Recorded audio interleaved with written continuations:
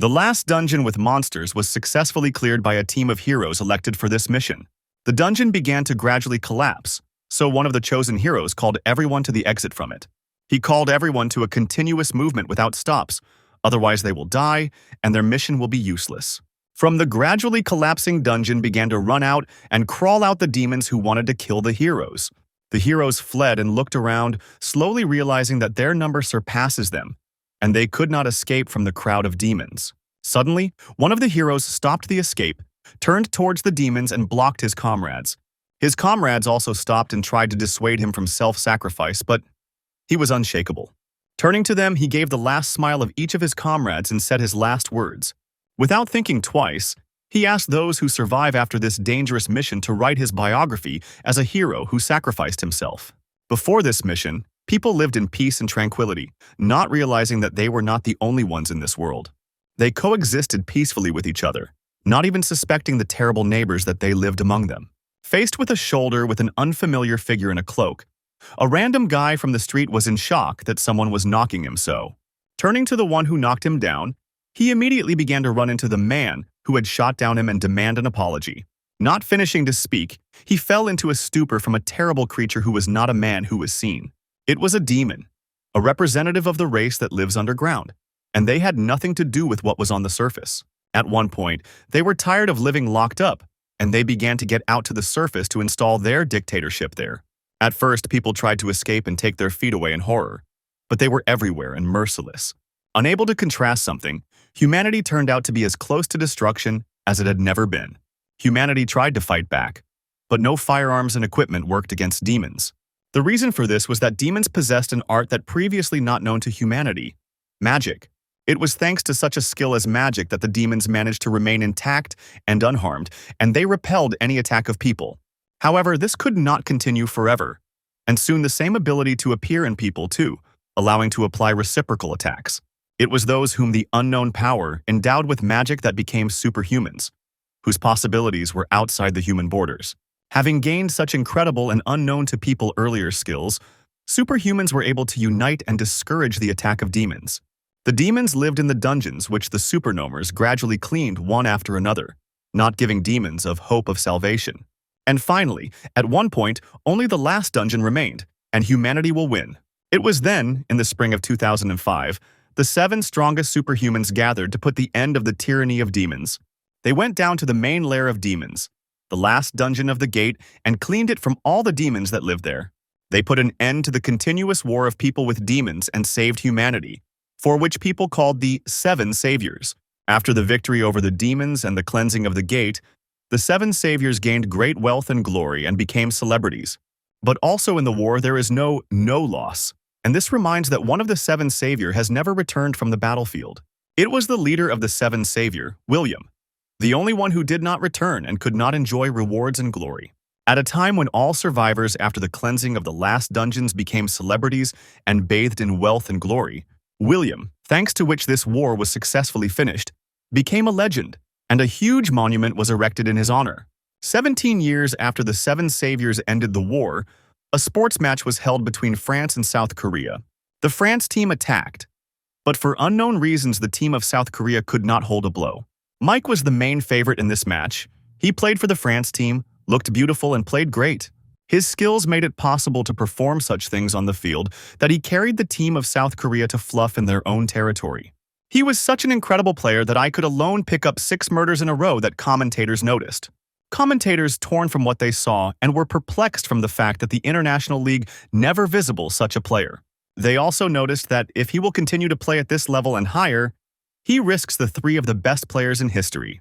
Of all the players of the South Korean team, only Marie survived, a skilled player with a whip, whose skills were also on top. Due to the fact that her whole team was literally dry, she had very little chance of victory, but she is not one of those who just give up. Without hesitation for a second, she confidently went on the offensive on Mike, using her proprietary lash as a weapon. Closing closer, she delivered an accurate blow to the chest in the chest, after which a grave silence reigned in the stands from the expectation of the result. Since she was the daughter of one of the 7 Saviors, everyone had high hopes on her, but she missed.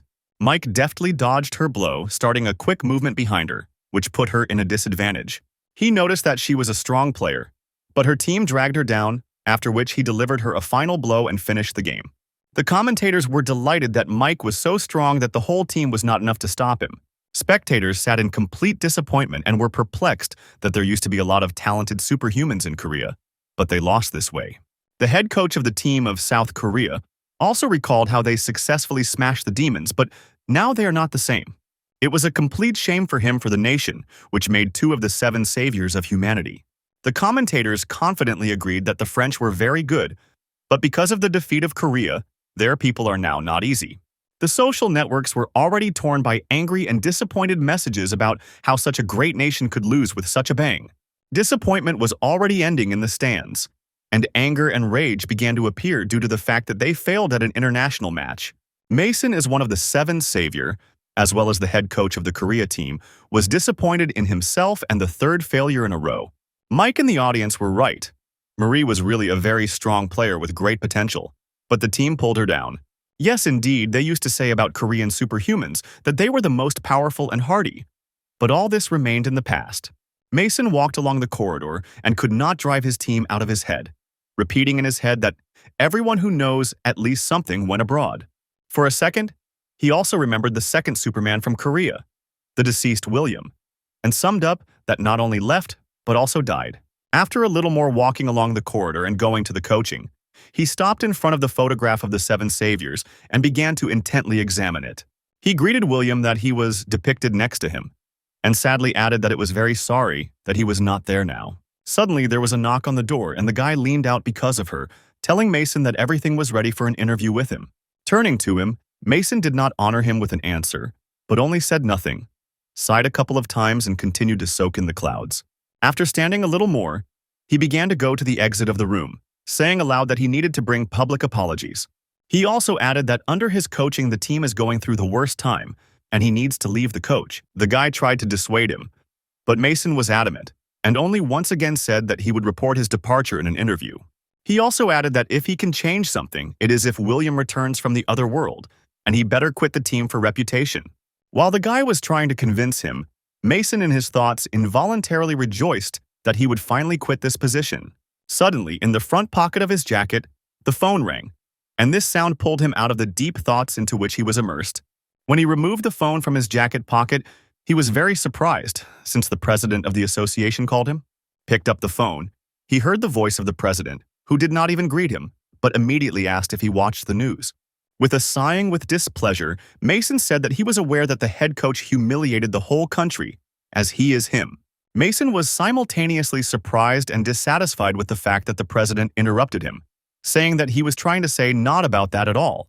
After listening to the president's message carefully, he fell into a stupor from what he heard and asked the president to repeat again.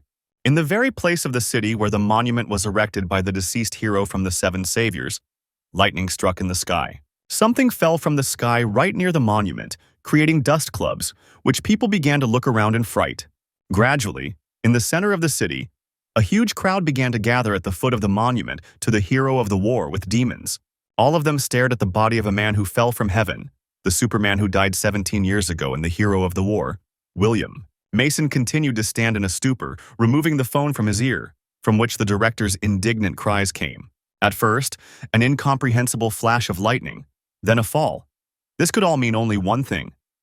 William returned alive from the other world. William was surrounded by monsters, locked from the outside world, and nothing else was left but to stand to the last. The demons attacked him in front, from the sides, from the back, and it was never possible to guess which side they attack him next time. There were thousands, hundreds, millions of them, and they all crawled on the ground, soared in the air, but they had something in common. They all wanted to kill William. Despite the fact that William was exhausted and alone, he did not give up, but only confidently grabbed his sword stuck in the ground after the blow.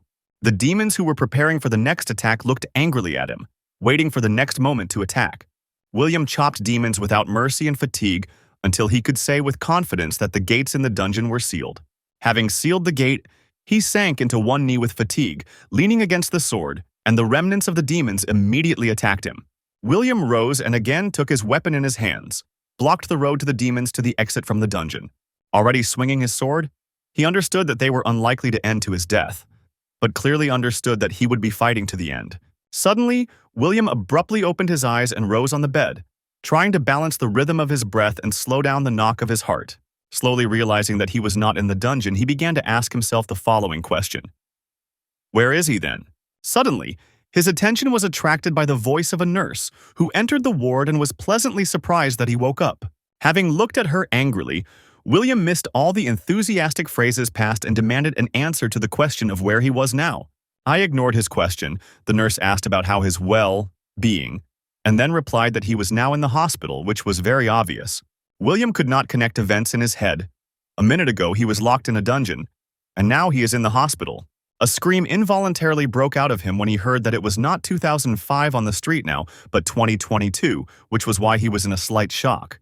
The nurse tried to calm him down, but she herself did not fully understand how to correctly explain to him what was happening. Suddenly, a brilliant solution occurred to her, and grabbing the remote control that lay near her, she turned on the television channel on the TV. Showing the screen, she tried to somehow explain what was happening from the outside, based on the news release there. On TV, the news was transmitted that the Superman who disappeared 17 years ago returned and is currently in the hospital. The host also clarified that according to the information received from witnesses, William fell just at the foot of his own statue. Another mentioned detail was that he was in his armor at the time of the fall, and over the 17 years, not a drop changed externally. The result was the opinion of experts, which was that the reason for the return of William was a temporary anomaly. Still sitting in bewilderment, William could not believe that he had been going on from his campaign in the dungeon for 17 years. The nurse once again confirmed that everything said on TV is true. Otherwise, there would be no horror outside the windows of the hospital.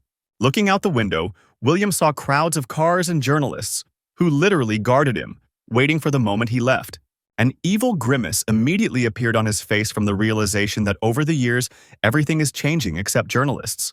Having discarded these unpleasant thoughts, he turned to the nurse that stood nearby for help and asked him to bring him a mirror. After a couple of minutes, she found and brought him a mirror, looking at which he became convinced that he had not matured a drop during this time. Thinking that he certainly cannot be so young at 47 years old, he also came to the conclusion that it could be a temporary anomaly. Suddenly, an insight came into his head, and he frantically turned to the nurse with the question of what was done with his money. The answer sounded instantly, as if in advance prepared. All his monetary condition was donated to the support fund. From his house, due to the fact that it was the house of the deceased celebrity, they made a museum, and now it is a public place, not his house. Hoping at least for something, he still asked what was done with his car, but she also managed to sell her at a charity auction. Sitting in a stupor, William stubbornly tried to come to terms with the fact that in this world he was a hero. But in fact, from the realization that he was homeless, he bent up and said that if he knew about this situation, he would have set aside some money. The nurse again tried to reassure him. After all, he is a hero, so he was not destined to stay in poverty, and he has friends. She also added that his friend should come soon and she needs to leave, so if he needs something, then it will be necessary to click on the call button.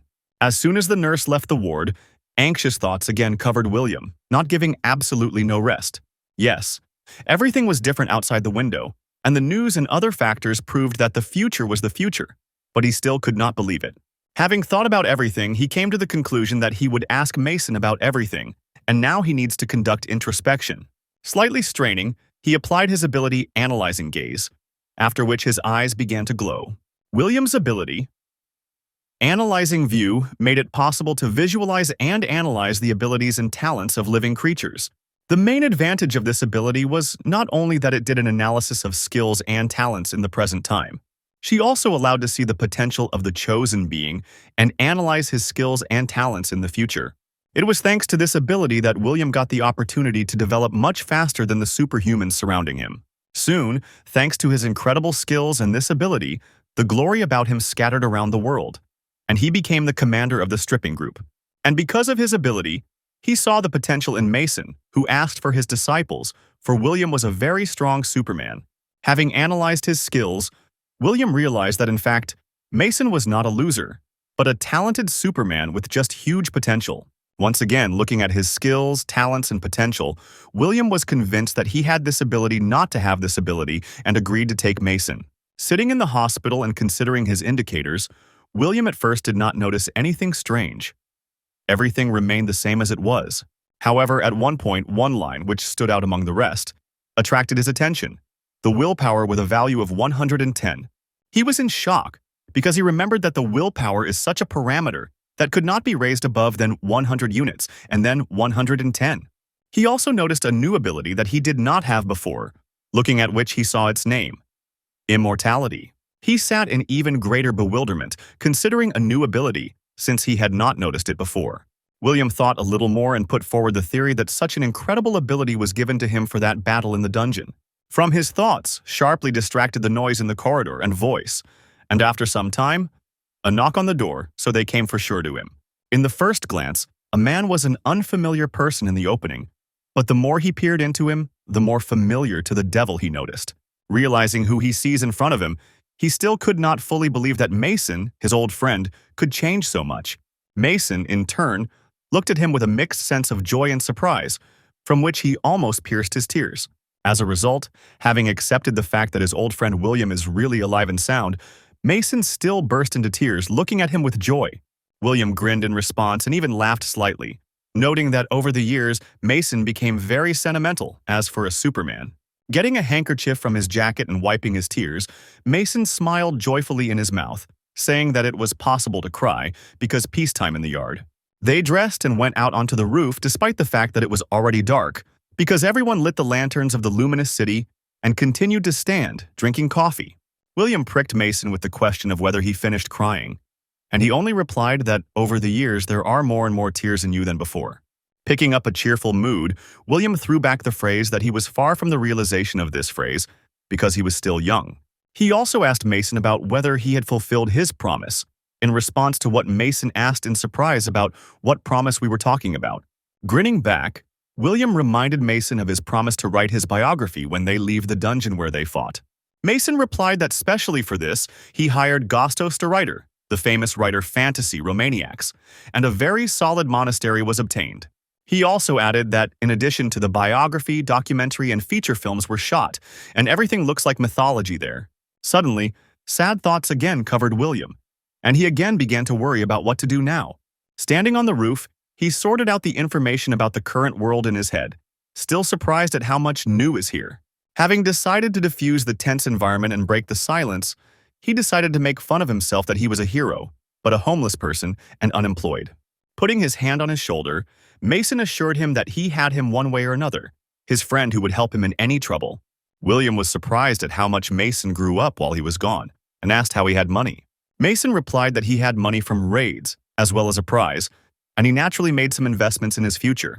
William was at a loss from the fact that business still did not fall apart, taking into account the fact that the head was at the head as Mason. Mason grinned nervously, cringed, and admitted that he had entrusted the whole thing to a professional because of his own inability. In response to this, William was delighted and poked Mason to the side, saying that they were both unemployed, and for some reason, this fact was very pleasing to him. Having a little hesitation, Mason uncertainly said that he had another job, which was very surprised by William, and he asked what kind of work it was. Judging by the appearance of Mason, he regretted that he had said this, so he was silent for a long time. But as a result, he still quietly replied that he was working as a national papernaia coach. William asked him, because due to a very quiet answer and the noise of the street, nothing was heard at all. But Mason was digging on his phone. A little more rummaging on the phone, he handed it to William, and he saw on the screen the sign, Final of the European Eyeing Championship. William carefully examined the flickering pictures on the screen, and with every second to watch, he had more and more questions. He noticed that dangers cleared by them 17 years ago were shown here, and he was at a loss, as he thought they were destroyed. Mason explained that this is a virtual reality, the Battle of Superhumans, where the dungeons are an arena of the battle, but his surprise still remained. He also explained to him that this is a kind of business that was always afloat, but after their victory gained frenzied popularity. In the expression on William's face, it was clear that he was slightly disappointed, and he added that, in his opinion, this is just childishness. In turn, Mason tried to convince William, saying that high-class players are comparable to 7 saviors by force. From the passion of the game process, William began to gnaw at the tube without taking his eyes off the game, spreading the standard, understandable, in response to the Mason phrase. Continuing to watch the match, he finally asked the most obvious in this situation, but the most unwanted to Mason the question of where Korea was where.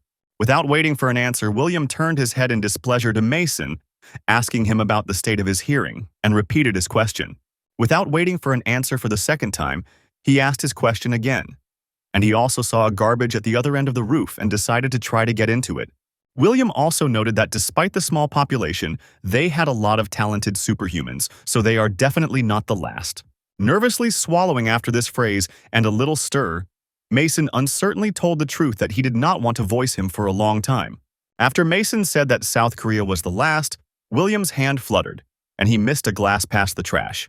He continued to stand as if Doug, trying to understand whether Mason said just a joke, or is it really true.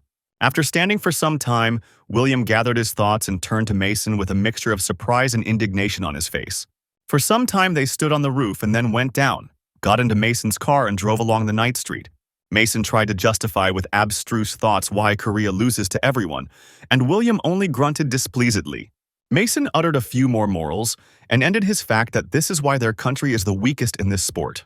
William was slightly indignant at the stupidity of these words, but looked out the window under Mason's speech that the authorities considered the Koreans too dangerous. And this was the reason. Mason continued to say that because of his own fear, the authorities limited the capabilities of the Koreans, and even him. This time, William agreed with Mason and noted that even in his time the strongest super entities left abroad. Mason only nervously grinned in response, and William added that it would be worth breaking their kneecaps at the time when it began. Mason also noted that William at that time watered the president and politician with a very large amount of dirt, so their actions are natural. He continued that he led this to the initial topic of the conversation. It was because of these riots that they cut their wings and the level of players fell. Mason decided on the proposal of William. He had already begun to speak the phrase, but he in turn cut it off with a refusal, not allowing 3 words to say. Mason was indignant that William did not want to go to the sport, but he just wants to sit down and sitting in one place. William, in turn, was indignant and said that he did not want to live more like a Superman and left everything in that cave, but wants to live like a person. He also added that he is clearly not the person who will fight for others, so he refuses about this sport. Remembering the childhood, William talks about how he fought for survival and respect in the place where he was brought up after receiving the super hell. He decided to end his small monologue with the thought that at this time he wants to live for himself, and this is not bad. Suddenly, he remembered another detail and reminded Mason that the journalist did not give him a passage. And if he went to sports? Mason decided to joke and asked if he was forced to play his blood thoughts about the battles, for which William only laughed.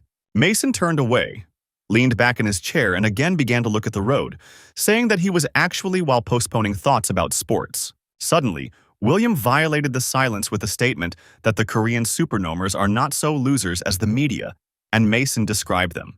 In response to Mason's questioning look, he pointed to an advertising shield outside the window, on which a girl with a good figure was depicted.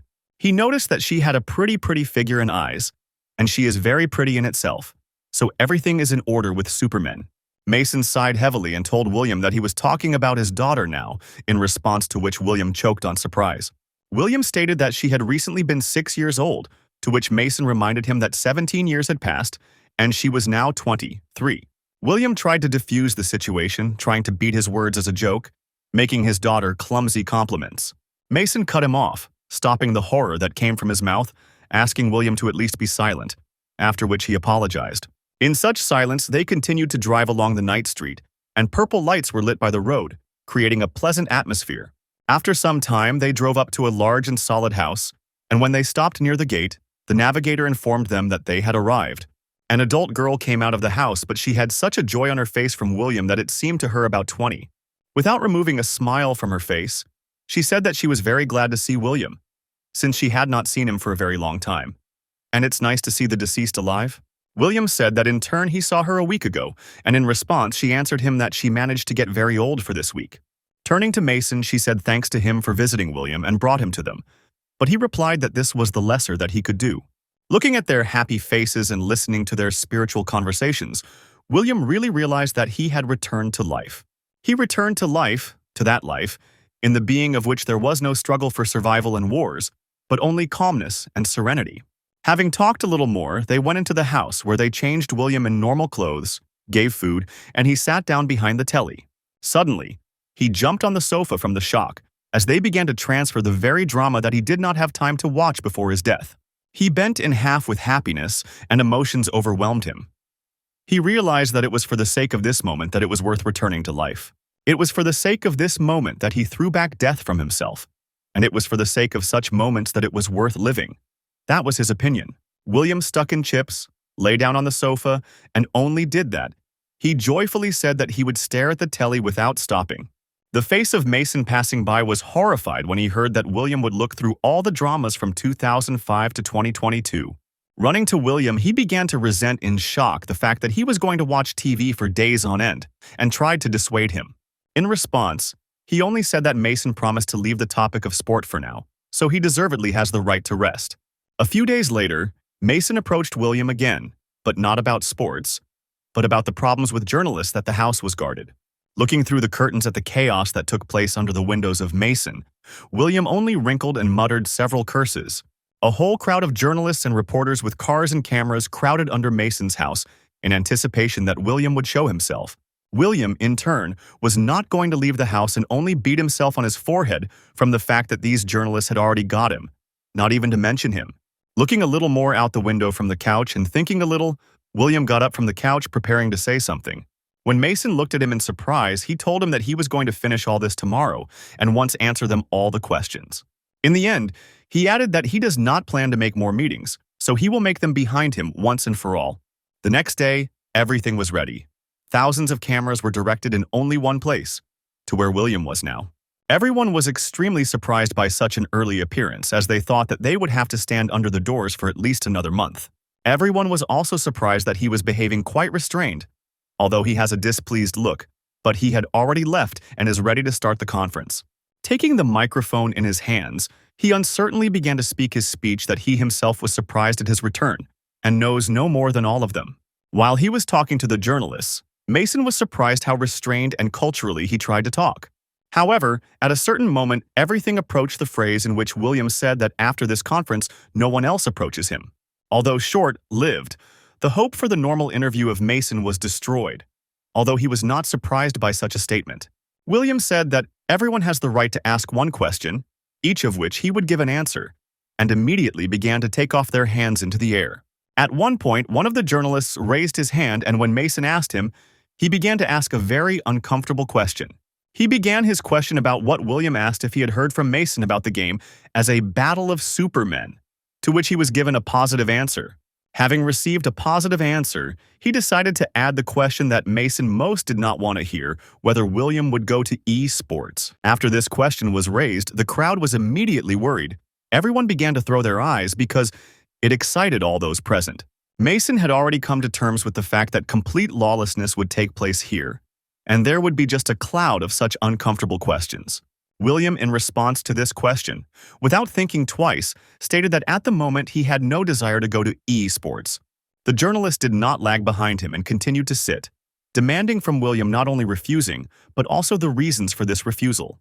William was already starting to bother this bond member old man journalist, so he answered him in decay that he did not consider it necessary.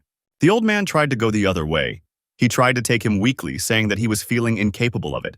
William was not so stupid as to buy for such a cheap provocation, so he replied that he would have thought so if he were an old man with bald patches. As a result, he stated that he did not like this sport, and this is not discussed, and he, in turn, is not a clown to do what others want. In order to somehow seem decent, he went to the microphone and tried to summarize the conversation, adding that he tried to satisfy everyone. When William already turned and was about to leave, the last journalist, whom he ignored and did not give an answer from the crowd. He said that a certain James Walker spoke about him and said that the head of the Seven Saviors has long been in the past, and asked what he was thinking about this. William was surprised to hear this name because he hoped to never hear it again and asked the journalist.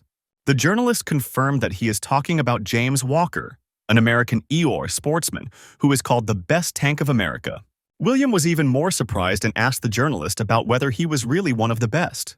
The journalist said that he was not, and the best three is Michael Bernard, France, Jack Mayer, Ireland, and Daniel Mansk, Germany. He said that James Walker is an outstanding player of America, but even more so, he is not included in the top three. William disappointedly rubbed his forehead, saying with irritation that even after so many years he continues to pester him.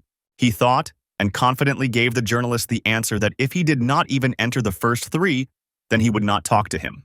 William also said that if he wants to fight him, he would not do it in the game, and let him come and tell him in the face. He viciously looked into the camera and added that he was buried by James Waker with his own hands in the garden. Somewhere far, this program was watched by other people who grinned, admiring the courage of the recently returned William. The president of the Korean sports agency grinned, looking at the TV, anticipating how James would deal with him.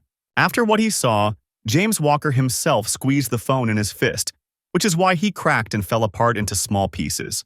He called out to Wood, his agent, and notified him that he urgently needed tickets to Korea. The next day, Mason's house was raised on the ears in the morning due to a call from the Korea Esports Association. Mason notified that they would have the Premier League with the United States, but William only interfered with watching TV. He told him to go to talk on the phone in another place, and Mason only closed his eyes with displeasure from the conversation on 2 sides.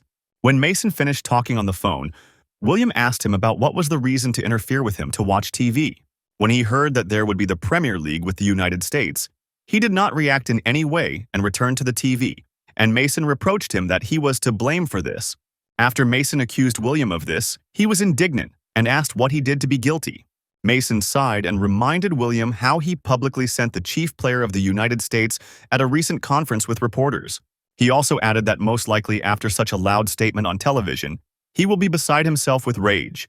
Mason also added that he had not entered the top 3 was too loudly a statement that he was trigger. As a result, he added that James could not fight him, so he would take out evil on the team.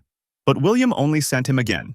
From the suddenly surging problems, Mason grabbed his head, and William wished him good luck and said that he would not be here until he was. Mason looked at William as a traitor, but he no longer paid attention to him because he was interested in another question. He turned to Mason and asked if Marie would come because he said earlier that she was a player of the national team of Korea. After some time, a knock of doors was heard in the corridor, rustling, and then a female voice very loudly called his mother. William jerked in surprise, lying on the couch and quietly indignant at how loud you could be. Mason's wife stood in the corridor and joyfully greeted the arrived Marie, but was surprised that she arrived so early. Marie, in response, was surprised by her mother, only smiled and replied that she arrived so early only because of William. Having examined the room, she did not see William anywhere and asked her mother about where he was, after which she was immediately taken to the living room. When they entered the room, William from the sofa joyfully greeted Marie, who froze in the doorway. After a few moments, her face began to change and was already blurred in a happy smile throughout his mouth. Still smiling joyfully, Marie scattered and jumped on William, hugging him and leaving him on her back. Why, he began to wheeze. William raised himself and reproached Marie that she was no longer small and she should not do this anymore. But she did not listen to him. Turning a little more, William also smiled and said that he was also glad to see her, but he thought that she had already forgotten him. In response to his statement, she said that he always played with her and treated her with sweets, so she could not forget him. William, in response, only laughed and noticed that the children were growing very quickly, to which Marie proudly stated that she was already 23. He asked her if she came here only because of the Premier League, to which he received an answer that he was the main purpose of the visit, and then the league. They laughed a little more, but suddenly the expression on Marie's face changed, and looking into his eyes, she turned to him with a question. She asked if William really is not interested in esports, not looking away from his eyes, but she did it carefully. William, in response, only sighed heavily and asked. Not Mason Lee persuaded her to persuade him to do this. In response to the question that followed, why he refuses, William poked his finger at the TV screen. Marie looked up at William, took his hand and asked if he would not agree if she asks him. When she received a negative answer, she looked at him offended and said that he was not the same as he was before. William reacted indignantly to this statement and stated that they had all changed here, and not he. Marie turned away by resentment, saying that he had always fulfilled her requests before, but William recalled that this concerned only sweets. After sitting a little more, Marie again turned to William with a different request. To go with her for the avatars test in the association. William was again not enthusiastic about this idea, so on TV the finale of the drama that he watched was now transmitted. Marie, despite his displeased face, looked at him with an imploring look, which helped to break him down. Although William was displeased, he agreed to go with her for the avatar test. Besides, Mason was busy, so there was no one else to go. Rising from the sofa, he asked where the association was located, to which Marie replied that he himself would find out everything soon. The association was a large building, which rose among the rest of the heights of medium height, and also had a special design. Inside the association of William and Marie, the worker met a middle-aged man and asked to follow him. He said that Marie would help to test her avatar and led her to the chair necessary for immersion. Marie sat in a chair, put on a helmet, and looked quite at William while the last steps of training were held. When the preparation ended, the image of Marie was released on a large screen in front of William and an association employee. Marie was in the dungeon in full combat readiness and checked how freely she could move. She asked her to create some kind of enemy, and tinkering a little, the employee created her a huge monster. Looking at how skillfully the employee recreates previously real monsters, William was surprised at how people learn to do it all. The employee explained that this game is virtual reality, and with the help of technology they create real images of monsters in dungeons. He also added that players who first come to the association are invited to create their own avatar. Having processed the information received a bit, he again turned to the screen with the desire to see what Marie was capable of. Marie scattered and jumped above the monster's head and wrapped her around his huge neck with a wave of whip. Grinding the whip, she at high speed inflicted a blow to the monster with a sword in the second hand and cut off his head to him. Having worked a little more than the control panel, the employee said to Marie that synchronization is successful and it can come out. As soon as Marie came out of virtual reality, she immediately ran to William to ask his opinion about her skills. William smiled and pinned her, saying that her skills are not bad, like a 6-year-old girl, and she has great potential. She again invited him to try, but she repeated to play in the league that he only had to try, but he would not play. Marie also added that she just really wants to see him in action, as she heard a lot about his skills from Mason. She grew up, but due to the fact that William died, she could not look at the skills that she heard from her father's stories. Unable to resist anymore, William exhaled irritably and gave his consent to the avatar test. At first, Marie did not believe her ears, and then joyfully looked at William, who reminded her that it would be only once. The employee who stood nearby and listening to their dialogue said whether William really wants to test the game. He said that as a rule, they first make testing of abilities and then create an avatar. After William's displeased gaze, he added that since he was not going to compete, then testing is not necessary. William examined the seats that stood in the room and asked if he would sit in them or everything would be different.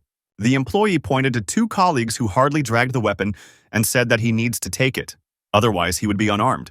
When the employees dragged the weapons, they fell without strength, and William easily took it and noticed that it was quite light. The employee said that this is the most similar weapon to what he had, to which William said that everything was fine and threw out the shield. He said that he would be normal without a shield, and he also ends with patience, so he needs to be accelerated. Sitting in a chair, putting on a helmet, and holding a weapon in his hand, William decided that it was still worth seeing what kind of game it was. In front of William, a blue glow shone, while against the background the analysis and scan of his body was carried out. Soon he ended up in a spacious blue hall, and the employee said that he was in the virtual room of the training room. Inspecting his body, William realized that the sensations are very similar to the sensations at the entrance to the gates of the dungeon. Suddenly, near his head, a small screen arose from nowhere, on which he saw a joyful Marie and an employee nearby. Having walked a little and softening his body, William asked him to be created the same enemy as created for Marie. The employee accepted his request and began to type something on the keyboard, and as a result, a monster appeared before William. The monster flew over William and looked like a slope, and a little closer, William saw Salarbana in him. He said that he did not look like those he saw, and the employee answered him that this was a special individual, and only aura can be injured. The employee also added that this individual is generated according to the data on the strongest of the existing individuals of the Salarband.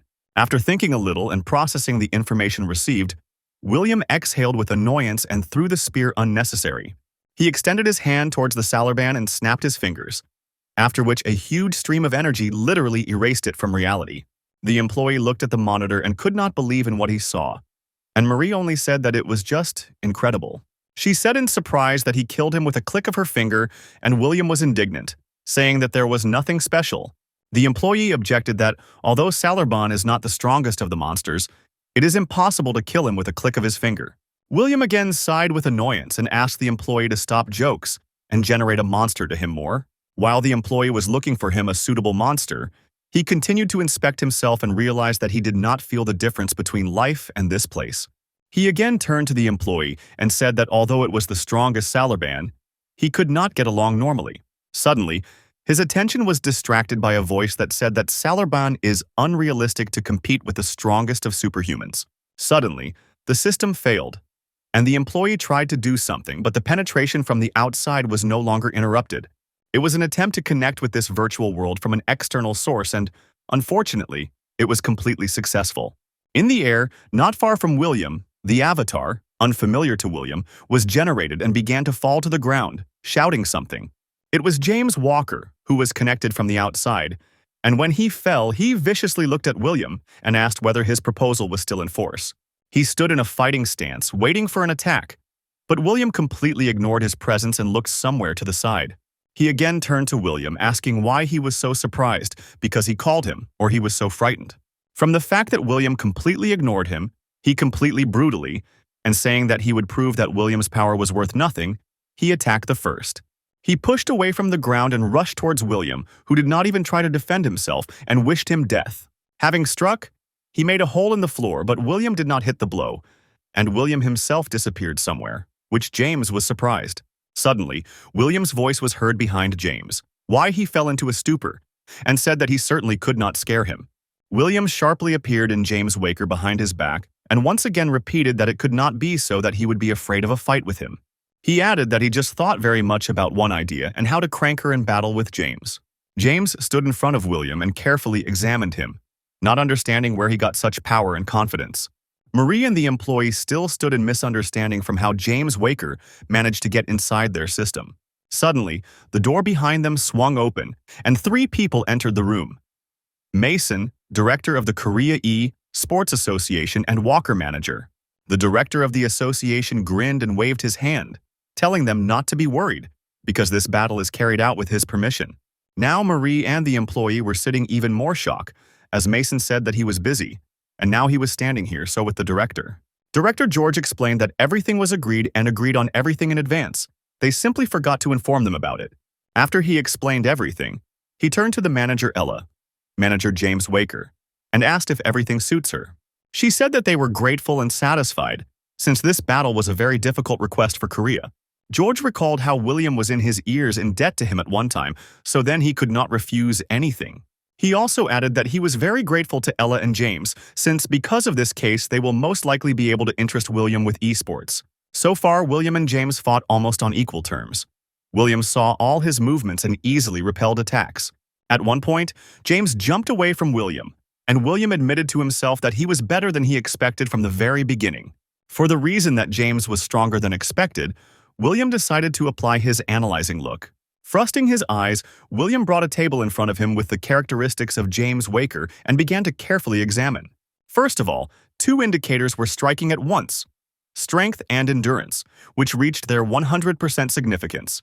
William stood and continued to analyze James, and he was indignant and asked why he was just standing and looking at him. William again ignored him and finished the analysis, coming to the conclusion that he was not just a talker, but a standing fighter with potential. After he finished the analysis of James, he remembered the ability that he discovered when he was in the hospital. Throwing on the attack, he thought that on James would even be better tested than on a Salarban. As soon as he saw that James was swinging, he stopped and looked intently at him, waiting for a blow. James did not let down, and the William was thrown into the other end of the room, causing a fatal damage to a person. On the other side of the screen, everyone sat in complete shock from the fact that William had just allowed himself to cause a mortal wound. James Walker himself also stood at least shocked from wow that William allowed him to conduct this attack on him and get on his own. Suddenly, William's voice made him turn to the side where he flew, and again stand in a stupor from the fact that he is still alive. James barely managed to dodge the object that flew in his direction from the puffs of smoke at great speed. Turning back to the wall, he saw that it was a spear of William, which he threw, and this created even more questions. Again, turning to where there were still puffs of smoke from the fall of William, he could not understand how he could survive. A cough was heard from the smoke, and then William's indignant voice, who asked why so much smoke was caught up here. As soon as the smoke was dispelled, James saw William, who was sitting on the ground, whole and unharmed, but with a cut off. Grinkling, William looked at James and said that he would show him something unusual. James stood in a stupor, having no idea about how William managed to survive after such a strong attack. William said that he received this superpower after an unsuccessful meeting with death, so now he is immortal. Having examined himself again, he noticed that his ability quickly treats wounds, but in this way their duel would not be honest. William thought a little and called out an employee who was still in shock near the game control panel. He told him that at the moment he was immortal, and he received this ability after he gained his second life. Adding that with this ability the duel becomes dishonest, he asked if it was possible to somehow turn off this ability during the battle. While the employee turned his new ability to him, James stood and could not believe that William was immortal. William turned to James and said that he was immortal, but would not give him a chance to justify his defeat by his immortality. James only grinned in response and said that he was really a showback, as they say, should be checked how rumors are lying. William answered him that there are rumors because the real experience of the battle with him cannot be conveyed in any words. James said he was tired of meaningless chatter and ordered William to get up and finally start fighting with him. William, in turn, was in no hurry to get up and stated that he should first defeat the 3 strongest before this battle. Listening to ridicule that he was not even included in the 3 strongest, James began to gradually lose his temper. Without waiting for the moment when William got up, he rushed to him, but he only grinned, realizing that he pressed the patient. William managed to stand before James would have reached him, and they crossed his weapon, but William only smiled. Suddenly, the same situation was repeated as at the very beginning. Sekir James was in the ground, and William disappeared somewhere. Also suddenly, as it disappeared, also suddenly appeared. William's mocking voice came from James behind him. Turning around, he saw that William was standing his back to him, but his spear, which he beat from behind, was already centimeters from his face. Having gathered all his strength, James was able to react and jump back, to which William only grinned satisfactorily. In his thoughts, William condescendingly praised James's reaction, but also noted that this was not enough. He was already tired of all this, so he picked up his spear and, with thoughts that it was time to end, prepared for a throw. Having calculated the spear flight path, William added part of his strength to the throw and threw him towards James. When the spear flew to James, it hit the shield, throwing it back with such force that it barely stood on his feet. James stood and did not fully understand where he was, since he was very much hit by an explosive wave, and thoughts were confused. He realized that William was specially aimed at the shield, since his spear specially changed his trajectory, which was a very high level of magic. William stood in front of James and joyfully inquired him that he won, and did not plan to continue the battle. James was indignant in response, saying that the spear had passed along the tangent, and he was still able to continue their duel. William answered him that he specially left him alive since James never defeated him with such a huge shield. He continued his instructions, saying that if James is large, then this does not mean that it is necessary to take the same large shield. He said that because of the large shield, his review is limited, and James sees very poorly what is happening around him. In the end, William added that 100% is sure that James from childhood blamed tunnel vision. William said that most likely this is why he chose such a large shield, to block the blows and have time to look around. He also added that this would not work with strong opponents, reminding him of how he easily went behind him. As a result, William told James that he should change his large shield to a smaller one, and with his level of dexterity it will be a wise solution. James asked if he was lying, to which William replied that he would not, since even following his advice, he would still be a head below him. Having received such an answer, James could not decide for a long time and gather his thoughts, but said that he would try to do so. Mason at that moment on the other side of the screen stood in a slight shock from the fact that William was teaching a very strong enemy. Having received a satisfactory answer, William said that he ended here and will go further to watch his series. Remembering one thing sharply, he turned to James and said that he should pay for the consultation. James answered him that he would pay, provided that he would receive another duel with James in the Premier League in a week. William answered him that he was not going to play in any battle, since he still has a whole bunch of dramas and series. James sharply grabbed William and began to beg him to fight him in the league, and even offered him money for that. He continued to eat on William, claiming that with his abilities he should fight and not sit endlessly on the couch. All those present in the hall looked at the monitor in a stupor, as they did not expect such an act from James. Only one person was not shocked. George, the director of the association, he smiled, realizing that this was his chance. A few days after the battle, William still lay on the couch and watched the dorm, which was transmitted on TV. However, suddenly the broadcast was interrupted under the pretext of an important message, which is why William rose on the couch. Instead of the drama, they turned on the channel with the news where the message was transmitted about William and about his career in esports. The presenter said that after a duel with James Waker, There were hopes that William would still revise his decision.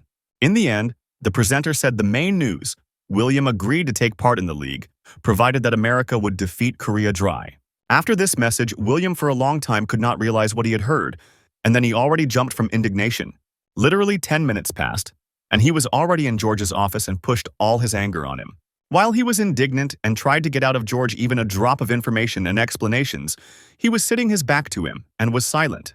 He demanded to tell him who distributed this information and said that he would strangle this person with his own hands. He was also interested in where the video with James's proposal came from the network, in which William was cut out.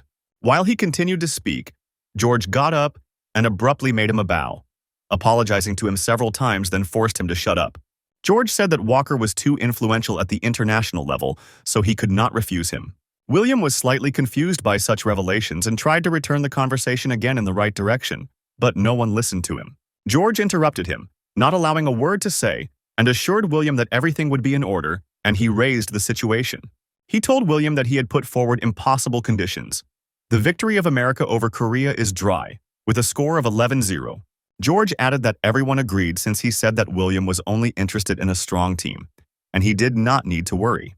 William sharply interrupted the director's monologue, shouting that he does not care about their showdowns, and he was not interested in battles. George once again assured William that his condition is impossible, so there is no need to worry so much. In addition, he decided to put pressure on Pity and said that they were familiar for a long time, and William could help him at least once. As a result, he said that he would sacrifice all the profit to William's favorite funds, where he often allocated money. William stood and suffered all this, repeating to himself that if it weren't for the past, he would have had to naive him for a long time. In the end, his patience burst, and he gave his consent, clarifying at the same time that it was only at once, no more. George was so happy about his answer that he was about to kiss him, but William was able to drive him away from himself. William once again asked George about the conditions. They should kill at least one American in a match, and that's all. George joyfully confirmed that he understood everything correctly, and he should trust him, since everything will be fine. George, due to the fact that they were already gathered, suggested that they have dinner together in honor of the conclusion of the transaction. Just in case, William specified whether their director treats, to which he received a positive answer, and therefore agreed. Leaving the office, George silently apologized to William, looking at the filled forms with a score between the teams. The next few days, the TV was torn by the news about William, which was why he started to hurt, so they did not show the dramas. Once again, he regretted that he had contacted George, and realized that from the very beginning he should have cut off all the connections with him. Having decided to distract from endless news releases, he turned off the TV and went to the glass door, looking into the yard. Suddenly, some kind of noise was distracted from his thoughts, and turning his head, William saw Mason and Marie, who trained in the yard. Mason coached Marie and developed speed and dexterity in it, forcing to quickly move from side to side. At one point, Mason threw the ball into the air, which Marie instantly saw and grabbed with the help of a whip. Mason said that this time Marie had a very good speed, but you need to accelerate even more, because she is a support player. Standing behind them and listening to how Mason is trying to teach Marie to be support, William noted that this was a waste of energy. In order not to cool down just like that, William decided to analyze Marie's skills and used his analysis skill. He noted that she has a pretty good speed, but her dexterity has already reached its limits. William also noted that the maximum values of dexterity and speed would not be compared to Mason, so that she cannot live up to his expectations. He still could not believe that Marie was assigned the role of support. Since at least such an approach worked with Mason, Marie is another case. Marie sank down on the grass, voiced that she needed a break, and William at that time slowly approached them with Mason. When he came closer, Marie noticed him, but he was still immersed in the thought that everything was bad if the team in this form. Marie asked him, did he see how she trained, to which he answered what he saw, and she also did not have to focus on dexterity. Mason tried to object, saying that Marie did not reach the right level a little, but William interrupted him. He told Mason that Marie is not him, and she needed a completely different approach, different from what was to him. William said that it is necessary to stop developing speed and dexterity, since it will not be able to become the same as he before. He also added that Marie has already reached her maximum in dexterity and in a whip, so you need to focus on another. He said that Mason decided to make her support due to the fact that their abilities are similar, but they are completely different. William turned to Marie, asking her the question of what she would do after she grabbed the enemy with a whip. After Marie replied that she would just bring him to the team, William immediately reproached her for incorrectness. He said that she herself needs to be interrupted from opponents, so it is worth focusing on strength and fencing. He came up and took Mars' whip and sword, saying that he would show everything now but only once, so you have to look carefully. Swinging with a whip, he struck the training doll, wrapping his whip around it, after which he took the sword more comfortable. By a moment, he later pulled the whip, which pulled the doll to him, and cut it with a sword into 2 even parts. Having finished, he laid the sword with a whip to the side, asking Marie whether she understood the example that he had just shown to her.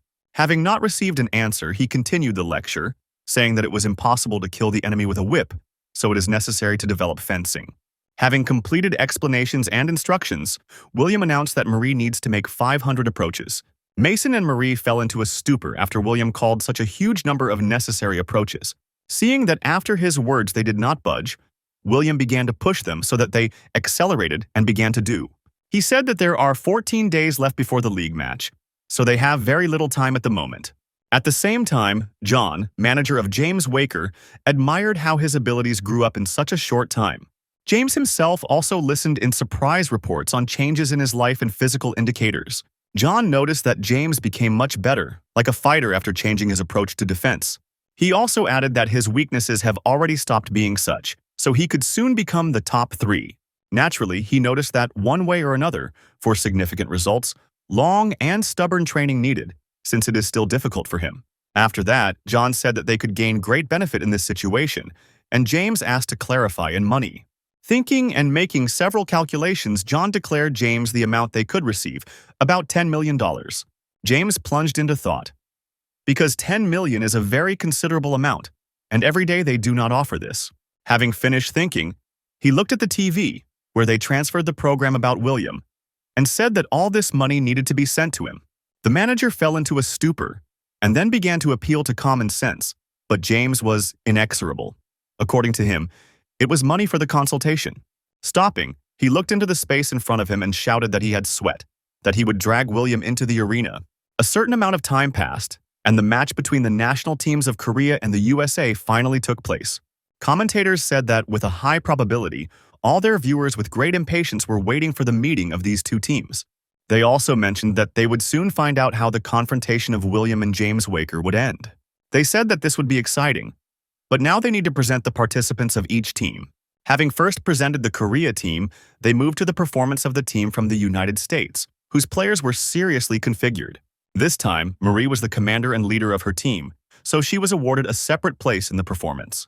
From the USA, James Walker was the leader, which was not surprising, with his potential and determination.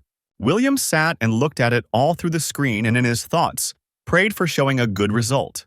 The dungeon in which they will fight is an old castle of the underworld called the Palace of Marta Borni. There are only 3 floors in this dungeon, and each will have its own boss, and the hordes of skeletons will block the road to the teams. On the ground floor, the teams will encounter a boss skeleton warrior, a huge monster that destroys everything in its path. On the next floor, the main obstacle for both teams will be the boss, which is called the Knight of Death. Well, as a final boss on the 3rd floor, as many as 2 monsters will act: Bone Dragon and Lich. Commentators also noticed that many on this day look at them for the first time, so they considered it necessary to remind the audience with the rules. Well, finally, the teams were given the opportunity to go out and go to their places, and the audience joyfully greeted them. In the end, when the teams took their places, the commentators announced that the match was finally starting. On the ground floor, the US team immediately met with skeletons, and commentators admired their honed movements. The US team very quickly coped with the crowds of skeletons, cleaning the rooms of the dungeon one after another. They admired how quickly and rapidly the US team coped with such a huge number of skeletons. Commentators noticed that despite the fact that their movements were slow, but the blows were accurate and timely. After that, the commentators switched to the Korea national team, as it was interesting what they were doing at that moment. Looking behind the movements of the Korea national team, they admired the incredible speed they move. After observing them for some time, they realized that the Korea team did not kill monsters but simply ran through them. They did not kill a single skeleton in any room or in the second, but simply continued to run forward, ignoring their existence. Mason stood and watched their movements and encouraged them in his thoughts in the hope that everything would go clearly as it was planned. Commentators recalled that the Korea team was known for its protracted game, but now they have a clear goal: to kill the boss. They also noted that this tactic has a very high level of risk, but if successful, they will immediately receive a lot of points. If you kill the main boss of the floor, then it will be closed for some time, then the Korea team, and wants to use this game. This will give them a very strong odds in front of the players from the USA, so they very quickly ran all the rooms and reached the boss. Commentators and stands simply torn when the Korea team approached the first boss in this dungeon, a skeleton warrior. Switching again to the American team, they were at a loss, as James Walker simply stood and waited for something. One of the members of the US team settled in an ambush in a room with the boss and was waiting for something, and this caused great surprise among commentators. Players from the US national team were mocking the stupidity of the players of the Korea national team and offered to go to the second floor, but Walker refused. He said that they needed to enter the room with the boss, and the member of his team said that he would lend Walker his strength. The Korea team at that moment almost finished beating the boss, and Marie flew forward to deliver the last blow to the skeleton. Suddenly, right in front of the moment when she had to finish the boss, James Walker flew out of the shelter and knocked her right in flight. The whole team of Marie stood in a stupor without the opportunity to move, because he flew so unexpectedly that no one even noticed. Mason realized that he used the power of his member on the Urigan command, thanks to which he was able to move so quickly. Thanks to this strengthening and strong impetus, Marie threw it to the side and, hitting the wall, she was instantly killed. James said that it was a good idea to beat the boss right away, but only victory is important in this game. This is the main reason for their defeat. After his words, absolutely the entire national team of America flew out of his back and began to attack the already weakened skeleton warrior. Having carried out literally a few attacks on it, they finished it off, and the system informed that the floor would be closed in 10 minutes. Despite such a head start, James Walker decided that everything needed to be finished right here and gave the order to attack the participants of the Korea national team. The national team of America mercilessly attacked the Korea national team and began to shred them to the right and left, not giving a chance to escape. Commentators noticed that the Korea team was very weakened after the battle with the boss, so their positions are very deplorable. Standing before the last living participant in the Korea national team, James Walker swung and said that this time they finished. After he said this phrase, he swung harder and cut the last player, finishing the first round. Commentators solemnly announced that the US team won Korea in dry, and the second round will begin after a complete restoration of forces. Marie walked along the corridor in the thought that they could not do anything again, and they lost again with the defeat. She was also very upset about the fact that William made so much effort, but they all turned out to be in vain.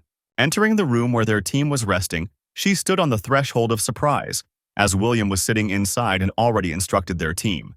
He said that he was sobbing bloody tears at the moment when he looked at their game, and their team should listen to his advice. Someone from the national team tried to object, saying that their coach is Mason, but William only ordered him to close his mouth, after which all the questions were disappeared.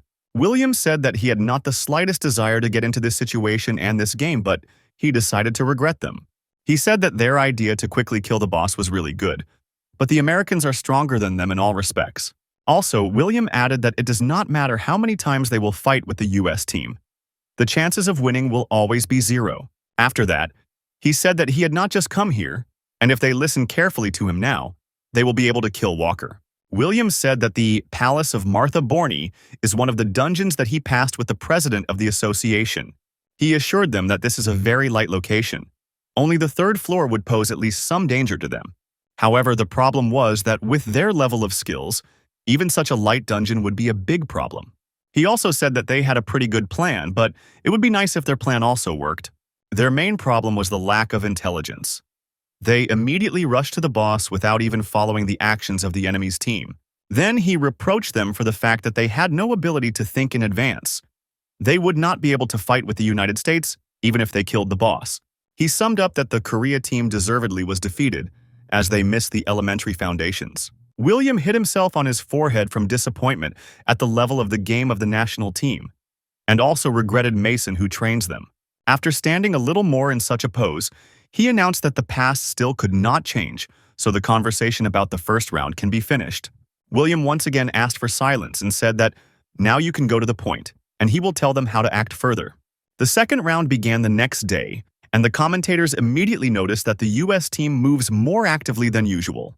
They suggested that they specifically use tactics with division into two groups to quickly defeat the Korea national team.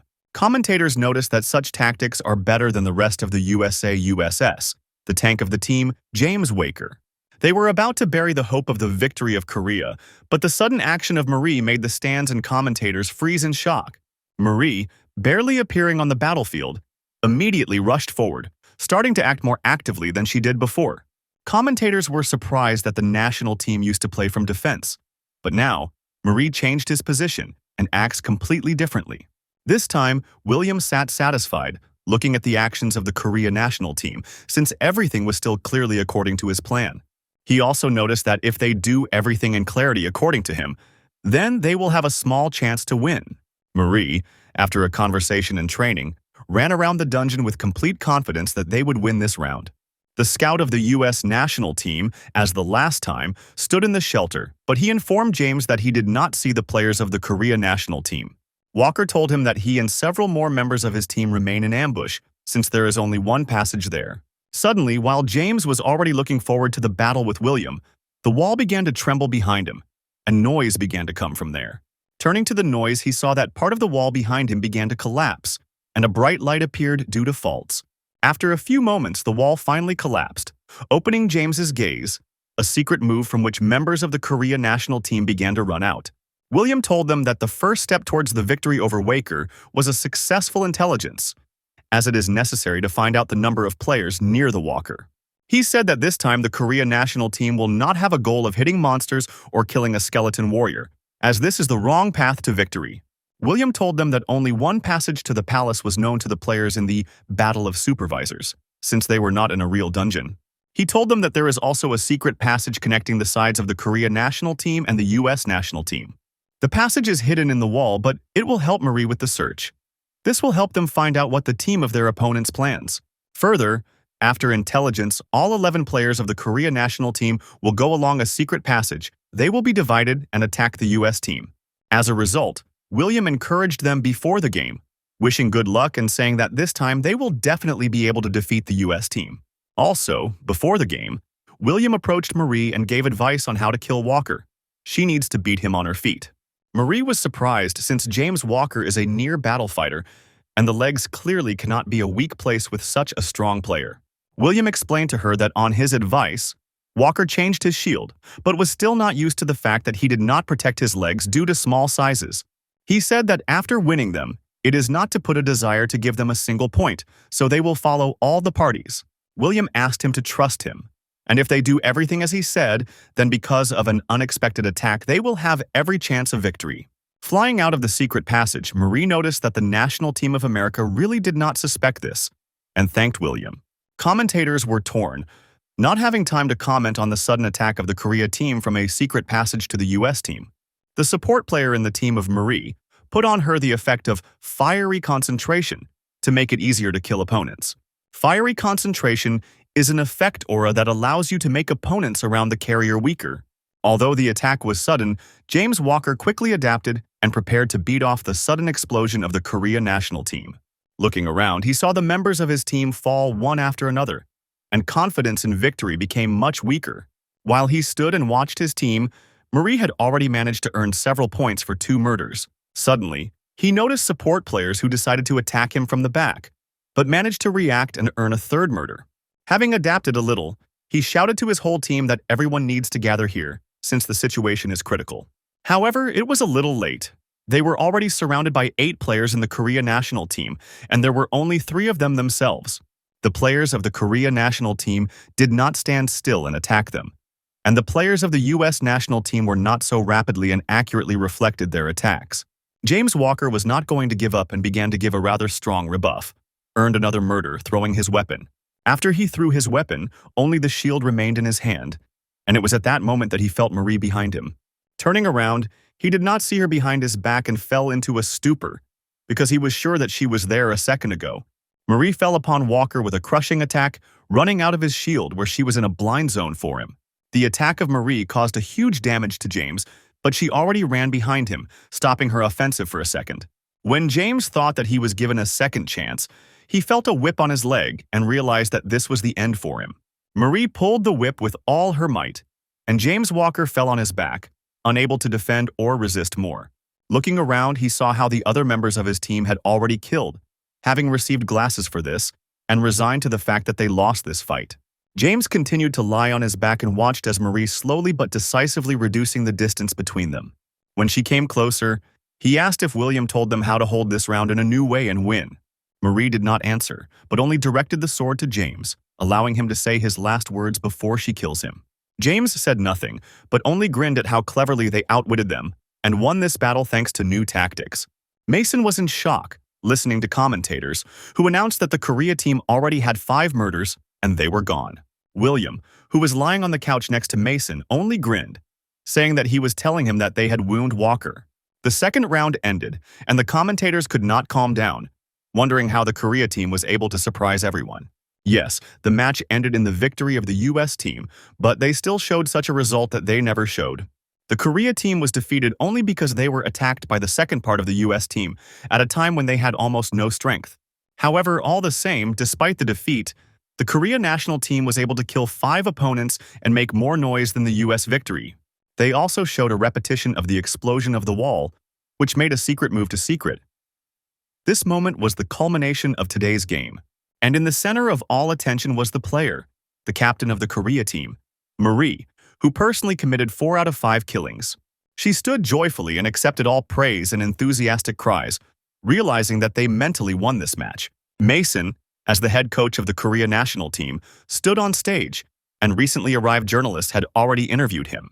The reporter said that in this round his words were able to show a completely different level and asked about his impressions regarding this. Mason replied that he, like his team, believes that it was an excellent experience and they are not going to stop there. The reporter also noted that in this round their team used a hidden move, which was impressive, and asked if they themselves thought up before. Mason smiled, confirming that many really surprised such a move, because no one even suspected this passage. He also said that the game was held in a specific place, so before the second round, they requested special assistance. While he was saying this, he looked towards William, who was sitting aside on a bench and watched the interview process. Seeing his gaze, William turned irritably, realizing that he again conceived something connected with esports. Further, the interview was taken from Marie, who was still shining with joy, and with the same mood introduced herself as a reporter. Surrosing in response, the reporter noted that she showed a good result and asked whether she had a new approach to training. Marie replied that she trained a lot and had a lot with William, and also that his secret move was precisely his idea. Listening to the fact that Marie was saying a reporter, William sighed irritably and realized that they would not let him live calmly. He also asked a rhetorical question about why they always mention him in their conversations in various interviews. Suddenly, he heard a familiar voice behind him, who answered his question that they simply tell the truth no more.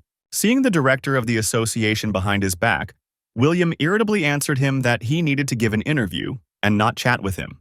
The director, in response, said that he was already too old for an interview, so do not drive him away from where he feels good. In response to William's question about why he was mistaken near him, George replied that he did not need a reason to be near. George asked if his idea was to use a secret move, to which William nodded, clarifying that it was perhaps in vain, because it was only a sport. As a result, he was indignant, saying that this was the only normal solution since the level of the team was very low. The director missed his words past his ears and asked if he was teaching Marie, since she completely adopted his battle style.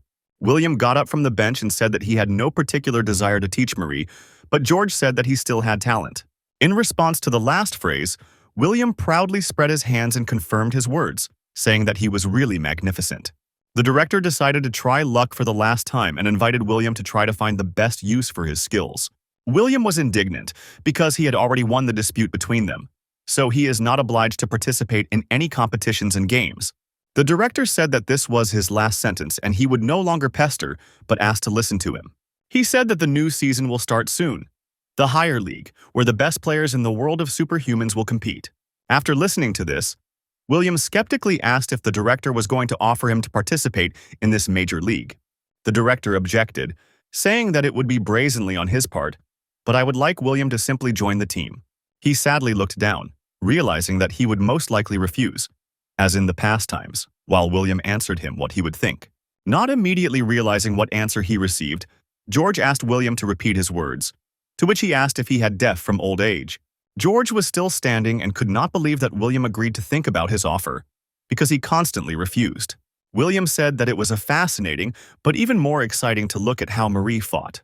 In the end, he added that all the same, the real dungeons disappeared so he can only try his strength in the battle of superhumans. To joy, George grabbed William, grabbing him and starting to stroke his head, saying that he voiced his decision very well. He also added, showing William the screen that the video with their team scored several million views in just an hour. Comments under the video were torn from admiring and joyful comments, where they praised William and Marie. Escaping from the director's grip, William said that he seemed to be old, but not to occupy his strength, to which he replied that he was just very glad. William objected that, in fact, he only said that he would think, and George should not hope much because the chances are 50-50. Contrary to the expectations of William, the director of the association only shone even more and said that there were no problems and let William think well. William asked whether there was really a little time left to the Major League, as George told him. When he received an affirmative answer, he thought, because for such events they choose the best of the best. After a little thought, he turned to the director of the association, saying that even in case of consent he has several conditions. The director looked at him in surprise but did not object, as it would be dangerous for a solution, and asked what the same conditions he had. He also added that he was ready to do everything that William will only ask for, since he needed to drag him into the team in any way. William, when he heard consent, grinned joyfully, clearly planning some very interesting idea that promises to be fun. The next day, Mason stood in the garden opposite William and did not understand how he should react at all to what he had just heard from him.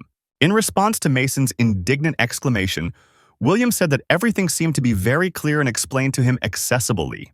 He said that George promised to fulfill any of his desires if he agrees to participate in the battle with the high-level teams. William also added that because of this he begins a new life, although he wanted to spend it on the couch in front of the TV. He also explained that since he took up such a serious business, then everything must be done perfectly and properly. William said that he did not think that he needs training, but given the level of players in his team, he will have to drag everyone behind him. Mason apologized that he had taught them poorly, and said that he understood his motivation, but did not understand what he was doing among his plans. William lazily explained that after Marie, he is the next one who is at least something of himself. And besides William, no one can kill him.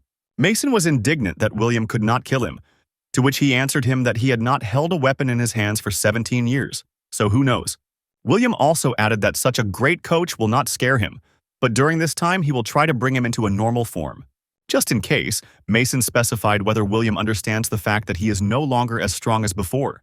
He is already 48. Having analyzed it with his ability, William really saw that over the years all his characteristics have fallen in their meanings. After a little thought, he came to the conclusion that returning all his characteristics to the previous level is possible and not so difficult. Smiling mockingly, he asked Mason if he understands that from tomorrow, a real hell was coming for him. Remembering how hellish were the training of William, Mason realized that from tomorrow he would have come to an end. Sitting in the office, George sorted out the conditions of William in his thoughts. He will be in a team with Marie, and Mason will also participate. He also imagined how much the event will have, and how many sponsors will appear when 2 of the 7 Savior will be in the same team. The director of the association marked the news that Mason and William would be in the same team, which instantly scattered on the internet. On all newspapers and sites of the media, news was already actively walking that Mason, Marie, and William would fight in the same team in the Major League. Mason stood in his yard and listened to comments from William, who asked him whether he remembered what he taught him. The answer is, if your technique is lame, then you need to move faster than the enemy, after which William was indignant that he remembers everything, but did not. Mason said that he understood, and try faster, after which he began to concentrate and prepare for the attack. After a small pause, he made a jerk and rushed towards William, who stood opposite him with a shield. As soon as he reduced the distance between them, he swung and made a shield on the shield, which William put up in front of him. After the blow, Mason moved away from William and asked if his result was arranged this time or not. When William told him that he had managed to make more blows earlier, Mason asked him to make a discount at his age. He also bent and complained to William that at his age it was very difficult for him to endure such training. In response, William only told him not to whine, since before he would call such a training easy scumbag. In response to the claim that they are already sticking out here for 8 hours, William replied that the series began soon, so they need to hurry. Mason objected and said that the series would wait, since they need to go to one place today. They came to the building of the Association of Assistory of Korea, where at the entrance they were met by an already familiar employee, Ethan, who turned out to be an administrator. Also, William was introduced to the person who was next to the administrator, Brown Turner, a member of the World Battle of the World Organization. William was dissatisfied with the situation, as he remembered that he had already tested his avatar not so long ago. He was explained that this was only a test version, and for a complete and accurate creation of an avatar, several tests need to be passed. Ethan also explained that despite the fight with James Waker, their whole test affected only William's physical capabilities. They need to collect all the statistics and data so that the character is as consistent with William from reality. They also clarified that there were no problems with complete synchronization, but it is always better to copy data from reality. In response to William's questioning look, Ethan explained that complete synchronization is possible, where the avatar is you, only in the virtual world. He also added that the avatar can reveal skills that have not yet appeared in reality, which changed William's idea of technology. When William admired the level of technology, Ethan said that this is a secret development, and employees are scattered around the world. William was suspicious of this information, suggesting that the force could be based on the force that copies the real world. He once again clarified whether they knew how everything is arranged, since the creators can pursue some other goals besides esports. Throwing away sad thoughts, William said that even in the event of a monster's attack, he will be able to kill them all. William was taken to a special room for verification and said that they would need to check its speed, strength, and aura. At first, there was a check of force that was carried out using a machine, where it was necessary to pull the handle. After waiting a little, William pulled the handle and put a sufficient amount of strength, but she was tight even for him. After the machine gun calculated the force attached for a jerk, William was asked to twitch the handle several times. When William finished the test for strength, Eaton and the rest noticed that the power indicators are not as large as for the hero. The next check was dexterity. He needed to press both switches in different ends of the room. When William began to carry out the test for dexterity, everyone was shocked by the fact that the tank was able to move so quickly. After the system informed William that the test was completed, he stopped and asked about the result. The result did not suit him, so he passed the test again, gaining the desired 971 score. He turned to the administrator, asking what maximum score was received when testing dexterity. When he was told that the highest result was 1,007 points, Mike Burner received. He recognized this name from the videos that he watched. William also said that they say that this Mike Burner is as fast as Mason in his youth, but he doubts it. William liked to score points in this testing, so he concentrated for the next attempt. He felt that it was in excellent shape today, so he could score a score above the previous ones. Having finished the concentration, he ran away and touched the two switches as quickly as possible. Looking at his movements and then at testing results, those present could not believe the numbers that were burning on the screen. On the screen of the testing apparatus, the number of thousands burned, which said that William had speed like the fastest player in the world. William thought about the fact that he did not have the maximum indicator of dexterity, but he was able to equalize with the fastest supernomers. Thinking that, perhaps, he could go beyond his own capabilities, he asked to once again pass the test for strength. Twing by the handle of the already familiar apparatus, William thought that the main thing is concentration, and it was she who decides everything. All those present, only in complete shock, watched how the indicators grow with each test. William stood and analyzed himself, coming to the conclusion that he had already reached the limit both in strength and in dexterity. But he needs more. He thought that such a rapid growth of characteristics cannot simply be associated with a concentration, but there should be something else. He remembered that he had once experienced such a feeling. When he fought in the very last dungeon from which he got here, William recalled that it was at that moment, on the verge of death, he was able to exaggerate his indicators and raise the will above the maximum. Following the logical thoughts followed. And why then fight at all, if he will defeat anyone with immortality and willpower? This began to seem very suspicious to him. Everything indicated that someone wants his participation in the battle and his crushing victory. After that, an aura check followed, for which an incomprehensible white sphere was placed in front of William. In order to check the aura, he was told to touch it, after which he noticed that there were no such exact methods for measuring the aura before. He remembered how he trained diligently to raise the aura level to 100, but in vain, because the level of the aura is very difficult to change.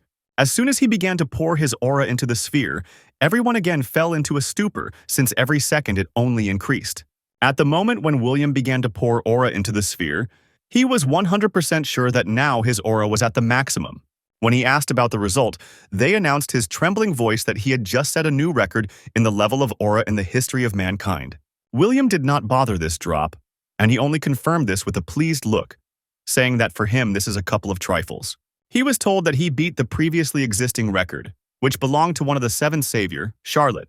William was surprised that she had such an indicator, but guessed that despite the lack of power, she went forward due to her self-confidence. The administrator notified William that all the checks were successfully completed, but he needed to clarify one moment. He told William that during the game he could not use his newly acquired ability, Immortal. William did not surprise and did not upset this fact, because it was logical that in this type of game it would be too strong. A few days later, a certain cult began to rage again, singing the honors of William and its achievements. They believed that thanks to their faith William, they would lead them to the light, and they would gain salvation, and the world would remain intact. They believed that the world would soon collapse, and they believed only in William's forces. And the most important among them raised a photograph of William above his head. He told everything that, thanks to their faith, William he heard them, and rebelled from the dead in order to save this world. He also called back to the faith of others and said that if they continue to believe, then soon the time will come. William and Mason were in the yard when the noise of the representatives of this cult flooded the whole street and prevented them from training. William did not understand what kind of huge crowd of people in raincoats who did nothing but screaming his name. They continued to stand at the fence and shout his name, but in their phrases sometimes "our savior" and "we believe in you" were sometimes found. William asked Mason whether this was journalists, but he answered him that this was the William community, who consider him their god. Hearing the name of this community, William began to sort through the moments when he could see them before.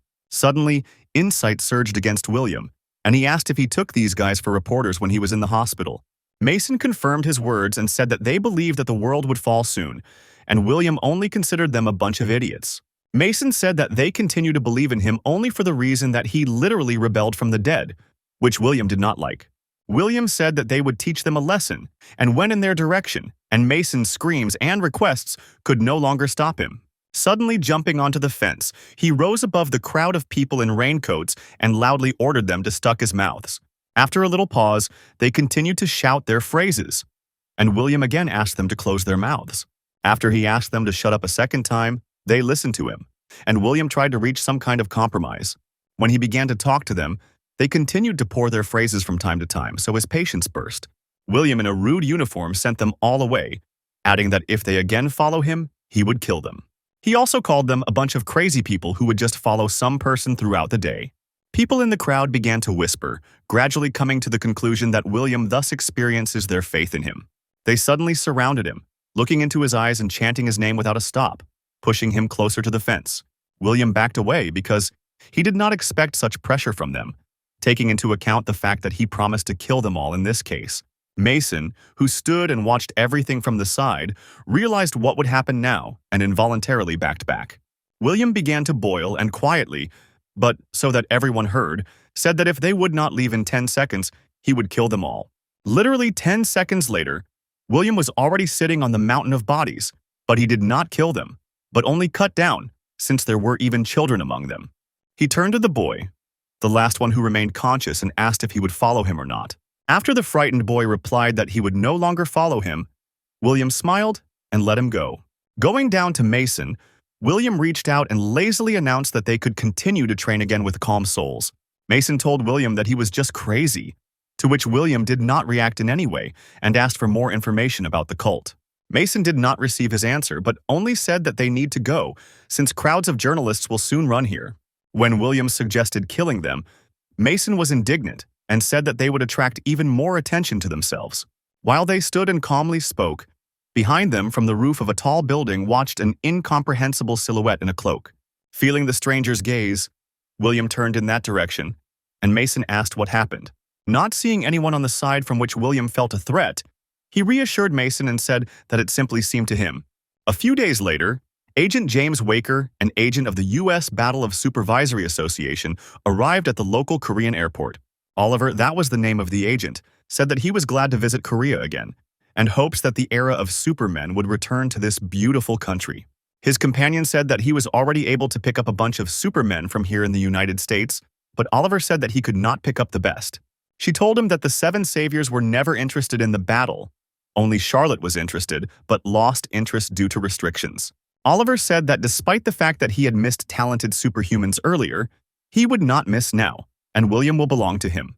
Suddenly, a person who arrived at the airport forced them to interrupt the dialogue and with surprise to look at his arrival. The airport included an elderly man who was clearly very familiar, but clearly undesirable to agents from the USA. It was Jake Rend. He was an agent of the Battle of Super Management Association of Europe, and his presence did not mean anything good. He slowly approached the agents from America and greeted them mockingly, pretending that he had not recognized them at first. He wished that this battle was honest, to which Oliver grunted indignantly, thinking that it was easy for him to say. While Oliver and Jake stood and aggressively threw their eyes, reporters have already switched attention from them to other arrivals. The airport also arrived at the Moreau brothers, the owners of the Paris club Lumiere, which William destroyed the business with dungeons. They dreamed that they should take an autograph from him, or even better, to force to sign a cooperation contract in them. All these famous people stood and silently looked at each other, realizing that they all arrived in order to get William for themselves. Suddenly, silence reigned at the airport, and the sound of the heels of a woman who had just arrived. Charlotte, the youngest of the seven savior, entered the airport and asked where her younger brother is now. William admired how many people gathered on the day of the match, where he would first act as a player of battle. He also joked that it was good that the population after the war with the demons was reduced, for which he received a remark from Mason. Mason, in everything else, asked William at least this time to keep himself in his hands, but did not receive an affirmative answer. William simply ignored his question and went forward along the red carpet, realizing that there will be a lot of fun soon. While they walked along the red carpet to the entrance, crowds of reporters began to push them, and Mason asked why all this. William only smiled and, turning to him, said that he needed to carefully protect him from this crowd of curious reporters. And the crowd of curious reporters itself was already on the way to both of them, shouting right on the move and demanding from them at least some interview. Mason found the best way out of the situation and, pushing William into the thick of the reporters, quickly faded from there. While William casually answered questions from the surging crowd, he mentally cursed Mason and imagined what he would do later. Reporters asked meaningless questions. What is your condition? What do you feel before your first game? However, the last question was that he knew that Charlotte also came here, attracted his attention, and he clarified whether it was true. When he heard in response that she came here to visit the younger brother, he fell into a stupor from the fact that he was called that. Barely how free from annoying reporters, William aggressively began to open hundreds of doors in search of his own. While he went around the premises, he still heard discussions about his ear, and this began to annoy. When he still found Mason and Marie, he did not immediately run in, but found out if they knew about Charlotte's arrival here. Hearing this, Mason did not react in any way, and Marie was even delighted with her presence in this game. Mason went to William and warned him not to run into reporters who were ready to gobble him up. William, in response, asked to remind you who abandoned him and left the reporters to a complete and merciless torn apart. Mason said that he should better prepare for a meeting with Charlotte, and William hoped that she was not in order to take revenge here. Charlotte was the youngest of the seven savior, originally from China, and had a huge and impressive force. She was born and raised in a rich family as the only daughter, and from childhood developed her abilities in herself. In her then 17 years, she felt like a queen and hated William, who lowered her from heaven to earth. He constantly scolded her, pointed out mistakes, and treated her rudely because of her arrogant character and small willpower. William constantly shouted at her, reported for the slightest miscalculations, which very quickly began to get her out of her temper. She also constantly heard from him the words that there was nothing more useful besides the enormous power in her. Remembering all this, Marie and Mason advised William to buy a tuxedo, as soon the funeral is outlined. Having touched this topic a little more, Mason threw unnecessary thoughts out of his head and said that they had things to do more than Charlotte. He turned to the whole team that gradually gathered near them during their small dialogue about Charlotte. Mason's main task at the moment was to get the trust of players to himself, otherwise he will be a very bad captain. He mentioned that the rules for conducting such games are known to many, but in view of the fact that there are new players among them, he would explain everything again. Athletes are divided into a team of love and a team of hope, and then hold a charitable game. The love team includes the players of the national team and the team of hope. All newcomers, except Marie. Mason declared himself the leader of the team, captain, since he has a lot of experience in the preparation and organization of teams. Then he pointed out that William would participate in this game, after which William lazily greeted those present. Mason also mentioned that he had not held a weapon in his hands for a long time, so he hopes for each of those present.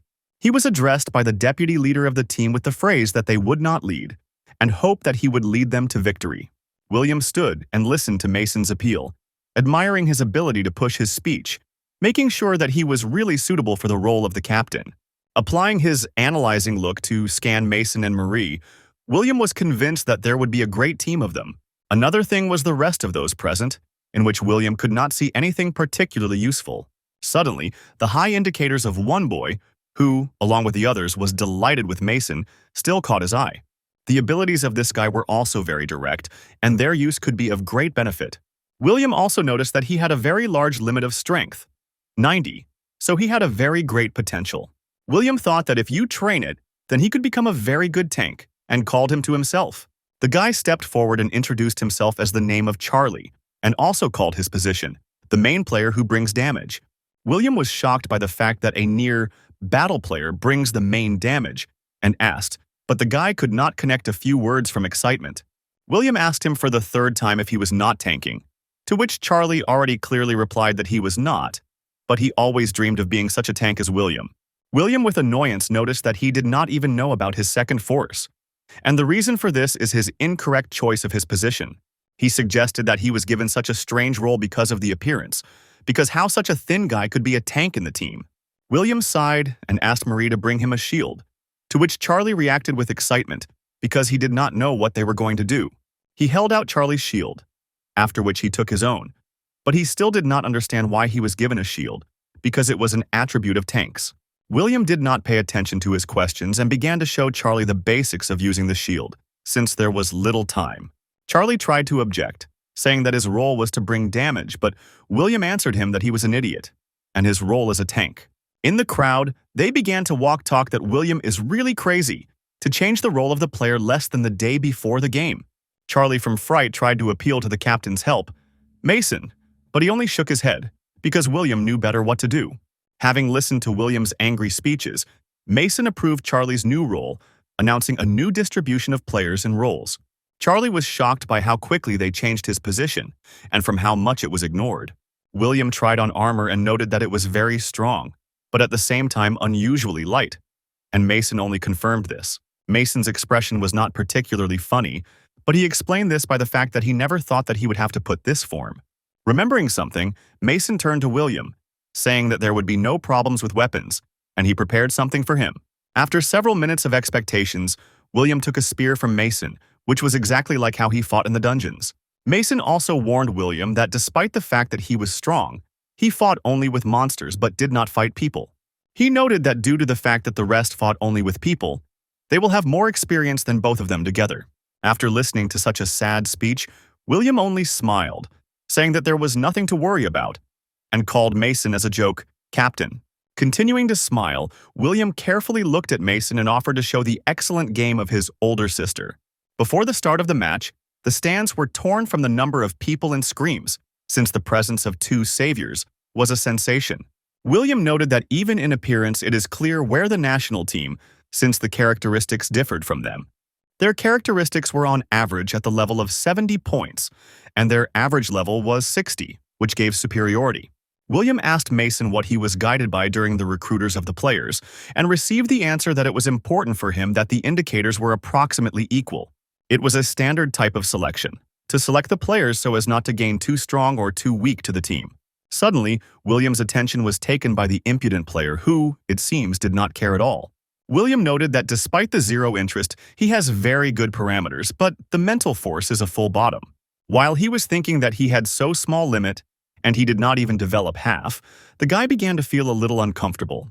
He tore William from thought, not very politely asking what he was staring at him, after which William asked if he was telling him.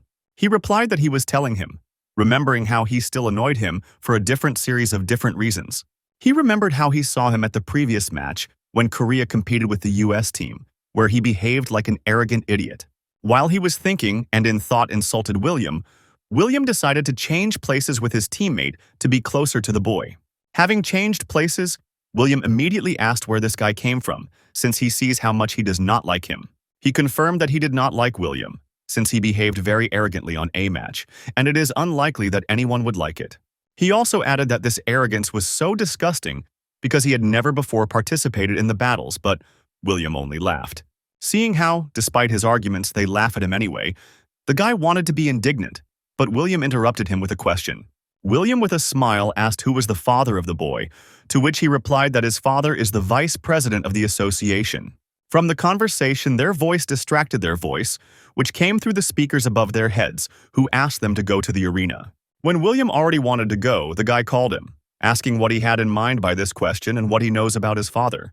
William lazily threw over his shoulder that nothing special. He was just wondering who and how he could grow such an idiot. While the guy was pouting with indignation, William added that it was difficult for him to breathe in the same air with such, and he hates arrogant. However, in the end, he still thanked him, because of him, William had a desire to win this battle and lower the boy.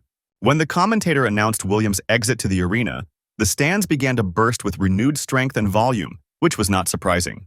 While he was going to his place, the commentators noted that the day had finally arrived when they would see William in the Battle of Superman.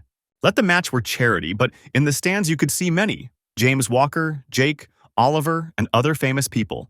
Also at the stands were attended by the Morrow and Charlotte brothers, who especially wanted to observe the game of William. After the beginnings of the game, commentators said that the first match will be held in Ajas Spiral Cave.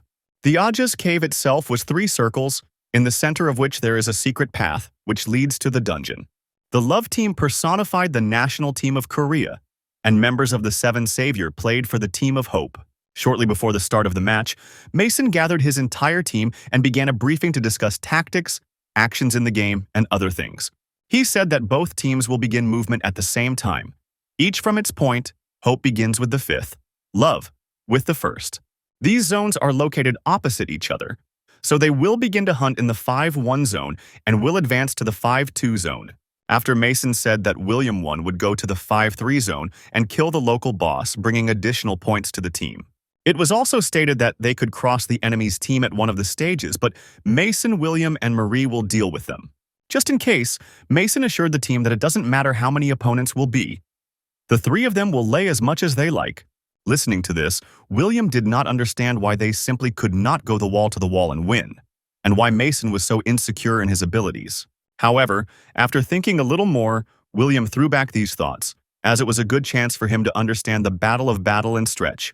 In the 5-1 sector, the starting point of the Hope team, players have already appeared, and Mason immediately ordered everyone to build and take up positions. The main source of damage was again Marie, as her abilities allowed her to do this easier than the rest. Mason acted as a support player, as he did at the time when he and William cleaned the dungeon for the dungeon. William and Charlie acted as tanks, since they had unique innate abilities and talents for this role. Looking around in the dungeon, a strange but slightly pleasant feeling of nostalgia for dungeons surged on William. It was especially pleasant to see again how William put it: black rubbish with paws, since killing them is a complete pleasure. In the sector 1-1, the starting point of the Love team, everything was not as smooth and coordinated as the Team of Hope. The captain of the Love team reminded Thomas, the guy with whom William spoke, that he had to beat spiders, but he only snapped back. Thomas was the main player who caused damage, but at the moment his thoughts were not scored by what was needed. He could not throw William the mocking face of William, and was literally burning to take revenge on him in this game. He continued to think about him and revenge on him every second, and even when huge spiders fled to him, he continued to curse William. Distributed from such thoughts, Thomas almost burned half of his team, but did not notice this, but only vowed to kill William with his own hands. At this moment, a Team of Hope successfully cleaned the premises, and William set up a shield to Mason to launch it into the air. Having scattered and jumping away from the shield that William set him, Mason flew into the thick of the monsters at high speed. Having reached his destination, he exposed the sword and began to kill the monsters to the right and left, not knowing fatigue. When he realized that there were too many monsters, he gave a signal to William, and he covered it with a shield, giving the opportunity to move away. Commentators at this time admired their coordinated work, calling this a real duet of 7 saviors. After some time, they are together, but without large power costs, they successfully cleaned the first zone. Looking around, William and Mason noticed that only one side was left, and without hesitation rushed right there. Watching how easily and masterfully they cleaned the zones, Charlie noticed that this match is easier than their usual matches in the arena. He also admired William's amazing skills, not understanding whether he was always so good or recently made a jump in the level of skills. After William made an ordinary attack, but made a lot of damage, Charlie realized that he had witnessed William's famous reception. Charlie realized that he should not cool down and began to fill the shield with an aura, noting that it was unusual for him. He also rushed into battle with spiders, but always kept in his head that now he needed to concentrate the aura both on the sword and on the shield. It was very difficult for him at the beginning, since he did not use the shield at all before, and now it was also necessary to fill it with an aura during protection. Watching Charlie from the side, William was surprised at how much jump he made in his skills in the tank and the concentration of aura. Having watched a little more, William also decided that it was too boring to cool and began to look after new monsters. Looking at himself a huge spider, he rushed to him, and when he decided to attack him, he immediately covered himself with a shield. As soon as the spider ran into the shield, William again applied the same technique that Charlie saw, instantly killing the spider. The brothers that watched from the stands screamed with joy that they saw a signature technique, a meter attack, and turned to Charlotte for clarifications. Charlotte confirmed that it really was a meter attack, which really seems to be an ordinary spear blow. Meter attack is an attack, thanks to which the spear follows its target at a very high speed, amazing the target within a radius of a meter. It is thanks to the super sulfur and hone technique that he creates an ultra-suffering attack, from which it is almost impossible to evade. Despite the complexity of the technique, William is always calm and relaxed when performing, which makes the technique so inconspicuous. Charlotte said that this is a technique when performing which you can't make mistakes, but he applies it playfully. What is now? What is 17 years ago? Not noticing the last remaining monster, William asked his team that he was already clean. Hearing a rustle behind his back, William turned sharply and sent the impoverished monster into flight to the next use of the technique. Seeing that the monster is still alive and trying to run away, William concentrated and prepared for a throw of his spear. Alternating the distance to the target, he threw a spear and it flew towards the monster, dissecting the airspace. When the spear reached its goal and finally finished off this monster, William smiled joyfully and said that not a single monster would escape from him. The zone was completely cleaned, so Mason gathered his entire team near him to praise and voice a further plan of action. When he reached the moment where it was said about the transition to the next section, he realized that there was no William nearby and began to look for him with his gaze. Charlie stepped forward and said that after the murder of the spider, he went on in the zone 5-3 and said to pull up to him as quickly as possible. Mason exhaled irritably, saying that this was the right decision on his part, since he acts with the calculation. Having a little estimate how the situation could turn out, Mason waved his hand and led his team further to the 5-2 section. William, in turn, successfully reached the 5-3 zone and stood in front of the local boss, a huge and merciless sickle. Standing in front of him, he did not even know where to start, so he decided to begin, and decency to say hello to such a huge monster. Still not moving, William added that he had long wanted to fight him, and Serpent was already beginning to show aggression. Ignoring his sharp movements, William closed his eyes and began to concentrate in order to defeat him faster. Having stood a little more, William opened his eyes, stood in a defensive rack, taking a comfortable weapon, and shouted to the Serpent to attack. Serpent did not force himself to wait for a long time and, first hissing on the entire space of the dungeon, rushed into the attack on William. William deftly dodged the first attack of Serpent, slipping on the floor under his huge body, easily reacting to the attack. Finding himself under his head, William again decided to use his technique, so he gathered all his strength in his hand with a spear. As soon as he felt that it was time, he cut the sickle right down his neck with a spear, forcing him to loudly hiss from pain to the whole dungeon. William tightly held a spear in his hands and did not let him out of his hands, clearly realizing that he had won in this battle. After some time, his whole team reached the dungeon, where William, apparently, was tired of waiting for them. They stood and silently looked at him, while William told them that he thought that they would need more time for cleaning. William himself was sitting on the body of a defeated sickle, so that the stupor and the silence of his team could be understood. William realized that the more monsters you kill, the stronger you become, and you can only see the changes after the round. It was the awareness of this fact that has motivated William to give everything else to his team, and to do others himself. He turned to Mason and Marie and said that they were heading after him, to which they nodded in the affirmative. Once again, looking at them carefully, William said that he has just a magnificent plan, and a smile lit his face. Leaving the destruction of small monsters on other fighters, the three main players of the Nadezhda team went to hunt for the Team of Love. William flew forward and thought that he could defeat the serpent from almost one blow, which was a strong result. He also kept in his head the fact that, thanks to the murder of monsters, he could increase his strength in battle. The main problem was that its current aura was at too low, which did not suit William extremely. Mason was distracted from his thoughts, who said that they would soon go to the love team, so why William has no plan? William replied that he saw in their team a boy who looked like Charlotte. He was also strong physically, but clearly not mental. He added that he did not know if he would be among the players present on whom they go out, but in extreme cases he will come up with something. The captain of the love team announced that they would share. 6 people will go to the 11th sector, and 5 will go to the 9th. After they finally finished cleaning the current sector, they followed the order of the captain and quickly divided. While they calmly cleaned their sector, Thomas again inaccurately addressed force, since his thoughts were again scored not by the game. He made sure that thanks to the glasses for hunting, his aura is already yellow, which means that he could definitely resist William.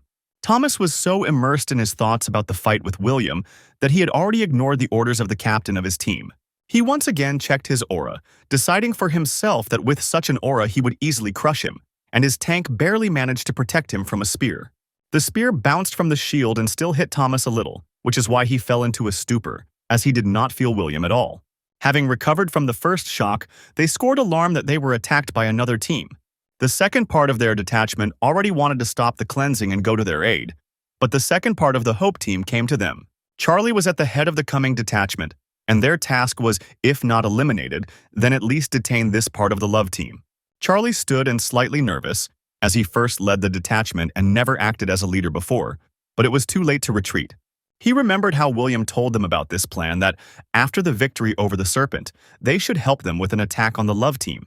At that time, William noticed that they are a national team, so it will not be easy, but they will be able to kill them all to one. Remembering these words, Charlie stood, holding in his head another phrase of William that when they finish, they would come and help them. At this time, William jokingly wondered how they could block such a strong spear throw, but Mason did not understand the joke and objected. Stretching, William prepared to throw. Mason climbed onto the shield of the enemies and quickly deal with them. Having concentrated, he made a jerk, launched Mason into the air towards the grouping detachment of the love team. After he launched Mason to them, he decided to throw a spear to them in addition. But this time, the throw will not be weak. Having concentrated again, William threw his spear with catastrophic power, which flew faster than the bullet towards the opposite team. Having barely tracked the trajectory of throws, the love team considered that they chose Thomas's main goal, given the conversation before the game. Thomas himself continued to stand in a stupor, unable to move, and looked at how Mason was rapidly approaching him. Suddenly, at the very last moment, Mason applied his teleportation ability and attacked the tank closest to it. The second, which stood behind him, was still shocked, but found the strength to make an uncertain swing. Mason, in turn, barely managed to react so that he would not be demolished previously with a spear of William, which came perfectly in the second tank. While he was sitting, the remaining members of the enemy team said that it was necessary to defeat him before his teleport was reloaded. Suddenly, Marie also took part in battle, jumping high into the air and wrapping Mason's body with a whip to pull it out. She smiled cheerfully, because for the first time she participated in the battle with relatives and can provide them with real help. She jerked the whip and dragged Mason away from the enemy team so that he could calmly and safely go aside. Mason, thanks to the help of Marie, calmly reached William and used a teleportation to Marie to transfer her to them. William scanned at Mason, calling him an old man, to which he reacted as violently as his breathing allowed. William only laughed in response and stated the fact that they successfully dealt with the tanks. If the 3 of them remained against the 3, then there is only an option to arrange a duel 3-by-3 between the remaining players. Thomas and his team stood in shock, looking at how confidently William and his partners figured out 3 members of the love team. William continued to joyfully and solemnly declare plans for further actions, saying that they would be divided into pairs. Thomas looked at his decisive actions very scared because he did not expect that they would attack so suddenly and successfully. The situation in turn was quite happy with commentators, as they can see a duel between one of the strongest players. They admired the magnificent solution that William's detachment pretended to attack Thomas, but attacked all the tanks. Commentators also noticed how amazing how elegantly William controls its impact and speed. Having a little more discussing William's actions, they decided to switch to the actions of the match that was currently coming at the moment. Thomas still stood in a stupor and looked at how William's partners quickly ran past him and attacked his team members. His partners rained down like Mason and Marie's sharp and strong attacks, so he remained one of the detachment. It depends on how quickly his teammates lost his team. He said that this was impossible. But William was already approaching otherwise. After he told Thomas that there was nothing impossible here, he delivered a crushing blow to him with a shield, sending him away from the game. While Thomas flew into the ground from the blow, William shouted to him that he should finally stop whining, otherwise this was bored. Also, William was still looking at how Avatar Thomas leaves the battlefield. With anger, nevertheless called him a stupid major. While William and his detachment slowly dealt with Thomas, the detachment Charlie was surprised to listen to the murder announcement. The one who controlled the detachment that Charlie faced was indignant at the fact that they managed to lay so many of their players. Without thinking twice, he rushed into battle, urging the others to follow his example, because if they win now, then the victory will be behind them. He chose Charlie with his goal, as the new position of this player outraged and insulted him, the tank. Charlie, standing in front of the player attacking him, recalled William's instruction on how to handle the shield and sword correctly. When he was finally attacked, he remembered that the first step was to defend from the blow, and then the counterattack followed. When he realized that he had successfully blocked the blows of the player attacking him, he removed the shield and attacked him with a sword in the second hand. The player, whose attacks he successfully repulsed, stood and looked at him indignantly, not understanding where he got such good defense skills. He also added that Charlie did not even have the slightest idea of how to tank correctly, and attacked him again. After this attack, Charlie realized that he should act faster, and stumbled, but the announcer announced that William was gaining a third murder. William managed to arrive and help him as promised, adding that Charlie is well done, but the rest should be left to them. He smiled in the face of the remaining detachment and said that in 5 minutes they would finish with them and move on to the next stage. After the end of the game, commentators announced that Mason was the best player in this round. In a room specially allocated for the team, the whole team congratulated Mason on his achievement after a long break. Listening to delighted exclamations, Mason thought that it was not easy to return at his age, but these feelings were worth it. Turning to William, who silently sat on the side, Mason thought that this all happened only thanks to him.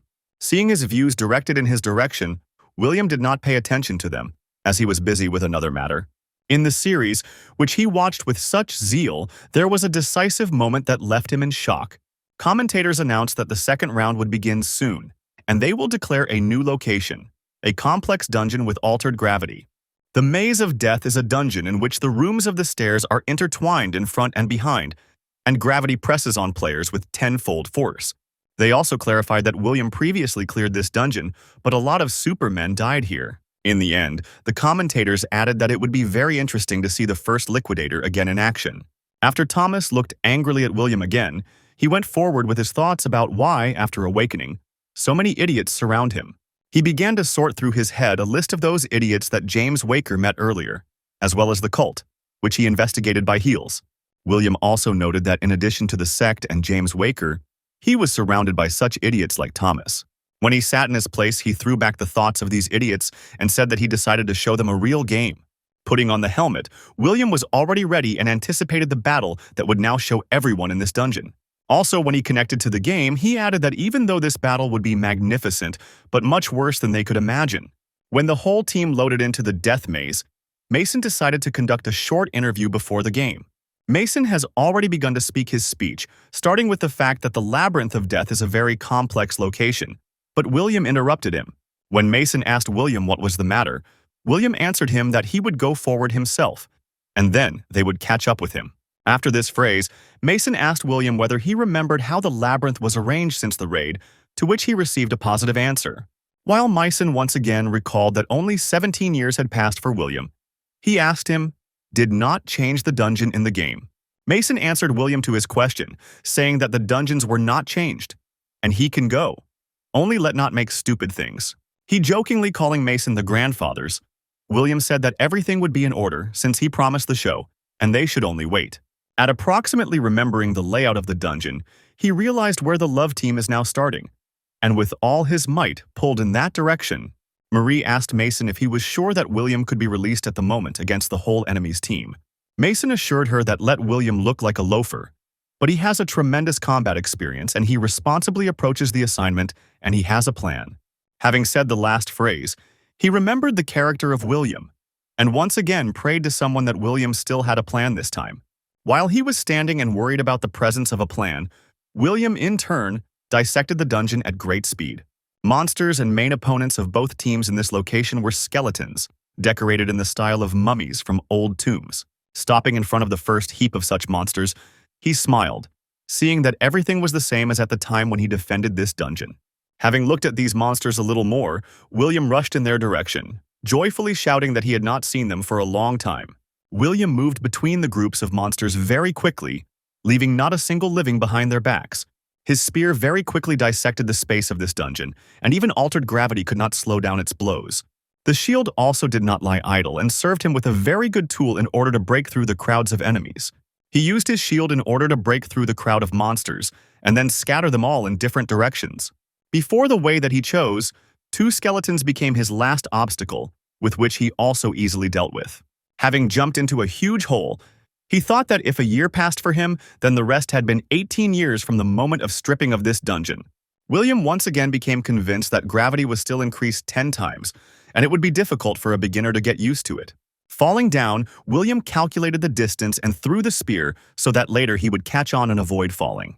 He also noted that if you know this dungeon very well and got used to gravity, you can shorten your way.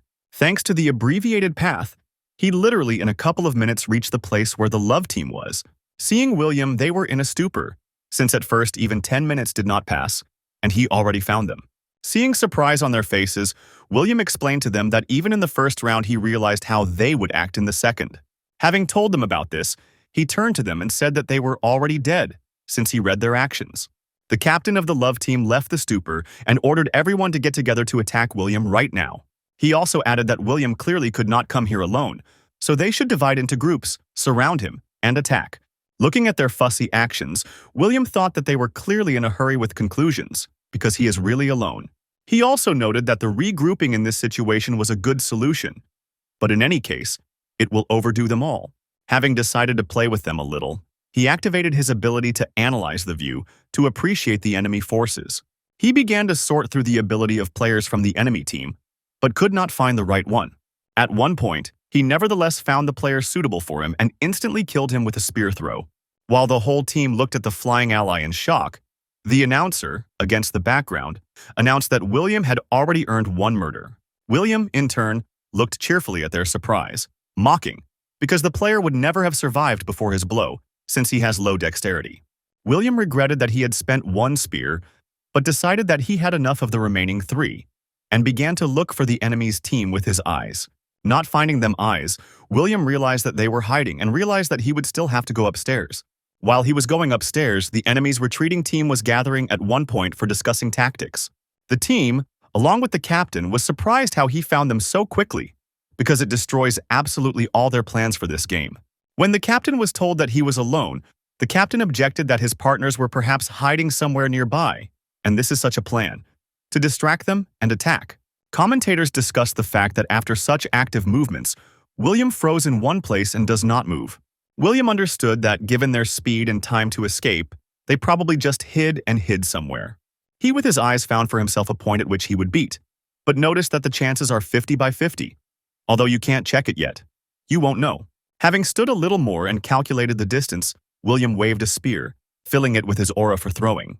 Having shouted into the void that love should return, William threw his spear to a previously selected point with all his strength. The love team was able to notice a spear flying in their direction in the form of a small flash just before the approach. While they were surprised to look at how their ally pierced the spear, William was happy that he correctly calculated their position. The captain and other members of the love team stood and looked at the spear, not understanding how William was able to find and get them. Commentators also sat in a state of shock and small in a stupor from how exactly William could calculate the location and get. After the announcer, against the background, voiced that William had already scored a second murder, William was pleased that he had guessed the enemy's position. William also added that they already mentioned that on this day, everyone was waiting for the most exciting match in the history of the Korean Battle of Super Number. While the commentators praised William, the love team was still in the middle of the site and looked at the place where their ally was previously. Thomas immediately lost his temper, saying that it was necessary to attack right away, and he could defeat one. But what will happen if two were attacking him at once? While Thomas continued to hysteria, the captain asked him to calm down, saying that he continued to track them up while they were standing still. He also added that they could be divided in intelligence, but for them it will be too few that Thomas was again indignant. While they stood and argued, William had already approached them and watched how they quarrels among themselves. Thomas was able to notice the presence of William, but did not give in mind, saying that he hates his entire team, and he himself could deal with William. When the captain objected to him again, saying that he should take care of the aura, and then unite and attack everyone at once, he again became furious. Thomas said that in this team everything forbid him everything, and he was tired of it, so he himself will deal with William, and threw a fireball into him. Thomas stood and with pleasure looked at the place where William stood before. A huge flame was blazing. He stood and mocked William, saying that he was not the most intelligent, and he read him, having sucked him that he would appear behind him. Suddenly, William's voice interrupted Thomas's ridicule, forcing him to be shocked by the fact that William had experienced his attack on him. William asked Thomas if he believed that he himself disarmed him, because if he really wanted to hide, then he would never have noticed him. Having told Thomas a few more offensive remarks, William suddenly disappeared, and the love team lost him from its field of vision. Thomas still stood in a stupor from the fact that William was so earnest to block his blow, without even dodging him. The captain noticed that the power and aura Thomas is at a high level even for the Premier League, so they placed him in the position of the main player of the inflicting damage. He told Thomas that he should catch William, so they will be divided into two groups, from which one will hunt monsters. He said that the second group would pretend that they were going north, and when he followed them, they would kill him. The captain also added that, due to the glasses scored for hunting the second detachment, they will probably be able to lay William. Commentators noticed that the love team began to hunt William, but it is unlikely that it would give them as simply as they think. They added that they think so only for the reason that only the main of the seven saviors knows the death maze best. William at that time stood and watched them from the shelter, but remained disappointed with the speed of which they made decisions and attacked them. Commentators did not have time to comment on William's actions and shouted that he noticed a love team and was preparing to attack 3 fighters. William landed right in the center of a small group of 3 people so that they all scattered in different directions. Looking around, William smiled and said that they came up well, but their plan was still very far from ideal. Cutting the space next to all 3, he noticed that all 3 were the main players who caused damage. Looking at them again, William asked them if they are weak as the rest of the love team or not. Having not received any answer to his questions, William decided to get down to business and swung over one of them. The player he swung over did not manage to react to his movement in any way, and soon the announcer, against the background, announced that William was already gaining the 3rd murder. After William removed the 3rd player on his way, he looked around to choose the next goal for the attack. Having prepared his meter throw technique, he pierced another player, after which the announcer, against the background, announced the 4th murder. After the 4th murder, William turned to the last player from the 3, which he attacked, and said that now his turn had come. Hearing that now it was his turn to get out of the game, the player did not want this, and in fear began to back away. He tried to escape from William, but the spear that he threw after him caught up with him, and the announcer, against the background, announced the 5th murder. While the announcer continued to repeat the number of killings of William, he considered that there were only 6 people from the love team. The fact that he so easily interrupted 5 people from the love team, literally half, gave him the motivation to kill the rest. The audience, who at that moment sat in the stands and watched the match, could not believe that he was their compatriot because of his strength. Everyone sat in shock, including James Waker and those who came here in order to get William to their team. Commentators noticed that many players are worried, and with excitement are waiting for the results of the confrontation between William and professional players. Such a phrase also sounded that it would be interesting to know what result would be in the match between William and James Waker. Charlotte sat in shock and watched how strong William turned out to be a player, and realized that he really returned. Mason contacted William and asked when he managed to lay 5 people, and he replied that he did not like something. He also asked William where he was, because most likely they will soon finish and be able to join him. William said that this information is unlikely to be needed, since while they come, he will finish and finished the connection. He moved very quickly between the dungeons and literally instantly faced the last detachment of the love team.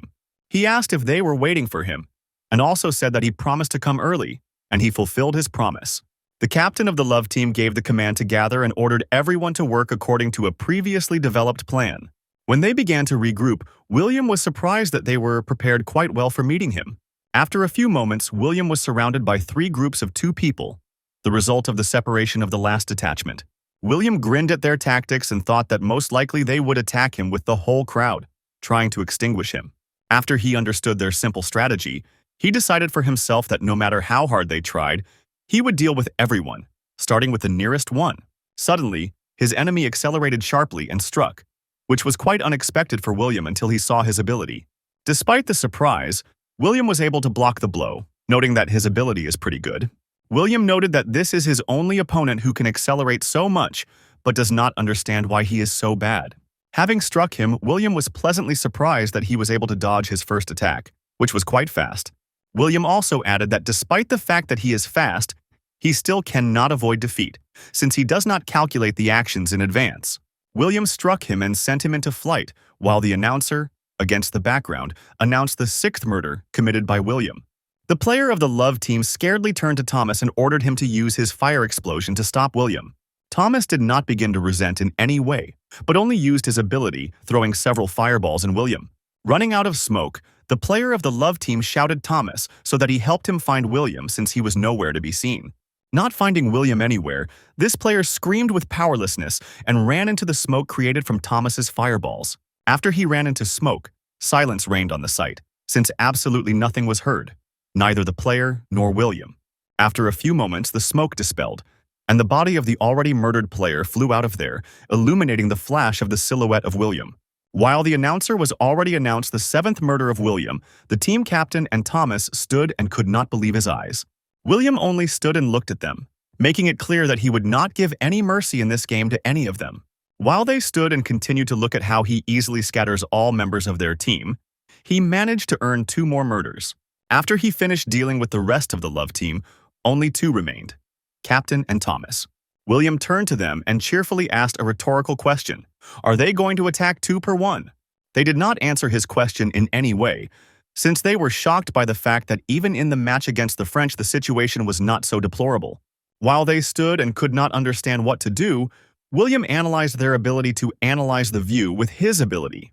He noticed that the captain had good characteristics, but he have been so for the reason that many people have a much larger aura than him. The captain had already ended with strategies with which he could defeat William, so he turned to Thomas for advice. William was outraged that the captain showed such disrespect to him, turning his back to him and cut him with one wave. Thomas stood in a stupor next to the place where his captain used to be, while the announcer, against the background, announced the 10th murder. Thomas continued to stand in a stupor, while William, mocking, turned to him, continuing to humiliate him with every phrase. When Thomas again found the ability to move, he began to back, counting on some unknown forces and salvation. While he continued to pray to William to stop, he had already swung a shield over his head and invited him to die. Thomas's face lost its natural form from the power of the blow that William put in this swing with his shield. The remains of Thomas's body perfectly adorned the wall of the dungeon after the outburst of William, while the announcer, against the background, announced the 11th murder. Commentators could not believe their eyes, since just for the first time in the history of the Battle of Superhumans, the team was destroyed by one player. The reaction of the affected spectators immediately began to break all the social networks, since everyone was delighted with what result was shown. Also, while William and the rest of his team walked near the stands, commentators said that the words that William needed time to adapt is stupidity. While he and Mason walked past the stands, William drew attention to the drone, which all this time flew above them, and asked what it was. Mason explained to William that this was a camera, thanks to which you can shoot a scene from different angles at any height. As soon as William heard that this camera passes the image on a large screen on the air, he immediately showed the middle finger in it. Mason immediately attacked him and tried to make him give up, but William told him that it was just very fun.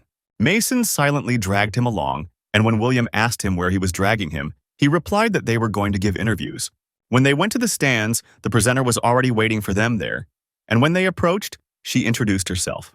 Mason also introduced himself to her in response, as a player of the team of Hope, and William only nodded because everyone already knows him.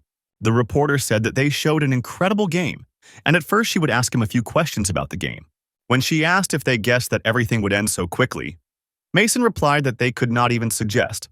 He said that during the match he simply decided to completely trust the skills of William, which had its fruits. After he answered a few more questions, the reporter switched to William, saying that there were also several questions to him. She said that in the first round he surprised everyone, but in the second he shocked everyone. And could he believe that he could do all one? William replied that by itself because in the first round he took a weapon, and excitement woke up in him, and in the second he enjoyed all. After this question, William thought and began to sort through all the mistakes that the love team made in his head. Having decided to pin Mason, he said that they have problems in a coach who does not see the potential of their abilities and cannot set up a position. When the reporter asked to say something for the players, William replied that while their skills are at the bottom, then you cannot wait for the results either. But he also added that in our time, everything can be achieved with the help of money, hinting that he should be hired in the role of a coach for money. When William and Mason were already sitting and driving in a car, William asked why they were going home, not home, but somewhere to another place. When Mason answered him that they were going to celebrate, William was indignant, since he plans to watch the next series in the plans today. Mason answered him that he could watch the series on the internet, but today they have a holiday, so he needs to be present. He also asked William why he said about changes, because he was not interested in the battle, so the meaning of the phrase was incomprehensible. William replied that he simply gave advice, and then was indignant at how such players could put on such absurd positions, and where the coach was looking. In response to this, Mason answered him that he should look at himself, because after the salvation of humanity, he signed up for the coaches. He also remembered that despite everything, one of the seven savior heeded the advice of William and became an excellent coach. When William said that in this country they simply do not understand how to teach, Mason invited him to begin to teach others. William answered him that even though he did it for free today, then in the next times it will be if only he is paid for it. When Mason was indignant, William thought a little and offered not money for coaching, but a small service from him. The first condition of William was that Charlie must be put on the main position of the tank, as it would be fair. He also added that the player against him poorly controlled his speed, so that it should be used as an element of surprise. And then William voiced his last condition. He asked Mason to remove Thomas from the team forever. Mason specifically did not agree with William's last condition and said that he could not just drive him out. When William asked if he was afraid of the deputy president, Mason was indignant and recalled that he was one of the seven savior. He said that in Korea there are simply very few outstanding supernomings, and Thomas is just the one who is one of these. When he said that he had a strong aura, William answered him that he had very little willpower, and this was the main reason for their defeat.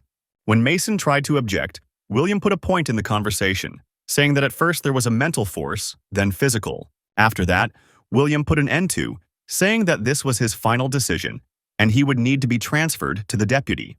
Soon they drove up to a huge and sparkling hotel, inside of which a huge number of people were already. Marie, as soon as she saw that they had arrived, immediately began to run to them from the other end of the hall with a happy smile on the whole face. When she ran up, she said that there was just an incredible bar with very tasty vodka, which very much surprised William. While Mason annoyedly headed for the chairman, Marie argued with William you can drink vodka or not. As a result, she was able to break William. But when he loudly said that it was time to get drunk, the reporters immediately noticed him. They began to whisper among themselves, discussing the fact that they should chat with him and interview him. Oliver already wanted to go and start talking to William, but his companion stopped him from this decision, saying that there were too many reporters. She also added that he is unlikely to agree to immediately sign a contract, and they need to be careful. But while they had a different one, another approached him. Those who were ahead of Oliver turned out to be Jake.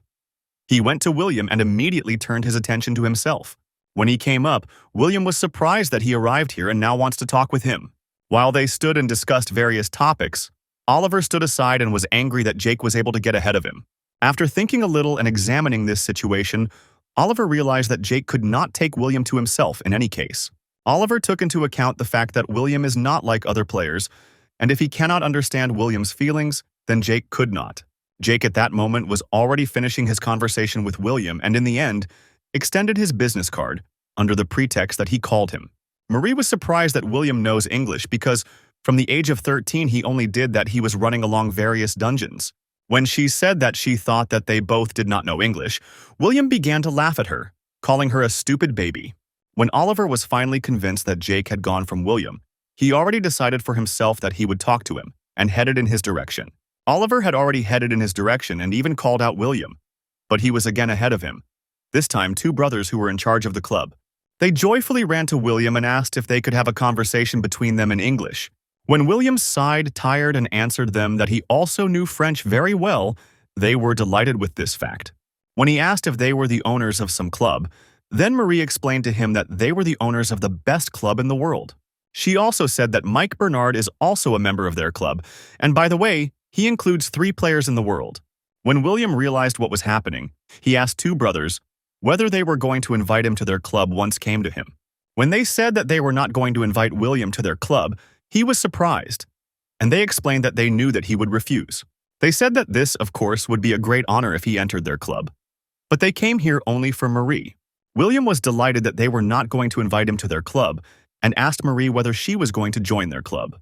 She immediately began to rejoice and thank them in several languages, so William asked her to calm down. Just in case, William asked them whether they came to pick up only her, not him, but they said that they would not lie to the hero. They said that they were not interested in the role of support.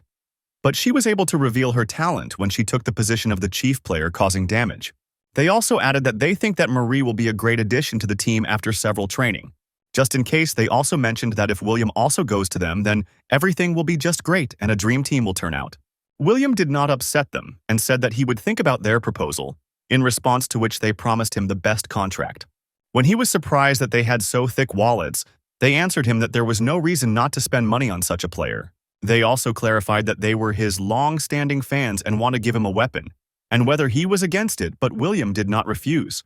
They thanked him for agreeing to talk to them and think about their proposal, and did not dare to distract him anymore. They ran away as quickly as they came running, and after their departure, William noted that they were still devils. William said that he was very tired of these conversations and would better go home. But Marie was very interested in what they told him. He did not pay attention to her and said that before going home they would drink a little, and Marie still tried to get the answer out of him. When William heard a voice behind his back, he reacted very irritatedly as he was very tired of conversations. He turned around, unculturally and rudely turning to the one who called him and asked who dared to distract him. The man that had distracted him introduced himself as a secretary of the Blue House, and William was surprised at what the Blue House wants from him. When he asked William whether he knew about the merit system, William specified that system that should provide supermen after the end of the war. When he said that this was a complete crap, they answered him that this was not a deception, and since 17 years had passed, he was assigned the first level. When William asked what a joke, he answered him that he needed to pay everything for 17 years of his absence. After that, he made some calculations and announced to William that if you call specific numbers, then this is 2.5 billion out. After this conversation, William stood and scrolled this conversation in his head again, thinking about where to spend money. He also accounted for the money that James Walker listed him, and Marie asked him what he was doing. William again heard his steps behind his back and prepared for the next conversation, which really did not want to lead. The man who approached him introduced himself as Oliver Pellman. He was an agent of the Association of Super Nhis from the United States. William quickly realized what all this was going on, and said that he did not want to work anywhere and would not accept any offers about this. Oliver tried to get out of the situation and said that he wanted to offer only one thing, and William needs to listen to him. He told him that he did not fully understand the new world for him, and at least once he saved it. But since then, it has passed as many as 17 years.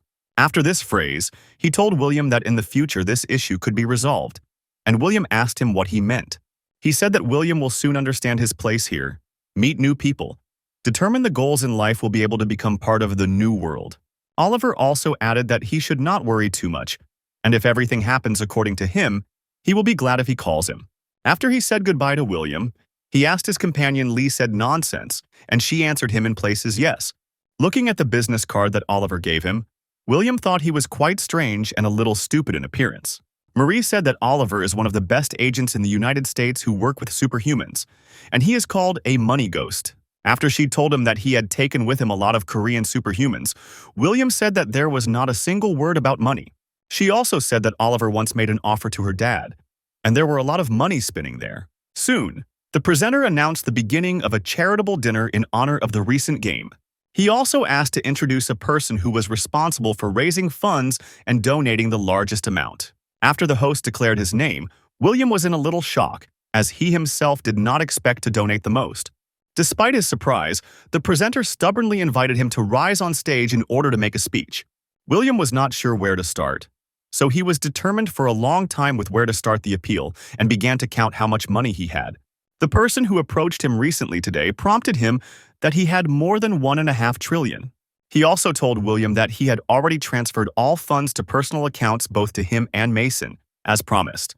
Being a little shocked by what he called the whole amount in front of everyone, William spoke slightly uncertainly. He explained his uncertainty by the fact that he heard only about the payment of 2.5 billion, and his joy is slightly amazing.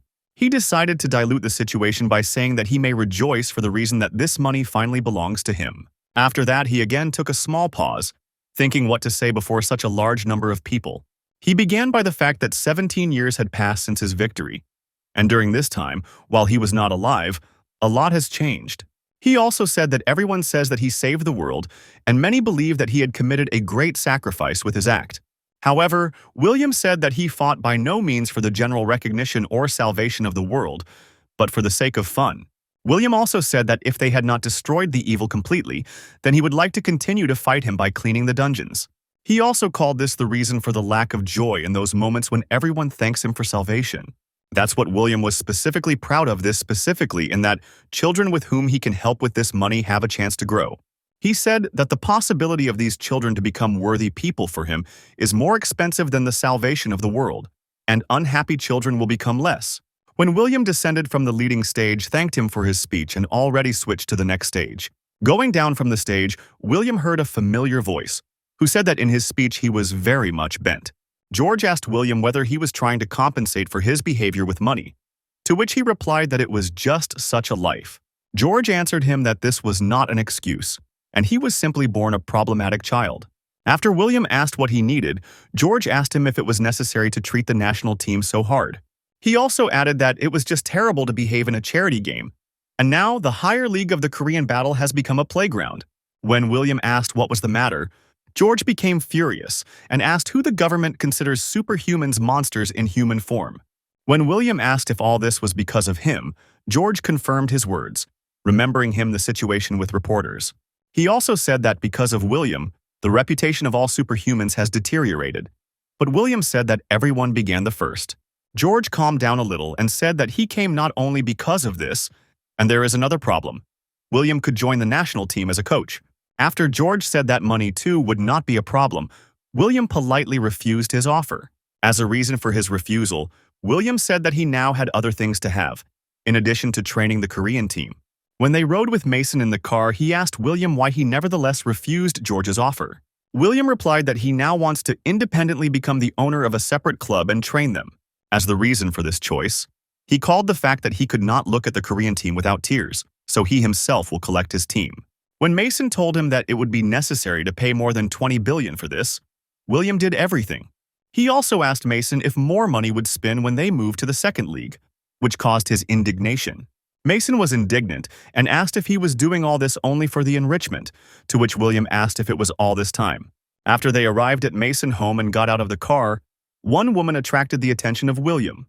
On the other end of the street, he saw a woman in a dark coat, which quickly and rapidly moved clearly in their direction. In this woman, he recognized Charlotte, the youngest of the 7 savior, and the one with whom he clearly did not want to deal.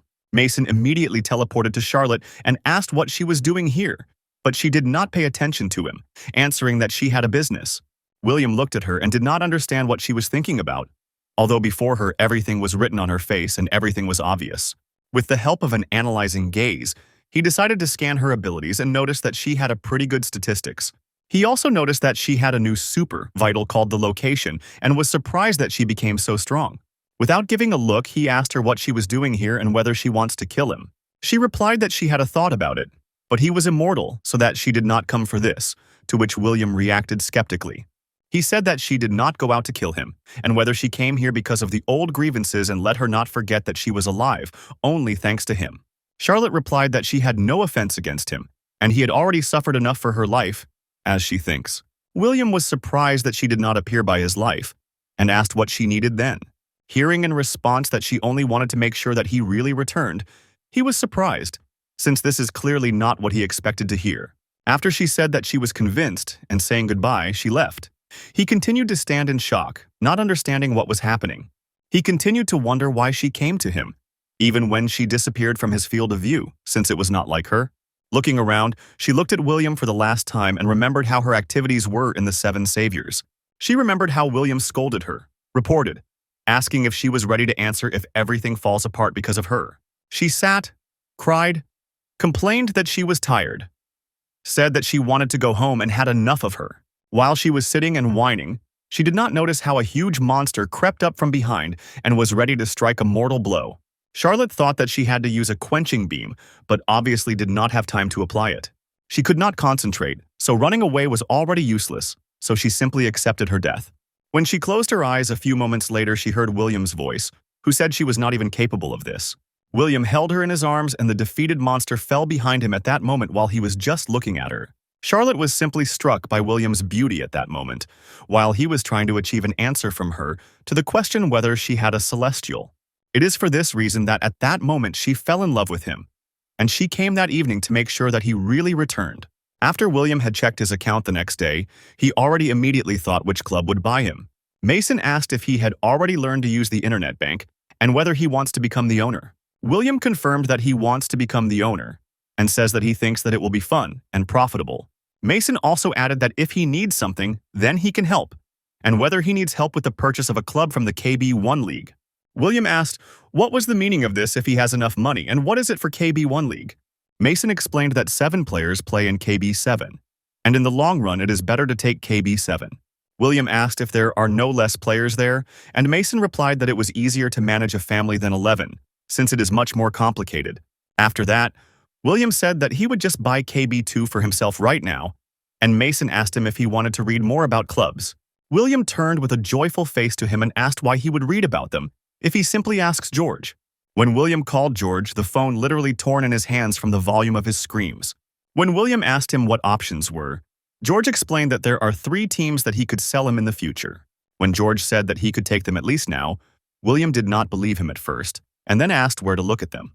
William went to the arena, where there was currently a match between the purchase team and the other team. Fans in the stands were not for the team that William was going to buy, and apparently they did it rightly. Many spectators looked doubtfully at William, who was wrapped in everything that could not be known to him. William did not pay attention to the fact that people would begin to sit down from him, because he followed the purchase team. When the teams that will play began to call, the team that is going to buy William was clearly not confident. He noticed that one of the guys had quite good characteristics, but he was some kind of too lethargic. After the audience shouted forward without stopping, forward, forward, William began to resent that they did not stop doing this. Then another guy attracted him from the purchase team, and he analyzed him with his ability analyzing gaze. William was surprised how he was put on the position of support player in his physical data. Looking at his superpower, who allowed to put a protective barrier, he thought that it was most likely because of her. But then he looked at his indicators and noted that because of their high edge, he could become a good player to damage. He obviously did not think that he would see something like that here, because he needed to simply train him correctly and you can go into battle. Then another player attracted his attention, whose strength and willpower were close to 90, which was high. Paying attention to his superpower, which made it possible to increase speed, strength, and dexterity, William noted that this could also be useful. Looking at the rest of the team, he realized that no one else stands out, and only these 2 can be used at least somehow. When he looked at the bench where the spare players were sitting and looking at the statistics, he was surprised how one of them was there at all. His attention was attracted by a red-haired girl who simply stood and was ill for her team, and her indicators were clearly higher than some of her team. Her strength reached the maximum, but dexterity and speed had very high indicators that almost reached their maximum. After that, William drew attention to her superpower, who allowed her to jump forward 20 meters and compared her with a flea. After that, he thought that this was not the worst ability, but in inept hands this ability could even harm. After the match was over, William thought that he had not seen such losers for a long time. However, after thinking a little, he took off his glasses and thought that it would be even more interesting to train a team of such idiots. After the match, George called him and asked if he had already chosen the team, to which William replied that he was choosing lawmakers. 2 days later, the Association of the Battle of Supermanians Korea was sold to the Club of Lawmakers in William's hands. The former team owner wished William and said that he would believe in him and support him to the end. After buying this club, information about this scattered throughout the internet and filled all the news. In the comments, people were unhappy and asked why he simply did not become a player and did not think that the coach's work was suitable for him. After George congratulated William on the purchase, he said that it was ridiculous because he is also glad to shove this whole load on him. When the director said that he himself agreed, and this was not subject to return, William said that he was not going to refuse this work. George asked him if he came up with how to manage the team, and William replied that everything was as always, just to look at the players. And after that, the director of the tale that he finished with the projects, so he needs to leave, and then saw a new purchase of William. William said that now he will have to drive a lot to different places and does not want to pull Mason so that he would take him. Sitting on his new motorcycle, William also added that the owner of the club should be able to spend the right money, and he copes with this. William on his motorcycle could very quickly cross the city on Kenbu's highway. Many drivers were unhappy that he traveled along high-speed roads on a motorcycle so without a helmet. They were also indignant, calling him a goat or an idiot due to the fact that he still drove along high-speed roads on a motorcycle without a helmet. However, everything changed after the driver saw that it was William, so he did not wear a helmet, so that there were no complaints about him. When the drivers saw that while driving the motorcycle William, they decided that everything was in order, since he was immortal, and it is clear why he was traveling without a helmet. They also added that removing the helmet also allowed them to recognize him, and this suggests that he can make very correct decisions. When William came to the building of the Clubhouse of Lawmakers, he was not particularly delighted with what he saw. He noticed that the building is some kind of gray and dreary, and the situation here is generally the same dreary. Suddenly he heard a voice behind him, who told him that the entrance was forbidden here, and was surprised at such impudence. The one who turned to him apologized, because he did not recognize him, and did not think that he would drop so late, and introduced himself as a coach of the team of lawmakers. After analyzing his abilities, William realized that he would be a good support. But for some reason he was sitting on the role of a coach. To this decision, his statistics prompted him, as well as his 2 abilities, which allowed to restore life and inspire allies.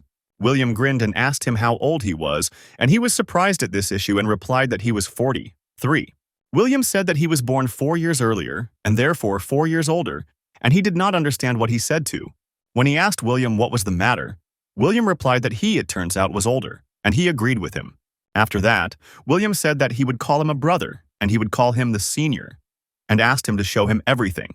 His newly minted brotherly showed him the environment, but told in detail everything, including the dining room, office, gym, and hostel.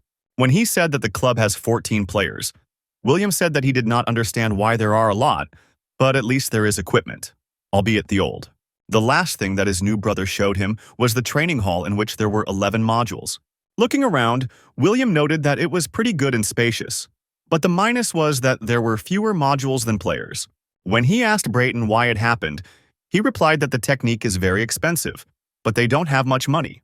William noted that he did not like something in the club and there is something to work on, but he will cope, since the players are the main problem. Turning to his brother, he asked to show him the fighters right now, which he was very surprised at. William said that he did not see the point of not rushing events, and therefore ordered him to call everyone who is currently in the hostel. Turning to those who came, he asked if they were aware that he was William, the new owner of this club. Mia, the girl he saw in reserve, answered him that she was very glad to meet him and introduced herself back. Saving for herself that she really looked something like a flea, William asked if she was training with a bow. After his question, she jumped aside in surprise and asked how he understood what he replied, that for him to determine such things is a trifle. After that, William said that she is unlikely to fit the position of a player who was damaged, to which she only sadly agreed with his words. He also noted that in terms of characteristics, she also had much standing out, but he decided for himself that he would act differently. When he told her that he would make her the main character of the team, she looked at him in surprise, not believing her ears. When she asked him what he had in mind, he told her that she would be their angel. This did not give any more information. He voiced to her that her new task was to morally destroy the enemy, imperceptibly depriving him of his mind. After a few more minutes of the conversation, he asked the question that no matter how much she trained, she has no improvements. She thought a little to this question and answered sadly that this was true, because whatever it may be, she was hopeless. William heard these words and joyfully said that it was, so she was dismissed and should leave the team.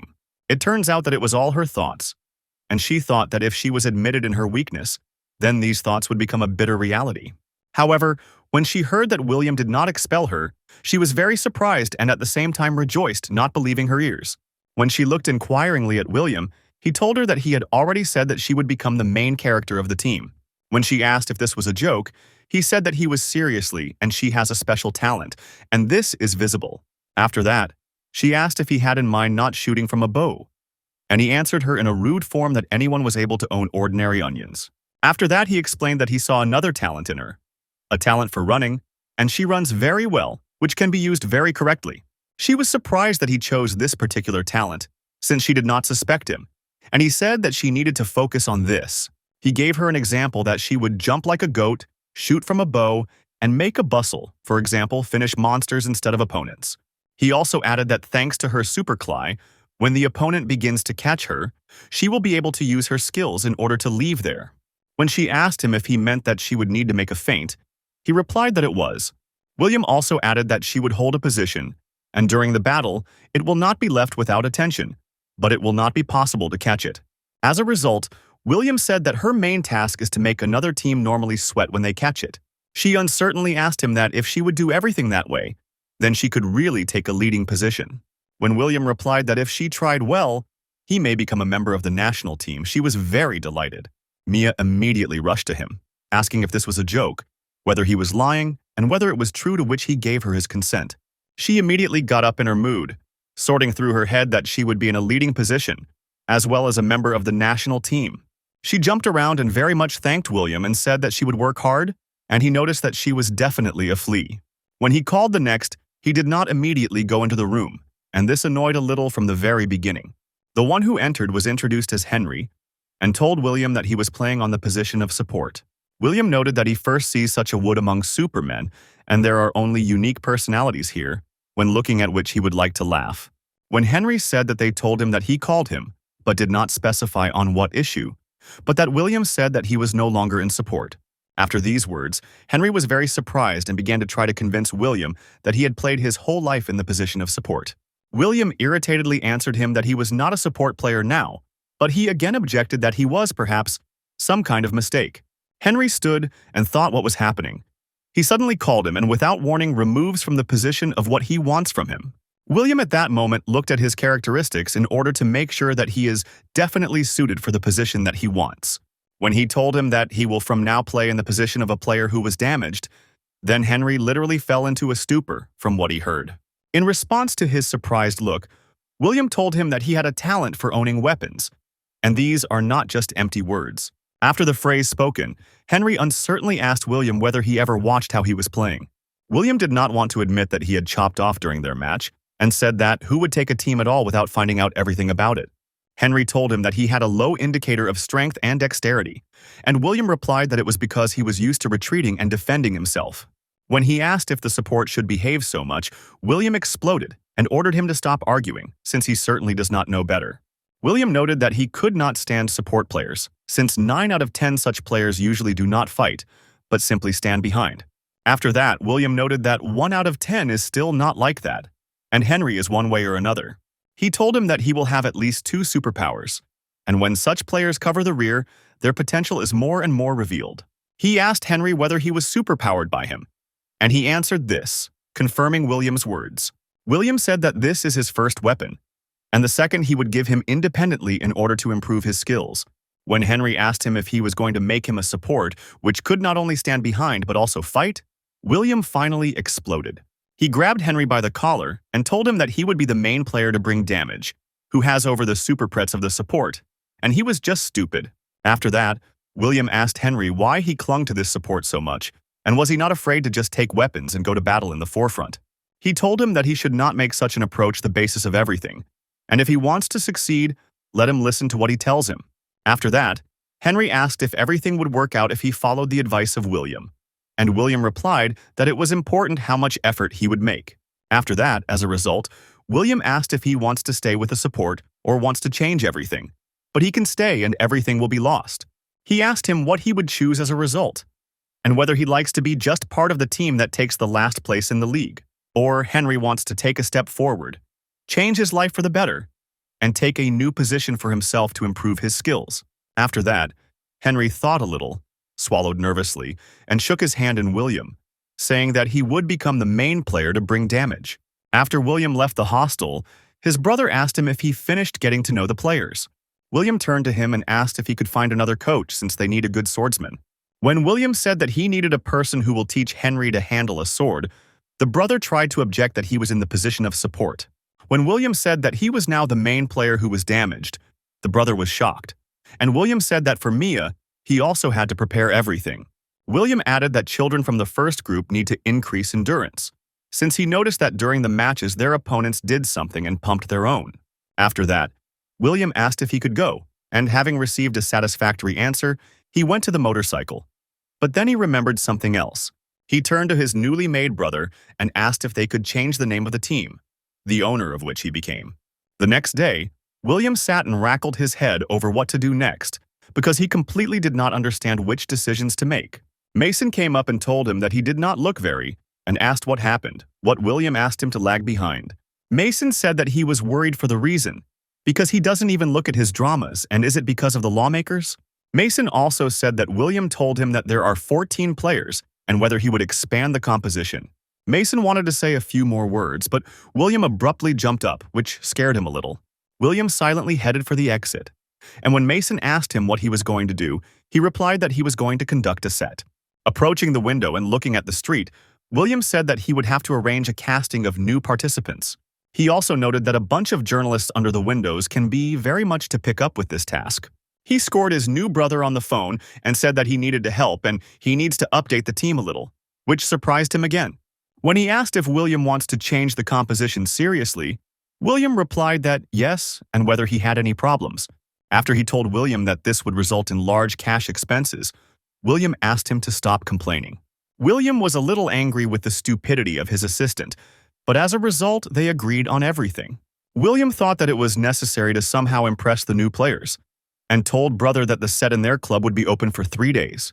When he asked if there would be 3 days, as they usually last a month, and William replied that there were enough 3 days, when he went outside and greeted the journalists, they looked in his direction in surprise, clearly not expecting him to see him here.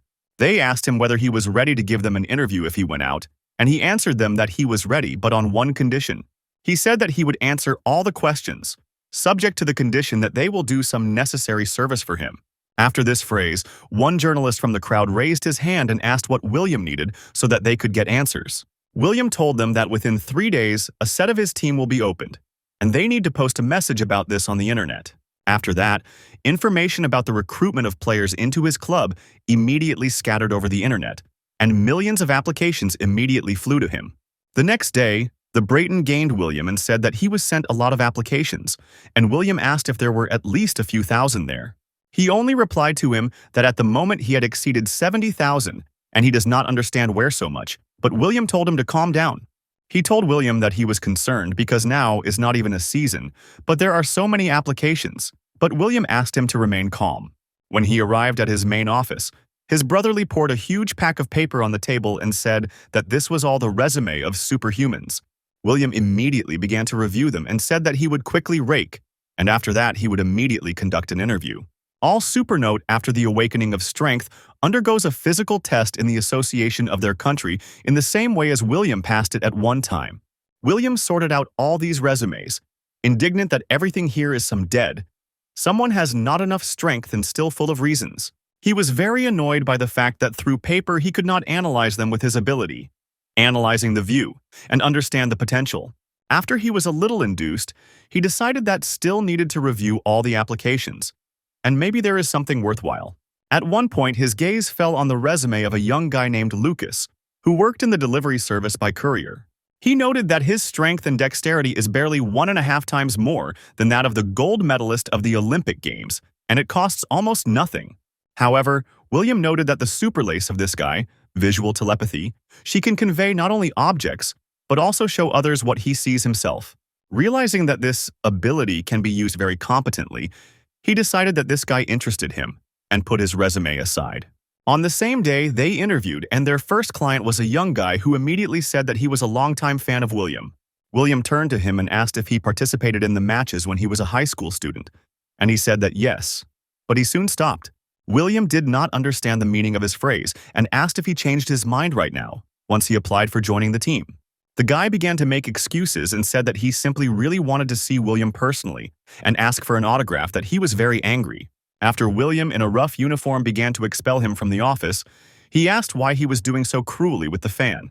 William was indignant and hit him, after which he added so that he would definitely tell everyone that William sent him and he was very cruel. After the Brayton, William asked him to restrain himself.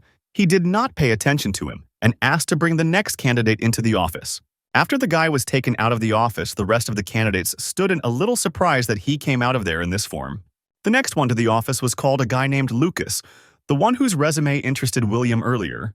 He uncertainly entered the office and introduced himself to William and his brother sitting in front of him. The brother immediately began to review his resume and asked him why he came with such low indicators.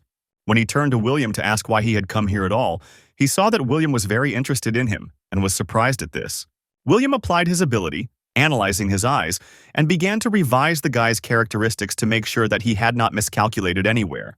He also noticed that the guy had 3 superpower, which would bring very great benefits if he could open them. He also noticed that one of the superhell was a transmission of the aura, and it is very useful, a command superhell with great potential for use. He once again reviewed the resume to make sure that the guy did not know about this ability and whether he had indicated something else interesting. He asked Broughton whether Lucas was really born in 2000 seconds, and he replied that everything was right, and he and Mia are peers. After the Brayton told William this information, William looked at Lucas with interest and realized that it was fate. After a little thought, he turned to Lucas and turned his attention to himself, preparing to ask a few more questions. He asked Lucas if he had the experience of the battle in the battle, since he only indicated the delivery service, and he replied that he had no experience. After that, William asked why, in this case, he sent an application. Because he had very low indicators, so he does not pull the role of the player. Lucas said that he knows this perfectly and understands everything, but since childhood, his dream was to get into the battle as a player, and this is his chance. He also added that others may see him just so weak and worthless, but in the submission of this application, he is absolutely serious and sure. William also said that there are several more things that interested him and asked how far the Lucas telekinesis works. Lucas replied that this was about 2.5 kilometers, and he can use the aura to find out the approximate location. He also added that he could find another player within the range of aura, but he has to search manually, because this does not work on the autopilot. William grinned because he can use his ability to detect, and everything is much better than he expected. He said that he had finally found a nun with whom their angel of the team would work, and the brother did not understand what he was carrying at all. William once again asked the name of Lucas, and he repeated him, not realizing that he was now threatening. William withstood a dramatic pause, and after several seconds of silence joyfully declared Lucas that he was accepted into the team. After Lucas joyfully could not believe in his happiness, the brother downloaded from his place and asked William whether he said seriously. William explained to him that he would be a great partner for Mia, which the Brayton was even more surprised. William explained to him that the construction could not be unsuccessful and that the team's strategies will be built on the basis of the work of these two. That same evening, players and all other participants of the club Longers decided to note the formation of William by the owner. Everyone celebrated, drank, ate what they themselves prepared, and asked everyone to love and complain at this holiday. William noted that despite the concern, the atmosphere in the team is normal, and after that one of the players greeted him. Turning, he saw the player whom he celebrated at the match after Henry, and he introduced himself as the captain of this team. Having looked at him, William remembered that he had really seen him earlier at competitions, but he was not particularly interested in him. He was not interesting to him for the reason that this is a standard tact in which there is nothing special, but he is too good for such a team. He said that he wanted to thank William for investing in their team and doing everything in his power, so as not to disappoint him. He also asked William to take care of them, and said that he was hoping for mutual cooperation between them. When he left, William noted that he was open and sincere, so he is an ideal captain for the team. Turning back, he noticed that Mia and Lucas from the very beginning got along well with each other and had a pleasant conversation. After thinking a little, he called these two to him, after which they joyfully ran to him, waiting for what he would tell them. William announced to them that they were new members of the second group and they would participate in the battle as one, so he asked them to live together. He said that while the angel was extracting information and praying for the forgiveness of his soul, behind her back the whole party is played by a gray nun. After that, he added that Lucas would act as a nun, which again very much surprised both of them. Having finished telling, he said that they would discuss everything later, and now they should just relax and have fun. When they moved away from him in slight confusion, he was convinced and rejoiced that now the team was at least minimally equipped. The last thing he had left was to change the name of the club, which he did not like very much, and his hands scratched him to change it. Having thought a little more about the new name, William shouted to the entire site, calling for general attention to himself. As a new club name, he chose YSM, and under the name, they played their first match in 3 months. Commentators who commented on this game announced that today's game will become a test of their new strategy. William looked at his players and wished them to do everything that they did in training, and did not do anything superfluous. When he asked Lucas if he understood what to do, he asked William from Wilm if he was all fine, but he told him he was not steaming. William gathered everyone around him and announced that the day had come when they show everything they learned in 3 months of training and had fun from the heart. The first round of the match of the Battle of Super Management between the new William team and another team from Korea was successfully declared open. Mason's wife thanked him for inviting her to the first match of his new team. When she asked why Mason himself did not come, he said that he was just waiting for something and did not dare to come. When she asked if he was working with his guys according to a different method, William answered her that she could not even doubt it. He smiled and asked him to show her an incredibly exciting battle that he was personally. The dungeon of the first round was a canyon of the Bizard, a picturesque place, in the reality of which cannot be found. Earlier in training, Mia overcame 100 meters in 3 seconds and did not even dust out during this and did not knock her breath. William noted that she had an incredible talent for running, and Lucas also became much faster and more resilient than before. The runner told William that Mia was a real treasure in this regard, and he also heard that Lucas had no experience in the battle. William did not give in, saying that their progress is not very different, but in fact he simply understood this with the help of his ability. The coach told him that his instinct was striking, but this should be expected because it was William that at one time revealed Mason's talent. The coach also said that as soon as they work out the style of the game of Mia, they will get good results and will be able to bring it to a real game. For 40 days of training passed and 50 days were left before the competition, and Mia still continued to train hard. Her teammates were surprised at how she could be caught taking into account the fact that she moves so quickly and jumps so much. Watching the results of her training, William said that now they can definitely apply the deterrence strategy.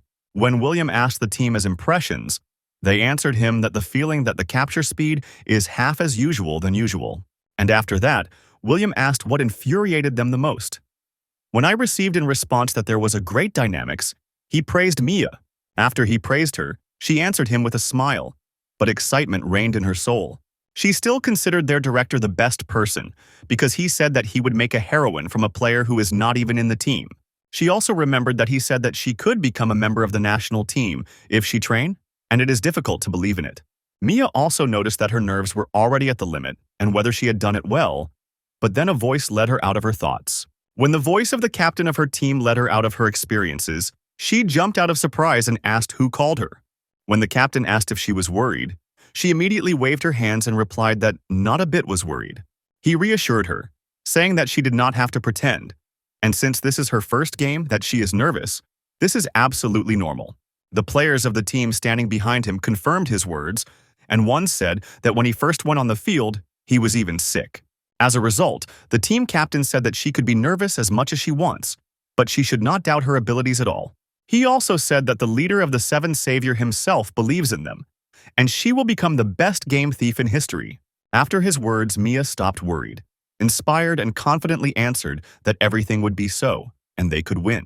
The captain said that they were a team that national heroes gathered and trained, so they should fight with dignity so as not to disgrace him. He raised his hand up and said that they would not do everything as they agreed, and the team supported him with joyful cries. When the players of the new team divided and began to move, the commentators suggested that this was a 4 or 4-3 strategy. After that, they noticed that one team of 3 people crosses the dungeons, ignoring the monsters. And this is restraining from the very beginning. This group of 3 quickly moved through the dungeon, ignoring the monsters and jumping from their native air objects to others. Suddenly, Having reached a certain distance, they stopped immediately after such a rapid movement forward and began to wait for something. Lucas told them to wait a bit, picked up the stone from the ground, and began to monitor the location of the enemy team with the help of telekinesis. He combined the ability of telekinesis with the transfer of the aura, which allowed him to act as a scout and calculate the location of the enemy. Having spent a stone between different air islands, he finally found the enemy's command, which moved in one of the sides of the dungeon. He said that all four move in one group and showed the direction in which they would need to move. Mia sat on the ground and prepared for a jump to instantly catch up with the enemy's team in a matter of seconds. Having pushed off the ground, she flew into the air, already until the next air island, which was at an altitude of tens of meters from them. She made incredible and beautiful air movements, jumping from one island to another, showing very high mobility skills. Finally, she was able to get to the enemy team and was a little shocked by the scale of the battle with the dragon that took place there.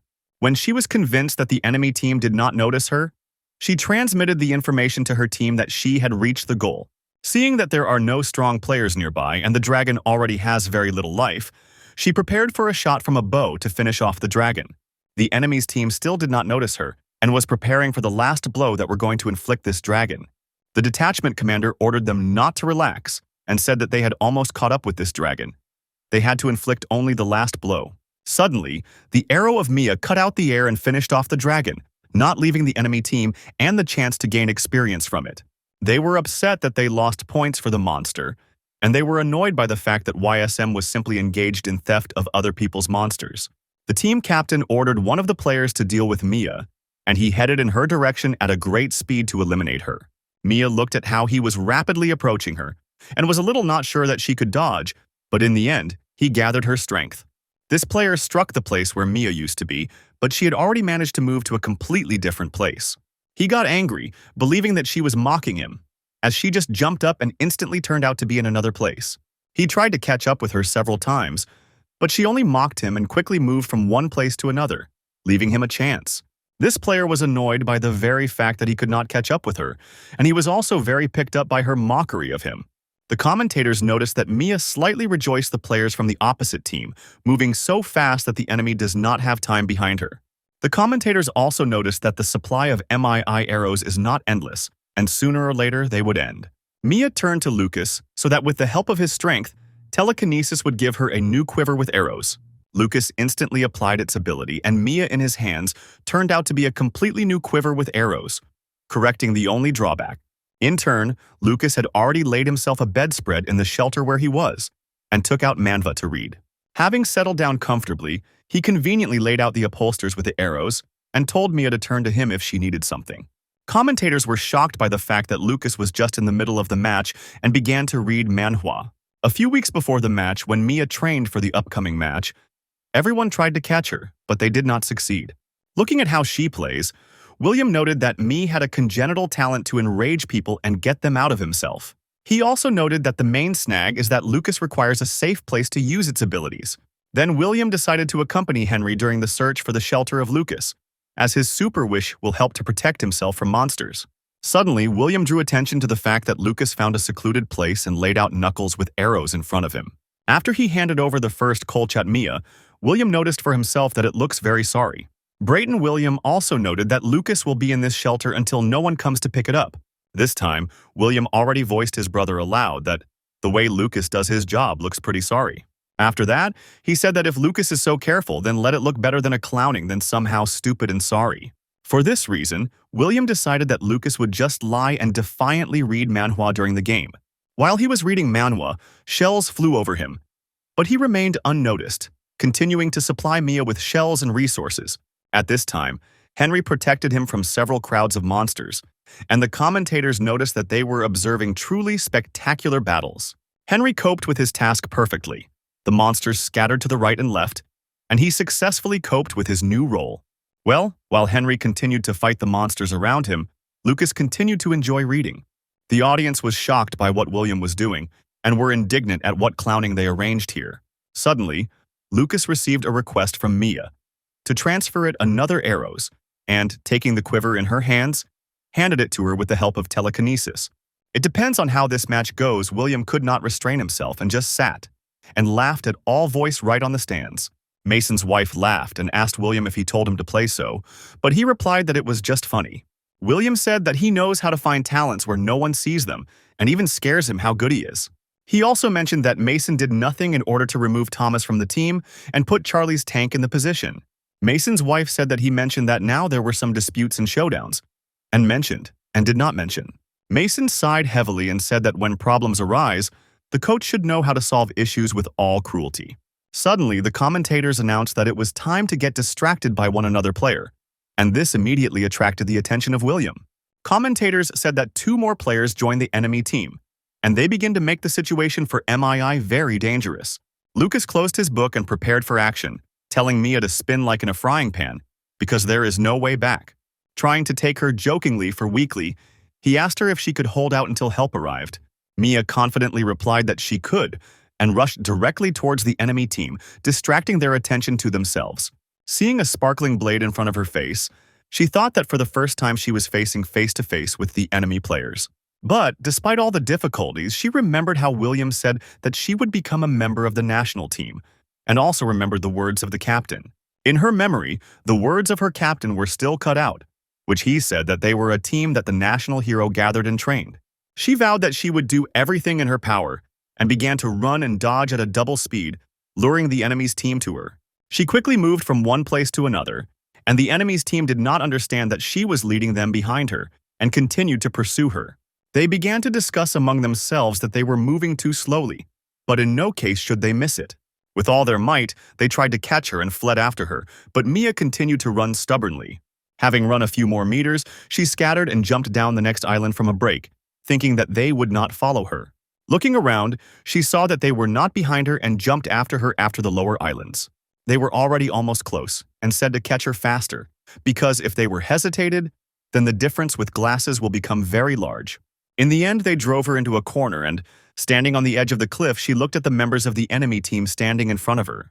Looking around, she realized that she was standing on the edge of the cliff, and there was nowhere else to run away, which means that this is the end.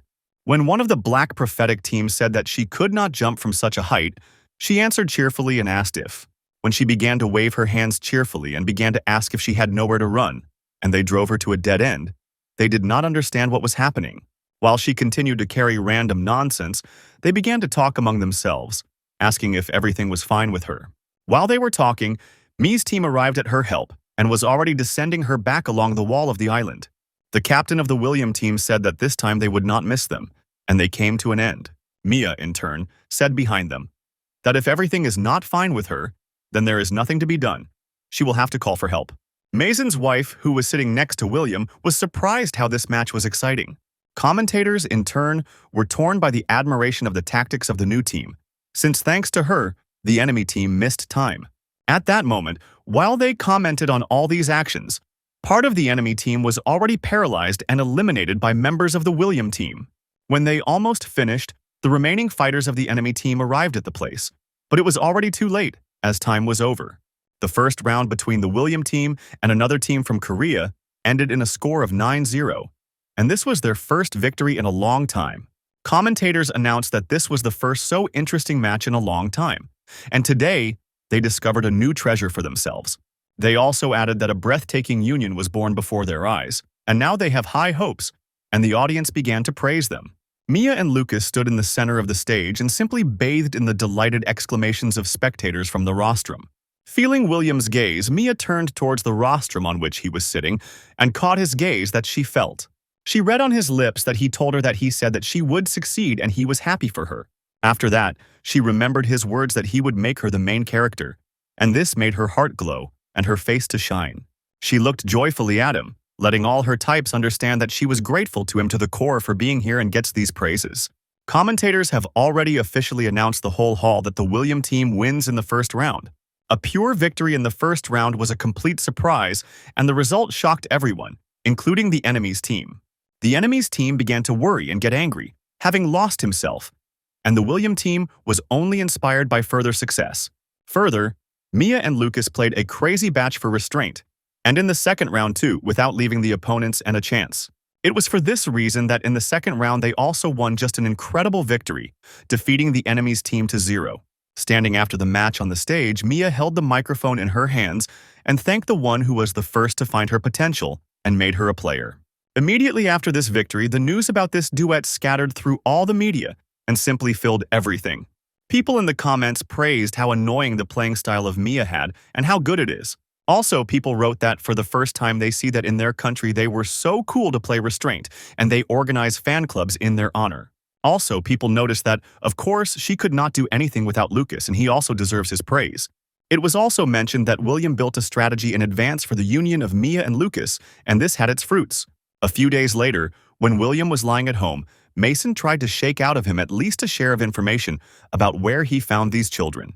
William called him an old bore and said that he would just answer him that someone else had chosen them, and he simply agreed with him. When Mason said that in any case these guys are talented, William confirmed this, saying that he had a talent for such things. When William asked about Charlie, Mason replied that he agreed to be a tank if he suffered national symbols, and there were disputes. Mason also added that other coaches in their country do not really love him, and it is quite difficult to convince a particular player for any actions. William abruptly rose from a lying position and said that it would be ridiculous to see how they would sing in front of the greatest coach, referring to themselves. Mason said that they would not say words across William, but in his thoughts he realized that he was seriously stuck. Suddenly, Mason heard the most unexpected question that could be heard from William.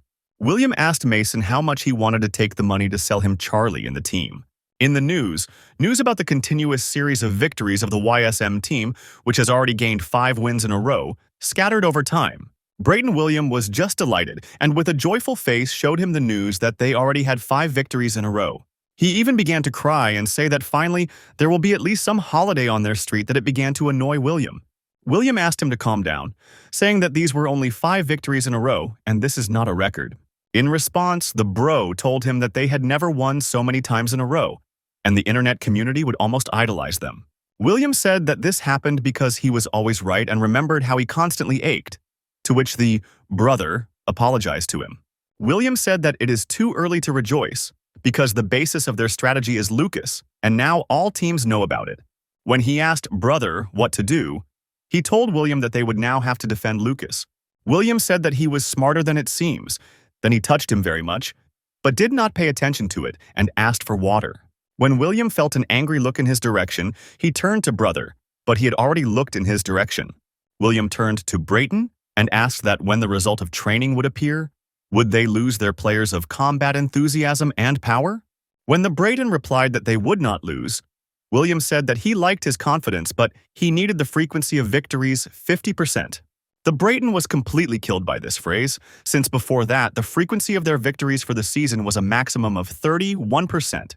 The team captain sat and silently listened to their conversation, realizing that this was a large number, but since the director is sure, then everything will be fine. He also noted that William looks like his stubbornness to the ram, but he will carefully think through every word and the decision that he makes. He also noted that thanks to lawmakers, he was able to participate in the battle, receive a scholarship, and become a person in society. He was also glad that finally, after so much time, he could pay the team for everything she did for him. William graduated from his conversation with his brother, asking not to drip on his brains as they were going to just relax and relax. Having risen on the bench, he drew the attention of everyone to himself, shouting that he wanted to say something very important. He announced that if their team wins in half of all matches, he will personally invest in the team, as they deserve it. When he asked if everything was clear to everyone, the team answered him with a joyful cry, which greatly pleased William. After some time, William got up from the table and asked his brother not to accompany him, since he was not a girlfriend. He thought about the problems that if the enemies would ignore Mia and find Lucas, then their whole strategy will crash.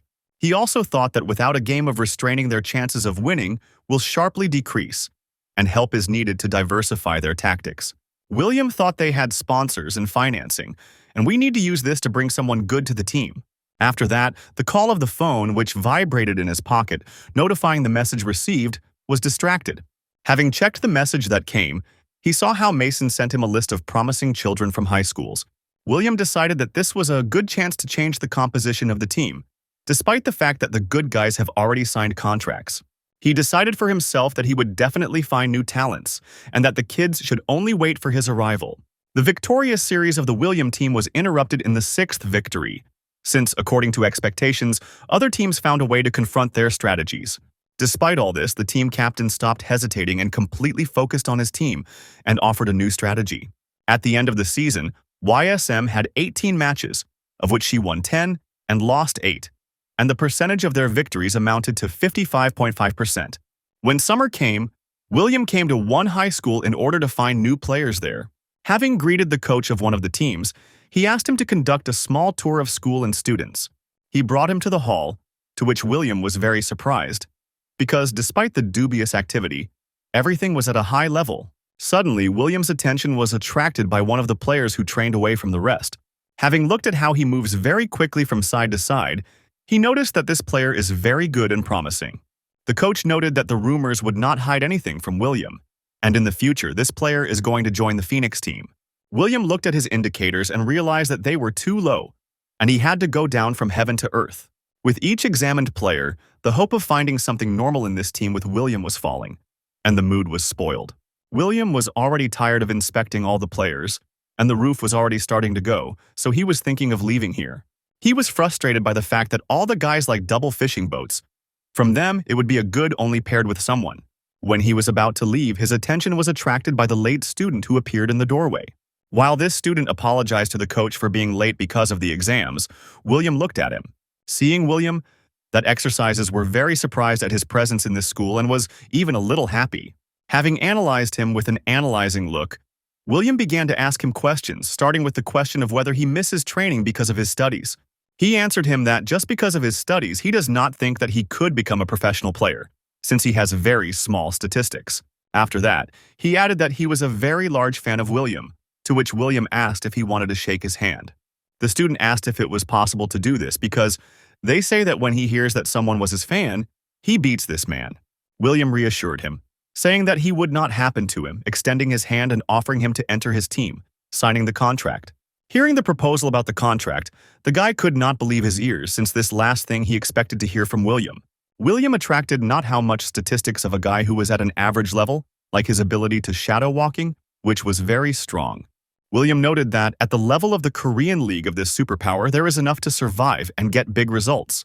He decided that he had to get him, while no one else found him, and once again invited him to join his team. The guy said that he was grateful to William for his offer, but he does not even know his abilities and offers him a job. William thought that he, like everyone, should hang noodles on his ears from the category that he saw him in some competitions. When he said that he watched Telek and saw him on the channel about the Youth League, he received the answer that this guy was always sitting in spare ones. Not knowing how to get out of this situation, he specified whether his name was called Mark and said that he was looking for him because he was curious. William also clarified that when he saw him, he immediately realized that Mark had a hidden talent. Just no one knows about it yet. Mark objected again and said that his indicators leave much to be desired. Asama. The main thing. Super. So. And even with her, he is worse than others. William was indignant and asked if he was questioned by his experience, and said that he had found such outstanding players that they were playing in his team. After that, he said that this guy is also an outstanding talent, and this is his super Vakurl, which he just needs to use it competently. He said that he had seen a lot of superhumans, and at first glance he understands this, but now it is not yet known what Mark has. Mark carefully listened to his lecture and said that it is still very difficult to believe in such a thing. After that, William tried once again and asked if he was aware that he was supervised by a reflection of personal characteristics. When Mark agreed with him, William said that his super hell was perfect for him, and by making an effort, he will be able to develop her. He also added that he knows for sure that his super hell could rise several steps above the current level.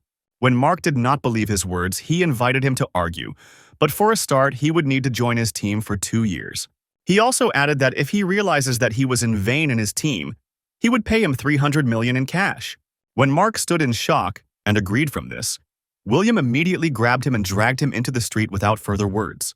They approached the parking lot to the William motorcycle, and he told the brand to jump on him. While they were driving along the road, Mark almost blew off the motorcycle, but William controlled everything so that he remained to sit.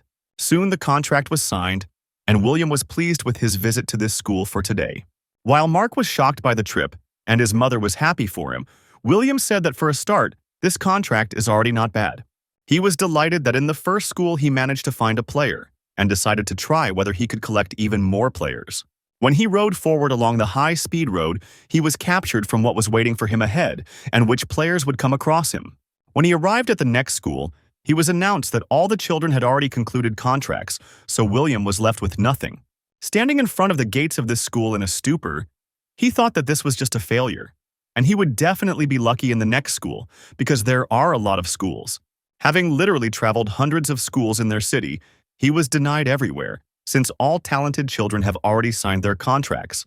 William was so dissatisfied with the current situation that his face had already reshied beyond recognition. He stood in front of the gates of the last school, in which he will have a chance to find some talented player in his team.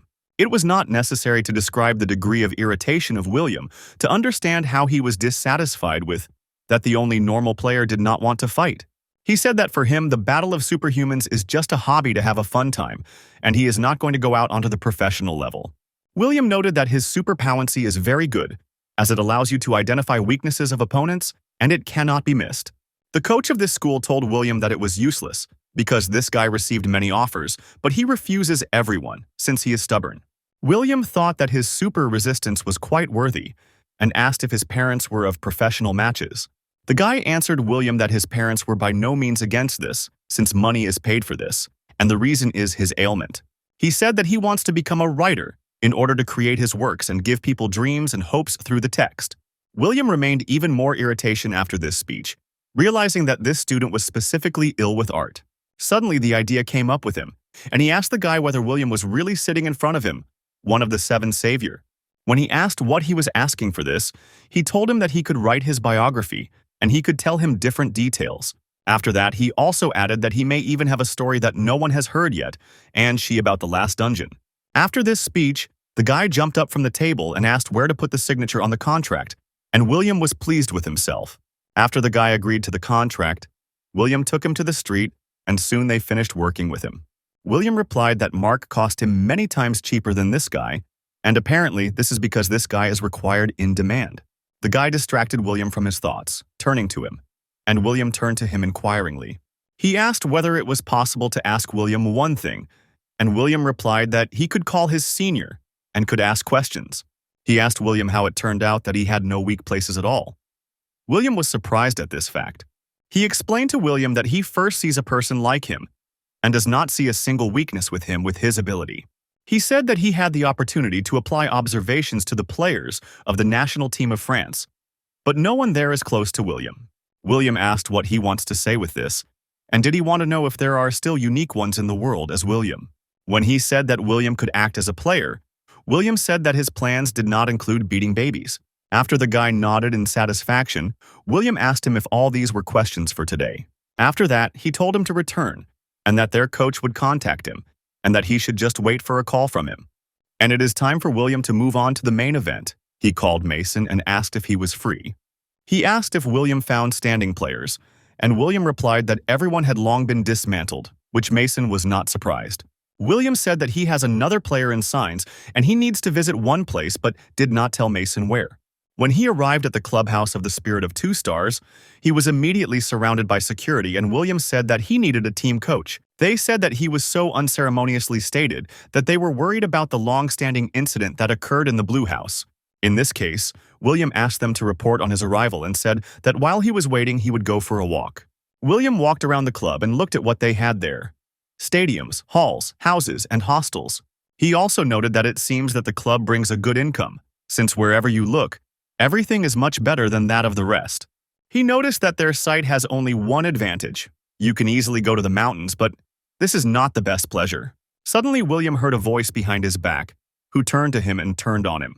The one who approached him asked for permission to introduce himself, and introduced himself as Logan, the director of the Spirit Club of the 2 Stars.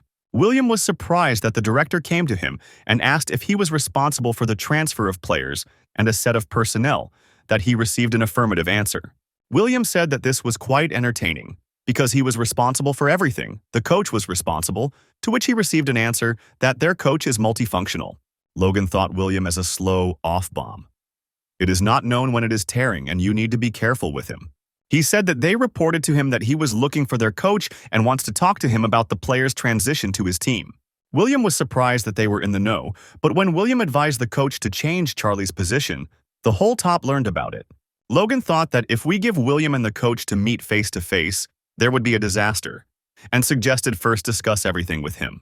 William said that he was not worth it, since his tongue will dry out to repeat twice, and it is worth just going to the coach. When they entered the room and met with the coach, he was clearly dissatisfied with William's presence in this place. William introduced himself and said that he arrived at work and official duties, and asked whether the club of the spirit of the 2 stars in front of him. He uncertainly shook his hand, confirming this information, and began to shake, which greatly surprised William.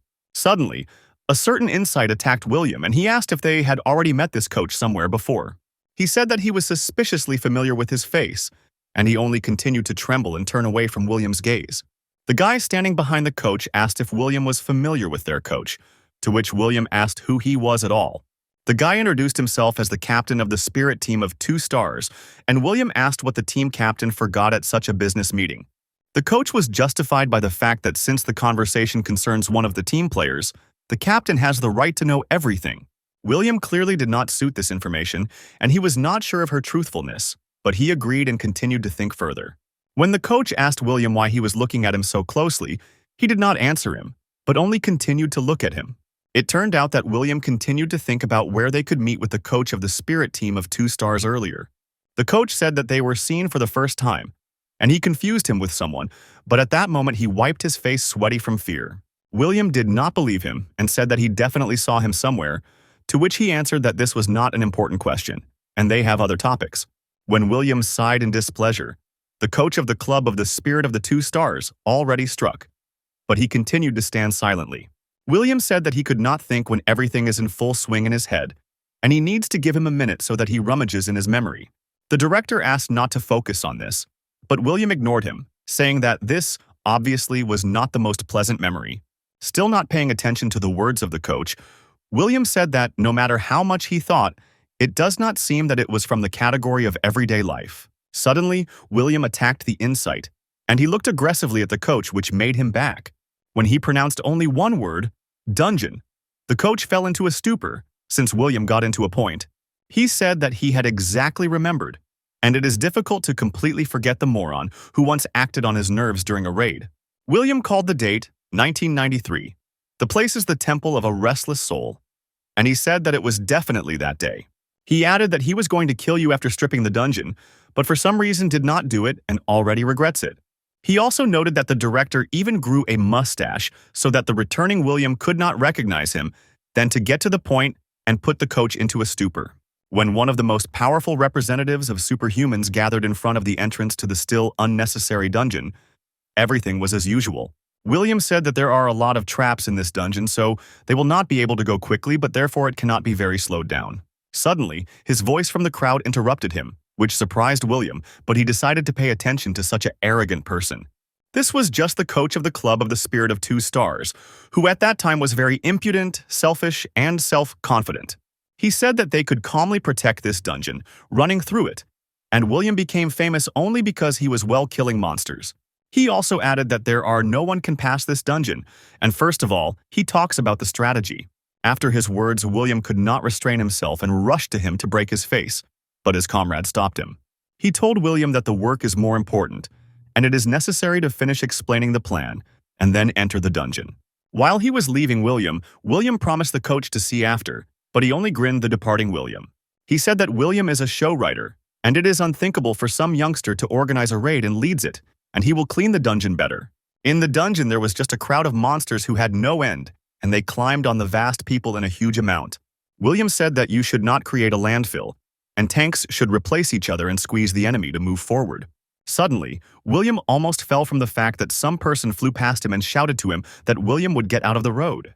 It was the one who interrupted him and doubted his plan, and he said that if they would hesitate so, they would never finish the raid.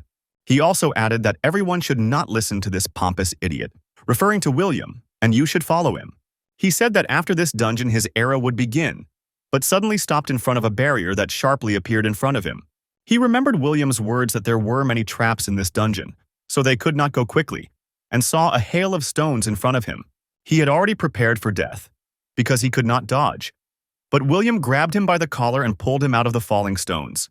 He sat and looked at how huge stones fall in front of him, breaking into small pieces, and not understanding how he survived.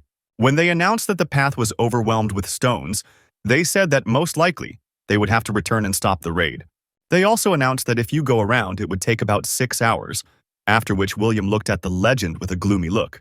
He said that he would talk to him later, brutally looked at him from above, then he led him into a stupor and forcing him to twitch with fear. The coach stood and recalled how he almost died in that raid, and the bones are still aching when he recalls this situation. The coach continued to pretend that he did not understand anything and said that he had noticed and confused him with another person. William, in response to this, said that they should talk face to face and told him not to shake with fear. He also asked him that he really thinks that after so many years he came only to take revenge. After that, William added that since they are going to talk normally, then it is better to leave the room and the director to leave the room. He also added that it makes no difference if they remained, but the coach asked them to leave and wait outside. When they were left alone, William has already confirmed that he ignored orders and cracked madly about his ways to clean up the dungeon. He also added that he carried garbage about the leader and the plan, and because of his mistake, the raid dragged on for 9 hours. The coach said that he was recalling this, and he was young and stupid, to which William said that he was even fewer years old then than him. The coach said that the past should be left in the past, and when they left the dungeon, William generally beat him to herself half to death. He also added that in this case they should definitely start everything again, to which William replied that he was right and to take revenge on him unfairly. After that, he thought a little and said that the coach should be beaten for a new mistake, which again entered him into a stupor. William said that even if he had already knocked out of him all the superfluous from him for the past, now he has noted a little bit again. He asked if he was ready to lap a new one and told him to come closer, adding that this time he would beat more tender. The coach asked William to slow down and asked what he was mistaken in, since he did not understand anything. William explained to him that he knew that he had the needing to messen to conduct changes in the team, and he apparently had a very huge courage since he was arguing. William also added that if they want to finish with this, then the coach must stop doing business, as it hit and then remains with his teeth. When the coach asked what William was doing on the phone, he replied that he had to please his reporters and tell them his story. He also added, then he will come to an end, because the whole country knows about this, and William is enough to open his mouth. William, after the coach threatened him, did not take it seriously and said that he would not win him. When the coach asked what the conditions of William had, he told him that he needed to give Charlie to his club. He also added that the contract with Charlie remained only a year, and after 6 months, no one would pay for him, and whether this is the coach. When the coach asked what was going on for lawlessness, William replied that he had begun all this, and he should have initially made Charlie a tank. When William asked if he would resist the change of his position, only from personal beliefs, the coach angrily agreed. When he voiced William that the price of this player is 1,200,000,000 won, William did not agree with this. He said that when he walked here, he noticed that their equipment was simply excellent, and the club has no problems with money. He asked if this attempt to rob him was not achieved due to personal problems, and said to call the price, and if she suits him, then the coach would live. When the coach was shocked by the fact that his life was at stake, he was surprised at how William still wears the land with such character. When he called him the price of 1 billion, William remained this too dissatisfied with the fact that he dropped only 200 million. When he called him the price of 800 million, William said that it was not like a discount and had already begun to knead his fists. After a few more attempts, the coach literally burst into tears and said that he would give Charlie for 100 million and would not take away anymore.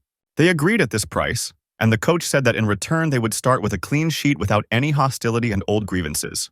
William joyfully agreed with him, jokingly calling him the master coach of the club of the spirit of 2 stars. After a successful deal, he again looked at William and said that it was just the devil and now it's over. After some time, a few days later, Charlie arrived at the William team club, and William greeted him. He told him that from this day they were his team and called him Charlie's tank, which pleased Charlie himself. The news scattered on the news that Charlie had moved to the William team, and the deal was the result of negotiations with the coach of the William team. William sat and examined those 3 contracts that he managed to get and did not be pleased with them. At the time when he thought about where all talented school children had gone, Marie came home and said that it was hot and she was at home. Seeing William, she joyfully ran to him and asked what he was so much busy recently, since it was almost impossible to catch him at home. In response to this, he said that he was far from her, since recently Mason's wife complained that she had already forgotten how she looked. Paying attention to the book that Marie was holding in her hands, William asked her what it was. The book was a French textbook for beginners, which allowed students to take the first steps in learning the language. William teased Marie, saying that modern children have a hammered head, and textbooks help to deal with it at least a little. She said that French was very complicated, and suggested that he go to France with her, since she was so stupid. When William heard about France, he was slightly surprised, and after a small pause, he asked what it was. Jake did the yoke in his office and said that in Korea, all the necessary procedures are completed, and in Paris, everything should be completed. Marie thanked him for the service provided to her, and William looked at them incomprehensibly because he did not understand what he was doing here. Jake remembered how the Moreau brothers from France initially showed interest in her, and therefore, Jake sent them an official proposal. After that, Jake added that after this proposal, Marie signs a contract with a club in Paris and begins a debut in the European League. William listened to this and realized that most likely because of this kipish with the French language occurred. Jake said that they finished the conversation with Marie, and now he wants to talk with William on one topic. William said that first it should be explained that this happened, that they asked him to come. Jake explained that the brothers also wanted to invite William to Paris, and he was surprised why they needed it. Jake replied that he would be a translator for Marie, and plus they wanted to make a gift for him. After that, William remembered how they told him that they wanted to give him a weapon when they met. He said that he was recalling that he was offered weapons when they intersected. William said he was now too busy for a foreign trip, as he is getting the team to the beginning of the second half of the season. Jake was surprised that his team is looking for new players, and invited him to help with their search. William said that he could not make a request through such an influential agent, since his club does not have enough reputation. After that, Jake nodded knowingly and invited him to look for players in Paris, which again surprised William. Jake explained to him that according to the rules, each team could have up to 5 players of foreigners, and in France there are many clubs and players. William thought about his proposal and agreed as a result, since it sounded very interesting and promising. He said that this was a very good idea, and from the same day he began to gather and prepare for the flight to France. A few days later, they arrived in Paris, the international airport, along with Maria and her mother. They walked around the airport, breathing in the air of a new country for them and anticipating the case further. Mom Marie said that she had not been in Paris for a long time and it would be great to fly here with Mason, but he refused. William replied that there is nothing to be done here because the work of the coach burns a lot of time, and he told them to see the new house of Marie. William also said that of the minuses, this is only that even here, journalists get him, who had already patted his nerves in the edge. Then he heard a familiar voice and saw one of the brothers, who waved his hand and called to him. William asked him if there were so many photographers or reporters because of them, and whether the directors are obliged to personally come here. He said that, of course, because he personally controls the athletes, and is it not great if Marie receives the highest interest as possible? He also suggested that William give a small interview for his niece, which William was not very pleased. However, William agreed, and a few minutes later he performed in front of a crowd of reporters who, as always, had a lot of questions for him. When he was asked if he intends to become a player in the Paris club, he said that now his main task is to support his niece. When he was asked if he plans to meet with one of the former colleagues of the Seven Saviors, William was surprised at this issue.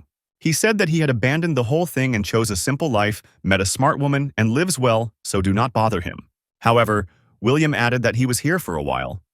He does not have time to look for him, but if he himself arrives in Paris, he will be happy to meet. When he said that this guy was a victim of fraudsters and he was sure that he was a bomber, the one they spoke about spat out coffee from his mouth. The spitting out of the mouth was Eric, one of the Seven Savior, who was currently unemployed and was the object of discussion. Ignoring the collar covered with coffee, the man was surprised that William came to France so quickly.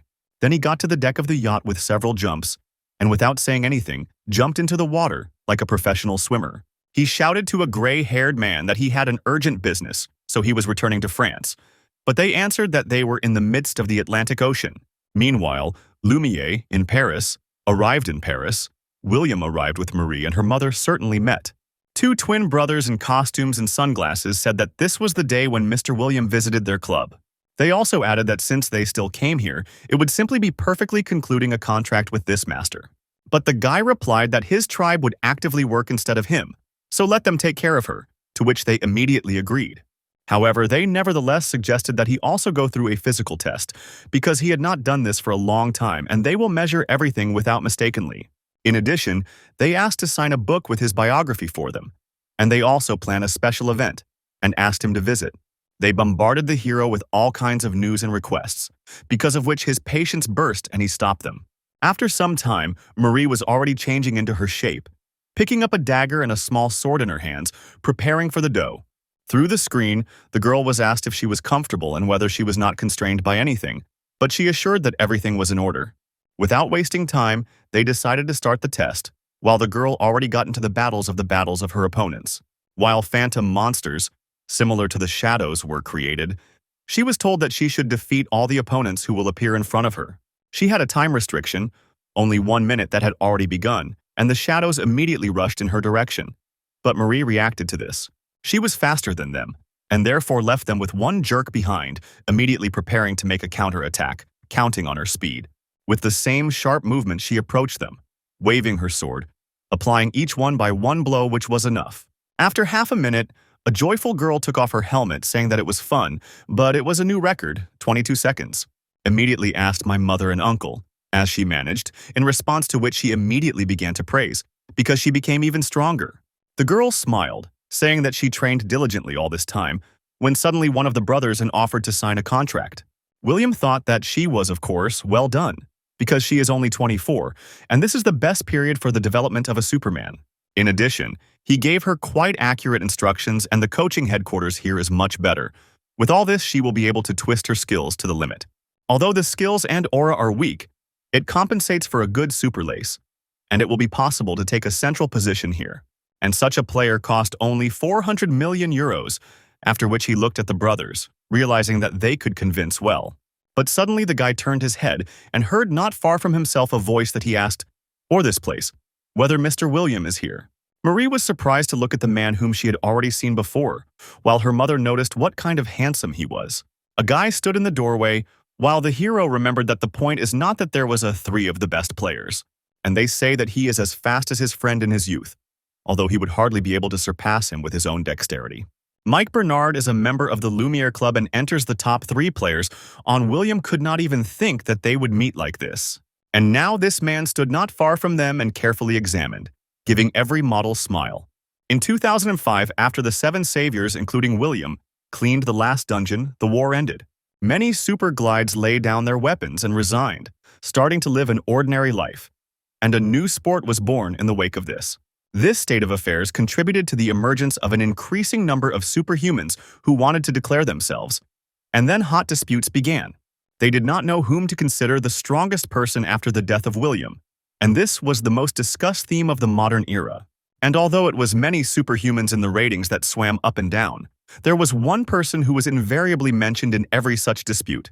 The AC of the France team, the AC of the Parisian Lumiere, which is part of the top 3 teams of the whole world. And for 3 years in a row, this person became the best player.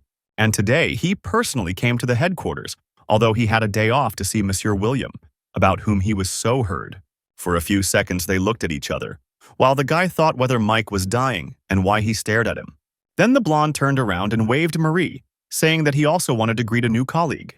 Without understanding anything, the girl only answered him with a smile and waved her hand, trying to greet him in French. In fact, the girl was worried, asking her mother what that guy was talking about, but the woman also did not understand French. While the girls were enthusiastically looking at the T-shirt, someone turned to William, joyfully saying that he was very happy about his acquaintance. Looking at the blonde, the hero thought that this guy had at least a manner, but he still could not understand why he was so staring at him. But he decided to lower this moment, because this guy will be a cripple, Marie, so you should not think badly about him. When Mike got into a rack, the dumbfounded hero immediately reacted, deciding that he decided to attack, but thought that it was somehow weak, but the blonde only hugged him. The bewildered William listened to how Mike was glad to welcome him to Paris, and did not understand what devil he climbed to hug. Then the blonde asked for forgiveness, because for a start it was necessary to introduce himself, but the hero said that he knew him and saw the records of the competition. To which Mike replied that he was embarrassed to hear this from a person who had been his idol since childhood, but he was even like a moon before him. William thought that if not to praise someone like him, then whoever deserves praises, while the blonde was glad to meet personally. After that, the hero began to inspect Mike's abilities, thinking that with the exception of endurance, on average his indicators are 90. When he uses the ability of a double, it seems to be found not with one cool fighter, but at once with two, double power. He also does not have where to grow, because not all characteristics have reached the maximum, but even at this level he surpasses his friend. In this situation of using the double, coupled with its combat skills, give endless possibilities. Endurance is least developed, but its indicator has already exceeded 80, so you can't call it a weak place. This is higher than the average tank indicator in the First League of Korea, but if you recall the Walker, who has already broken his potential. In it, both strength and endurance reached 100, and the potential of his dexterity was 96. If these two brushed away, there will be just a bomb. That is why people are delighted with the Battle of People, because the people always ask the question of who will win if this is fighting. Suddenly, Mike asked if William made peace with Walker, because since he went to Korea, he just did not pray at him. However, not so long ago, they seemed to be in some quarrel with each other, but William replied that the elder simply gave a couple of tips to the youngest. The blonde was surprised at such an answer, and the hero added that he was soft. And after they finished, he gave him advice for $10 million. Mike asked that he made the final decision when Walker burst into him, to which the hero agreed, because it was in the news. The Gemini immediately said that the news did not say who won, to which William replied that the murder did not reach, but he won. The dumbfounded Mike turned to Monsieur William, asking if Waker could really defeat one, on one. The hero looked at the blonde with surprise, asking why not, because he is also a man, in the same as they. The Gemini said that he showed his abilities to a young lamb who doubted himself, and even gave valuable advice. They wondered why Walker has become so good lately, to make a stronger player who in the future can become his own opponent. Here is the act of a brave hero who saved the whole world. They immediately began to praise William, who immediately asked them to calm down. And while the hero tried to calm two bald men, asking them to connect his charm, Mike was thinking about this victory. After all, even he avoids fighting this guy alone, although he is one of the strongest in France. And the vision of tactics, he is in a battle against the tank already in a disadvantage, but he cannot be sure of victory even under the conditions for choosing a card. He was considered the dead, so he thought that it was impossible to measure his strength with him, but he is alive, and he is here, and therefore he would like to fight with him. But at the same time, the hero was thinking about the t-shirt that this Frenchman, apparently, walks along the street, charming the girls with his eyes.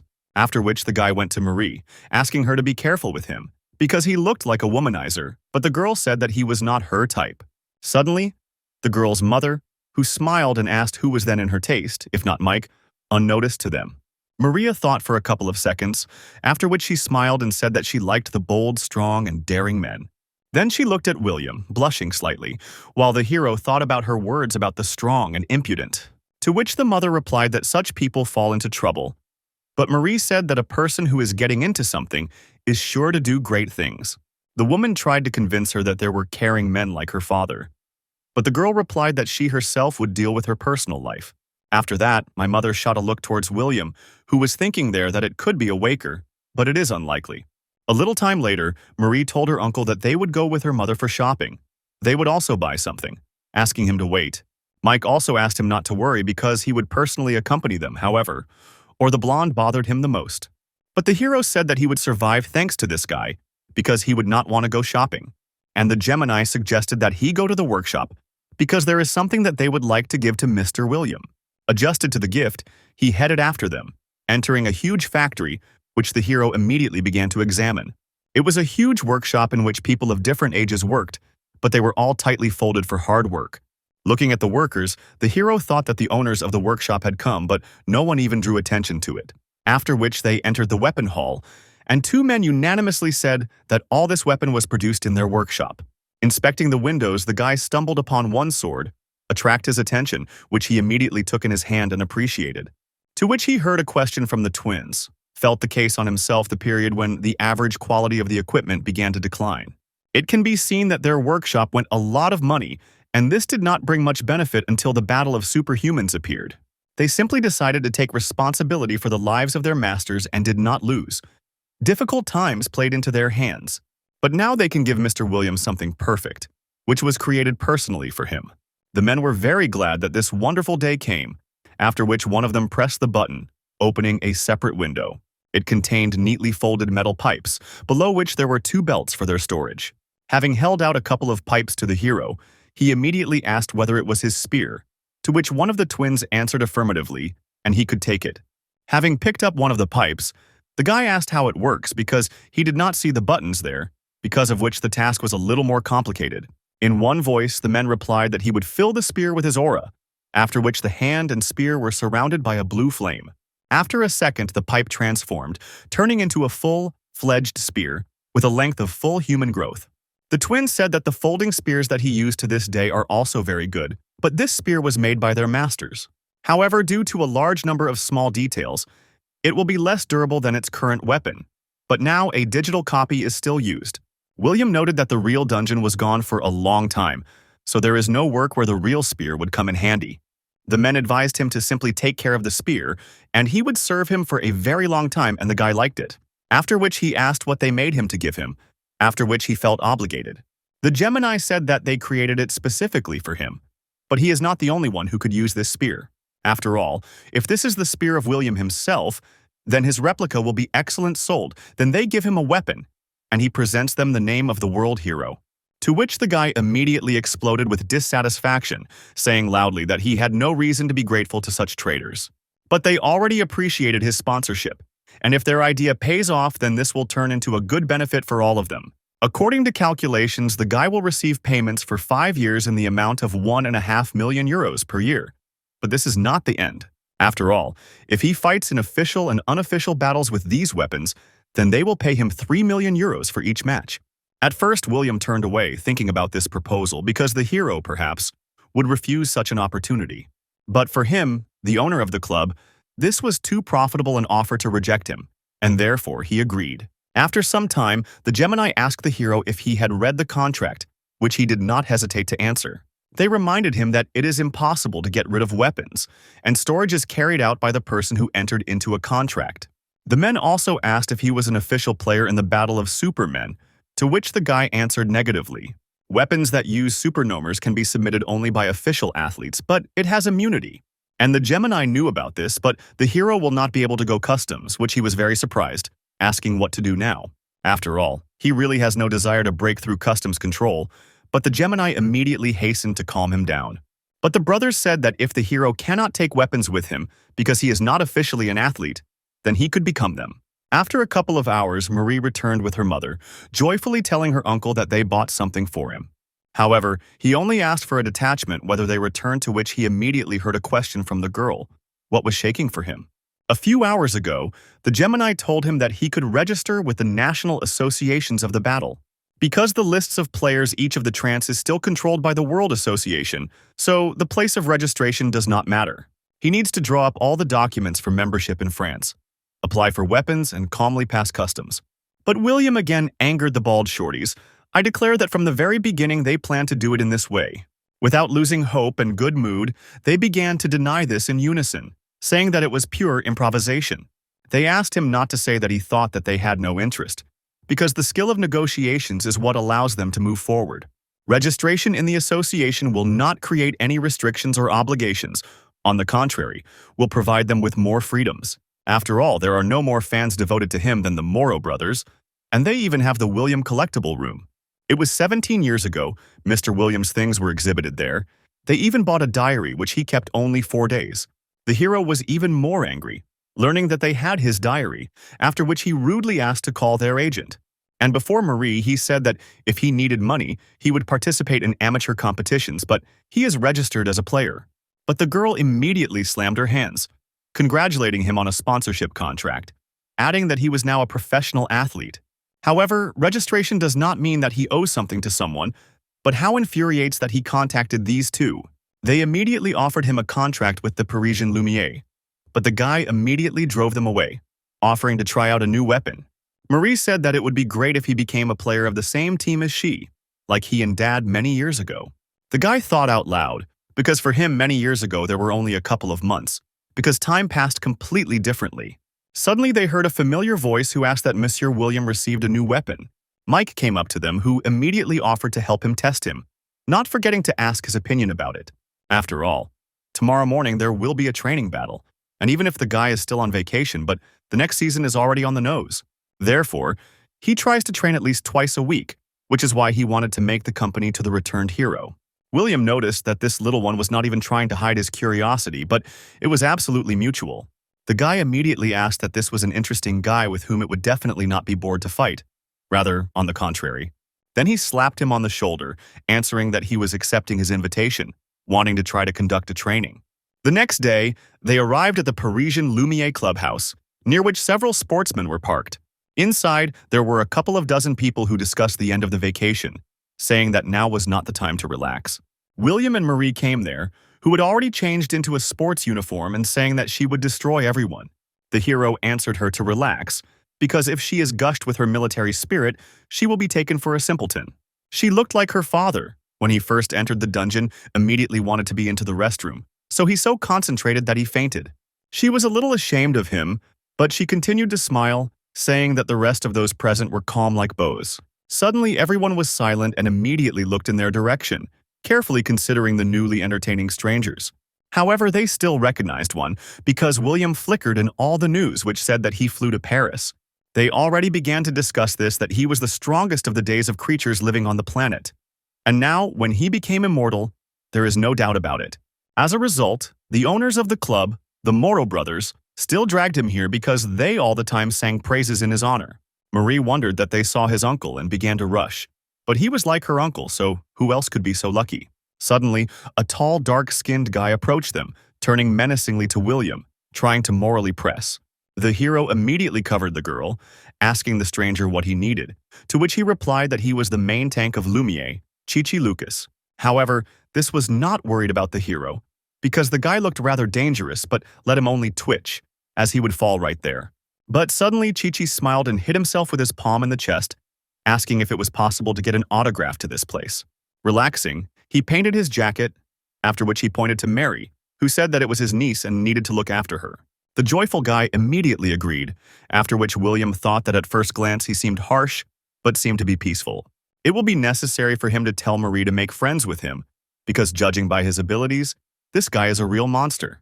His skills were at a fairly high level, and he also owned 3 types of superpower, among which there was a revival and resistance. The AC of this team is Mike, but the main and indispensable force is Chichi, whose power was now checked by William. If you work a little with him and make an advertisement, then he will calmly enter the top of the fighters. Like Mike or Walker, he can also increase speed. It is better if Lucas was not a tank. But the main dealer, of course, its superpowers closer to the specialization of the tank. But suddenly he noticed the superpower of the strengthening of plants nearby, and thought that he liked flowers and all that. Suddenly, Mike came up to him, asking if he managed to meet Chichi here, while the heroes were surprised at his arrival. The blonde said that Chichi, in addition to his sports activities, heads the World Charity Organization to protect forests. Now it was clear where he got this green blessing, after which the hero noticed that the morning, and he was already sparkling like Baldman. The blonde smiled, answering that when he thinks that his dream could finally come true, he could not keep emotions under control. After which he said that his dream was to surpass William, and now it was an opportunity to be quite real and reaching. After all, the hero who saved the world, for him, the Superman of the next generation, was the only goal, the wall that he wanted to overcome. However, he died in the last dungeon a long time ago, because of which the dream of rivalry with him was obviously unrealistic. But he returned to the world of the living and stands here in the flesh right in front of him, which gave him a magnificent chance to show himself. To which the heroes only smiled, asking if he wanted to measure with him by force, to which the blonde replied that a person is a creature that knows how to dream. So now, as long as he is alive, he will never back down his dreams, and today, fighting him, he will also try his best. From such noble speeches, William also caught fire to fight, telling Mike that he was interested in seeing what he was capable of. Suddenly, the doors opened loudly, which entered the Moro brothers, next to which the coach stood, and behind the assistant. A man aged immediately smiled, clapping his hands, after which he said that he was glad to see them, introducing himself as a coach, Derek Goffin. Without wasting time, he immediately invited everyone to divide into teams, actively gesturing and waving his hands. The man said that their strongest couple, Chichi and Mike, usually lead each of their groups, but today they have a special guest. Therefore, William and Mike will be leaders today, and it was they who had to gather his team for themselves. Suddenly, the hero decided to ask how to create a team, in accordance with the position and balance, because this plays a decisive role. But Derek replied that in Lumiere, they share in their own way during training, which was very interested in William.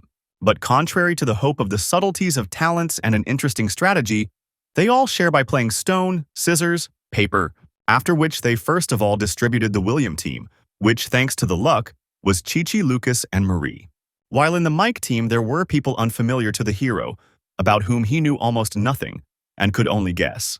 Then the coach smiled, saying that two very cool teams turned out, and therefore, it was time to start training. After 10 minutes, both teams stood in the huge arena in front of each other, deciding to spend this time for a fight strategy. Looking at the opponent's team, William thought it was a spacious temple in which the enemy was visible from any point. Here, the features of the landscape will not help in any way, because they simply are not there. They obviously planned to push his foreheads and t-shirt.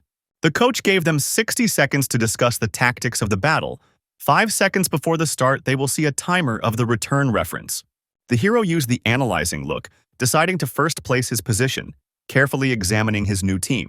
And he immediately announced that Chi-Chi would be the main tank, saying that he would take the usual position, with which the guy immediately agreed. Then he pointed to Zlatovlaska and told her that she was tank in an attack. She needed to take a place between the main tank and the fact that on the front line. Their team focus on the tank that will stand on the attack line, while the main tank will actively move. Chi-Chi was surprised by William's professional approach to the arrangement of people in the necessary positions and strategies. He stated that the hero knows well what their team is, and what he is talking about now is their usual formation. And he chose the players excellently, because he believed that the hero was quite interested in Paris Lumiere. William also asked them to act as usual and pretend that he was not, and he himself would try to block the shirt. After all, he had no doubt that the kid gave his similar instructions to enjoy the entire battle alone. Everyone immediately realized that now there would be a confrontation between Mike and William, and now they did not know whether they could focus on the competition. However, they understood the strategy, which means that it is finished. It remains only to wait for the last reference. In the meantime, you can look at your opponent, who uses pair weapons. But during the battle, this battle style is annoying. But even having two blades, the person will use the one that holds the leading hand. The other hand is support. At first glance, it seems that there is no system in this style of battle. But there is a certain order, like the rules of breathing. Therefore, it remains only to find out Mike Levsha or Pravash. But at the same moment, the return countdown began with 5 seconds. Both teams strained, preparing for the battle, while the hero took out his new spear, which he was given to Moro. The coach's loud voice sounded that the competition began, and at the same moment William smiled and activated the spear. Suddenly, the coach decided to ask if Monsieur William knows that Mike Ambidexter has been using paired weapons. But they answered him that if he was not specifically interested, then hardly. And why would he be interested in such details? But Derek said that it would be quite difficult for him to fight, because Mike changes the scheme for using paired weapons at his discretion. The most observant more often fall into this trap. They are those who are used to thoughtlessly respond to attacks.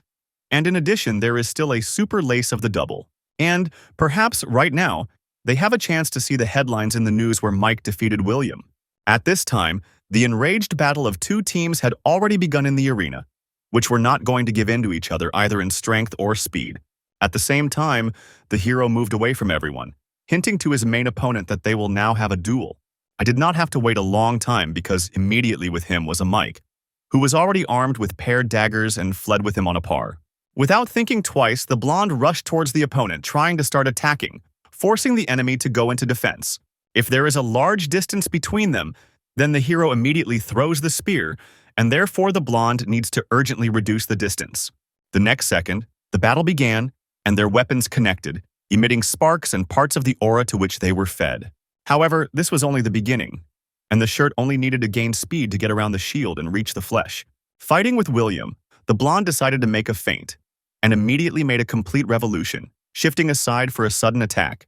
However, in the way he met a shield that was ready for this kind of receptions, because the hero was also nimble, as expected. At the same moment, the hero decided to attack in response, using a meter throw that got past the target right on the floor. But at the same second, pushing away from the ground, the blonde tried to be next to the opponent with one jump. He understood that it was impossible to give William a break. I need to try to completely exhaust him without stopping the attack. At that moment, endless strokes of daggers from all sides, which came from both hands of the opponent, began to pour in the hero. However, no matter how hard he tried, William only smiled and skillfully repelled every attack, hiding behind a spear or shield. However, the hero not only defended himself, but also tried to analyze the opponent, while Mike saw a clear gap. He realized that now the very moment after which the blonde waved a dagger, firmly knowing that he would overtake the target. Suddenly, I completely stopped, putting the spear slightly in front of me, which immediately stumbled upon the sharp blade of the dagger. For a few seconds they stood silently and looked at each other while Mike tried to understand how he blocked him. While they had a second respite, the hero smiled and asked the opponent if he had a good reaction. The dumbfounded blonde realized that his opponent was calm as a bover, did not react to attacks, and intentionally opened. After which the hero sharply and suddenly waved a shield, pushing away a cunning guy from himself whose plan did not work. However, its advantages in speed. If you use it, you can win. But William hears how the gears work in his head. As a result, the hero decided to first take the initiative and go on a counterattack, which the opponent could not expect. One swing of a spear, and the blonde immediately made a somersault back, increasing the distance of a few steps to get away from the weapon. However, this was only the redress of William, who rushed forward, drinking a spear of a blue, almost black aura. Now he decided to arrange a real battle after he was able to appreciate the abilities of Mike in close combat. The hero was already at a distance of a step from an opponent who tried not to show a look, being completely concentrated on protection. The blows of the spear and the shield did not give the blonde for a second to somehow attack or intercept the initiative. The guy appreciated the pressure of the hero who was not going to retreat from him a single step, destroying everything he sees before his eyes. Mike thought that the shield and spear work as a single organism, but when you hold back the spear, it follows a shield, and vice versa. Although he does not allow him to leave the zone of his attack, he manages to maintain such a distance at which it is difficult to attack a t-shirt. As expected from William, he shows truly amazing skill, which makes him the greatest hero. However, one should only give him the opportunity to attack, and an avalanche of blows will fall upon him, which could not be allowed. In the beginning, he thought that he had found his weakness, but no. At that moment, William asked if the end of this fight came. Mike was very mistaken, and therefore alone he could not cope with him, because of which the blonde had only one way out.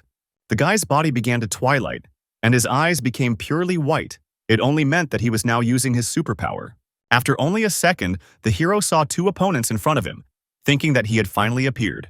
It was the same power of the double, which he wanted to look at with his own eyes, and to understand whether he could defeat him. The coach immediately cried out that William was cramping Mike, although he enters the top 3 superhumans, but still the hero owns a spear like God. A man with glasses noticed another interesting point that before this battle, William almost did not train and did not prepare. During the war, he fought with a variety of monsters in the dungeons, but of course he did not have a great practice of battles with people. But on the other hand, Mike is a professional player in the battle of superhumans, and yet these results are impressive. But if you enter the superiority zone, it makes no difference who is your opponent or the monster, and William clearly demonstrates this.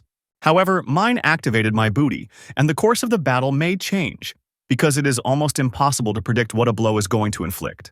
At the same time, the doubles began to attack the spear, bearing, quickly reducing the distance, preparing to attack from different sides. Their main goal was to start crowding the opponent, forcing him to lose concentration and finally confuse him. However, William watched them too, given all the possible blows from the back that he tried to parry. The guy immediately began to pour blows from different sides, not allowing to focus on one. The spear and shield worked separately, trying to beat off every directed attack, not missing a single one. After that, Mike tried to attack his forehead with a double, but this did not give any results. He thought that he had it for the first time, because if it was another player, it would be first of all tore a distance with him. But William blocks all his attacks and does not allow him to act. Let him attack dozens, hundreds of times, but not one of the blows reached him. It was almost impossible to resist him, fighting at the limit of his strength, but the hero coped with this. Mother tried to attach all his strength to attack the hero in the forehead, but then he met with a shield that did not give him this opportunity. While William reacted with lightning speed to every attack, the blonde thought if a person could have such a reaction. At the same time, the hero even tried to counterattack, almost reaching the face of his opponent, who managed to dodge. Suddenly, William spun, like a tornado, because of which the doubles had to retreat for a short while not to get under the blow. Understanding that the opponent retreated, the hero stopped, after which he got into the rack, preparing to take on new blows. Mike thought about the fact that it was unlikely that at least a step would approach victory. But he understood something for himself. This trace, which he observed under him, proves that William is now also not easy, which means there is a chance to win. He has to seriously strain, even though his skills are worse, but the speed of Superhell on the contrary, so you need to continue to set. Whether the guy bothered that why the hero is so calm, maybe he planned something, and therefore should be on his guard.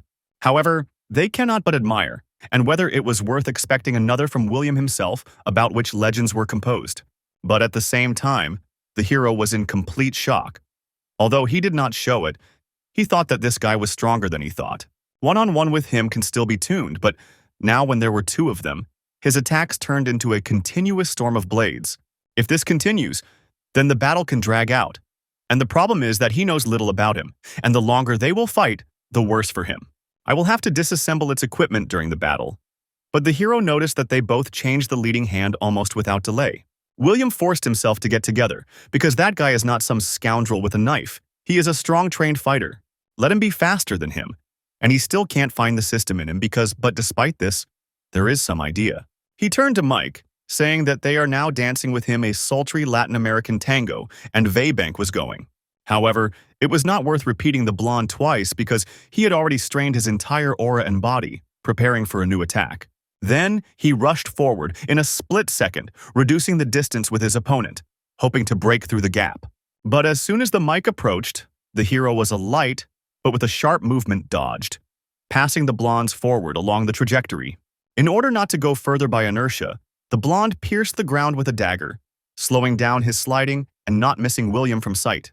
However, the hero was faster and already stood in front of him, licking his spear directly into the opponent's chest, preparing to finish the duel. Suddenly, Mike's eyes lit up when he thought that William misses one small but obvious detail, namely the fact that there are two of them. And at the same moment, the blonde's double was already in the maximum proximity of the hero, waving his dagger. William nevertheless missed a blow, losing his hand right from his shoulder. But he did not feel beyond the pain. Derek and the Frost brothers stunnedly followed the course of the battle and shuddered at the sight of how the hero lost his leading hand. A man with glasses also shocked. I think that Mike could win and become the first to defeat William. At the same moment, the double landed next to the original, while all three watched the cut-off limb. But suddenly the hero said that he believed that the guy would definitely go on the attack. Barely imagine every chance, so it occurred to him. After all, it was necessary that he weakened the vigilance when he struck a decisive blow. And only then you can attack the one who exceeds it in speed. After which William put all his strength into his left hand, crushing the blonde with a shield, pushing him deep into the ground. In the end, he thanked Small for predictability, because now the winner was determined, even despite the huge risk. Suddenly, the hero realized that he had destroyed only a double. While the original watched this brutal picture, smiling, Mike told him that the battle was not over yet, after which he tried to directly attack him with a dagger. But at the same moment his hand was stopped by Chi-Chi, who managed to intercept her literally a centimeter from William. The hero said that they could agree on a draw, but his team won, and Mike forgot that in the first place it was a team competition. The victory still went to the William team, who, as soon as he got out of the capsule, said that it was more difficult than he imagined. Then he explained the t-shirt that if you are going to catch something annoying, like a double, this must be done to the end, and sacrifice. The coach approached them, saying that it was great, and he was able to resist the mic alone, even when he used a double. The hero smiled, asking if they wanted to hold another fight, to which the Gemini immediately nodded in the affirmative. William thought about the fact that the ambidexter blonde and owns paired blades. Before the new battle, he needs to see this entry. The coach asked if he wanted to repeat the battle with Mike, because he is already participating in training, so he could not stand aside. After that, Derek asked him to follow him into the Hall of Analysis of Matches, where they were met by a man who said that they had tried well today. William thought he was an assistant coach, but the man was called Gabriel. He helps to analyze training matches. After which he politely bowed, greeting the hero, to which William replied that he was also glad to get acquainted. Then he decided to use the analyzing look to look at the calm man, but saw only weak indicators. He immediately noticed that he was a Superman, but not an athlete, because for France his ability to be too low. Then he asked what the analytics department was doing besides the fact that he was reviewing a video of training battles. However, this is not just a method of some approximate calculations. The analysis of the technician of fighters is carried out in a more advanced way. There is a program that reads and records all the information about the battles from devices connected to the module. Thus, you can find out the numerical indicators of the ability to see the improvement of individual players, and the data does not lie. William noted that earlier supernome with sharp vision earned decently on pumping other superhumans or accompanying them in raids. In fact, everything was so. But the team using the system is very different from the one that does not. And all this equipment is needed to evaluate the players, and everything, starting with the software, is poured into a tidy amount. If you take the best equipment, then about 2.5 million euros are released, and you also have to pay a specialist who can use the system. William has an analyzing look, so he does not really need the device, but this thing can come in handy to his coach. If the data is objective, then this will reduce the percentage of useless garbage, which he is engaged in, like the spirit of the Superman. However, he does not want to spend 2.5 million euros simply to shut up the younger one, but right now he had an idea. He sharply turned his head and in a joyful tone turned to the Gemini, asking about whether they wanted to make a deal. He wanted to give them his combat data, and they are his system, and a person who can control all this technique. After all, his combat data will cost about so much, which the men thought for, because it will come in handy for those who fight in the same style. In addition, this will be a gorgeous addition to their video collection with William, which they managed to collect in many years. They could not miss such an excellent chance, after which their ears at the same time jerked, emanating the obvious answer. They agreed, because this is a great opportunity to find out better than the savior of mankind. Not in return for this he will give up the full. After that, the hero turned to Mike, asking him to prepare because the second round will be much more interesting than the previous one. William went to wash his hands, saying that it was not in vain that he flew to France. The wind shaft here is several fairly useful upgrades. Personal weapons, a program for analyzing abilities and a coach for it, but from the battle with people, the sensations are completely different. Not because there are no monsters, rather. The fact is that this is not a raid but sport. The need to kill, and death does not breathe in the back of the head. Who would have thought that fights could be so measured? It was the most for a long life, and the duel with Mike came out cheerful and busy. This is the first case after returning, when I had to strain in battle, because with people like him you need to calculate every step. Throughout his life, he met a lot beyond people can say for sure that Mike among them is one of the most powerful. However, he is still jerking, and somehow it is not solid to lose to the small one, after which the hero looked at himself with an analyzing gaze. The speed and power of Mike surpasses him. It is stupid to deny.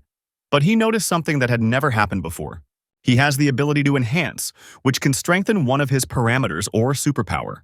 Speaking of the super, sir, everything is quite difficult. And there are quite few accurate information on this topic because many are still trying to figure it out. But something is well known since the appearance of the first people, since some things are simply obvious. Super prowesses are formed in accordance with the personality of a person, or due to the reaction of the aura to some important experience for a person. This means that forces can be born at the moments of an emotional outburst, and a year before, as he escaped from the orphanage, this happened. After all, he heard quite a lot of offensive phrases in his address. They were like scars on the body that only dragged on. However, they do not disappear anywhere in his head so far, because of which this moment from life had a strong influence on him. He got out of the shelter, putting on his face, and you have a stone in your hands, knowing that if the director goes, namely, on this road. The guy stood on a small hill, peering on the road, which was lit in the middle of the night with lampposts. A few minutes later, he heard a roar of the motor, definitely knowing who was heading in his direction, because it was a director of the director. An unsuspecting man sitting behind the wheel did not expect a stone that would fly into one of the farm of the car. Due to the rather great strength and surprise, the driver lost control, and this was William's first memory of a throw. Part of the car remained on the road, and the headlight and the bumper were divided on a tree, which is why the director received a fatal injury. There are people who say that it is stupid to take revenge. However, only taking revenge, William was able to find out for the first time that he could smile. And now he heard that the next round begins in 5 minutes, and therefore he had a little time to prepare. He was thinking about strengthening, asking himself if this happened as a result of his extraordinary concentration during the battle with Mike. But it could also be that the whole thing is in the indicators of the willpower of 110 units, because for a person there is always 100 is the limit. The moment of complete concentration coupled with this indicator can be called a key experience that helped a new ability to develop. And now, there are just a suitable opponent to conduct an experiment in the next round to test the ability. At that very moment, Marie called him, who was able to scare the hero with her suddenness and depressed look. He asked how everything went at the tribe, because he could not see, because he was busy with a mic, to which the girl replied that she flew out first. She began to tell that she fell into excitement and lost her vigilance. At the time of teleportation, she was killed. That's the end. William smiled and said that at one time someone said such words, teleporting forward, "You are dying, so now, weave from behind." Moreover, these guys are not the soup set that they have in Korea, because Lumiere is a world-class club, so the teleport needs to be reserved.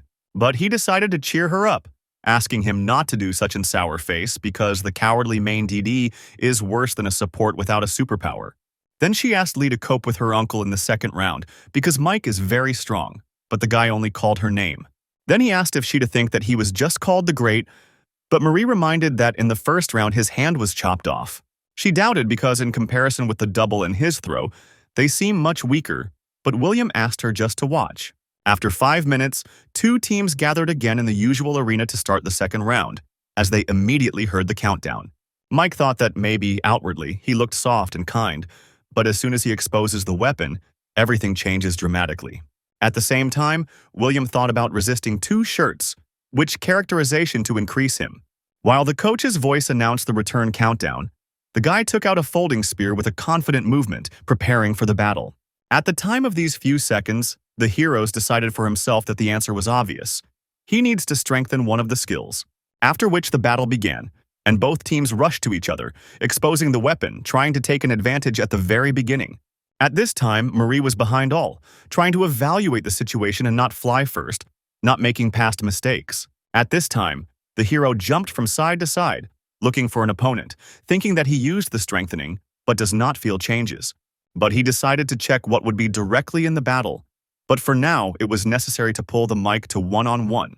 After a moment, his opponent was already standing opposite him, confidently heading in his direction, whom William called to himself. While the blonde looked at him with a cold and predatory look, the hero only smiled, asked to attack him in full power. At that very moment, Mike got into the rack, holding his paired blades tightly, not forgetting to carefully monitor the actions of the opponent. I know that he could not cope. The blonde immediately called on the double, hoping to repeat the outcome of the last battle again. But as soon as the double appeared, a spear flew towards the original at a huge speed, which could not be expected here. The blonde looked at the shell with surprise, not understanding why it was a similar attack, from which you could easily dodge. However, Mike noticed that it was pretty fast, but William immediately said that the guy thought about being dodged. Suddenly, the spear accelerated, and Mike bounced back, but at the same moment the spear changed the trajectory, sharply heading towards the double.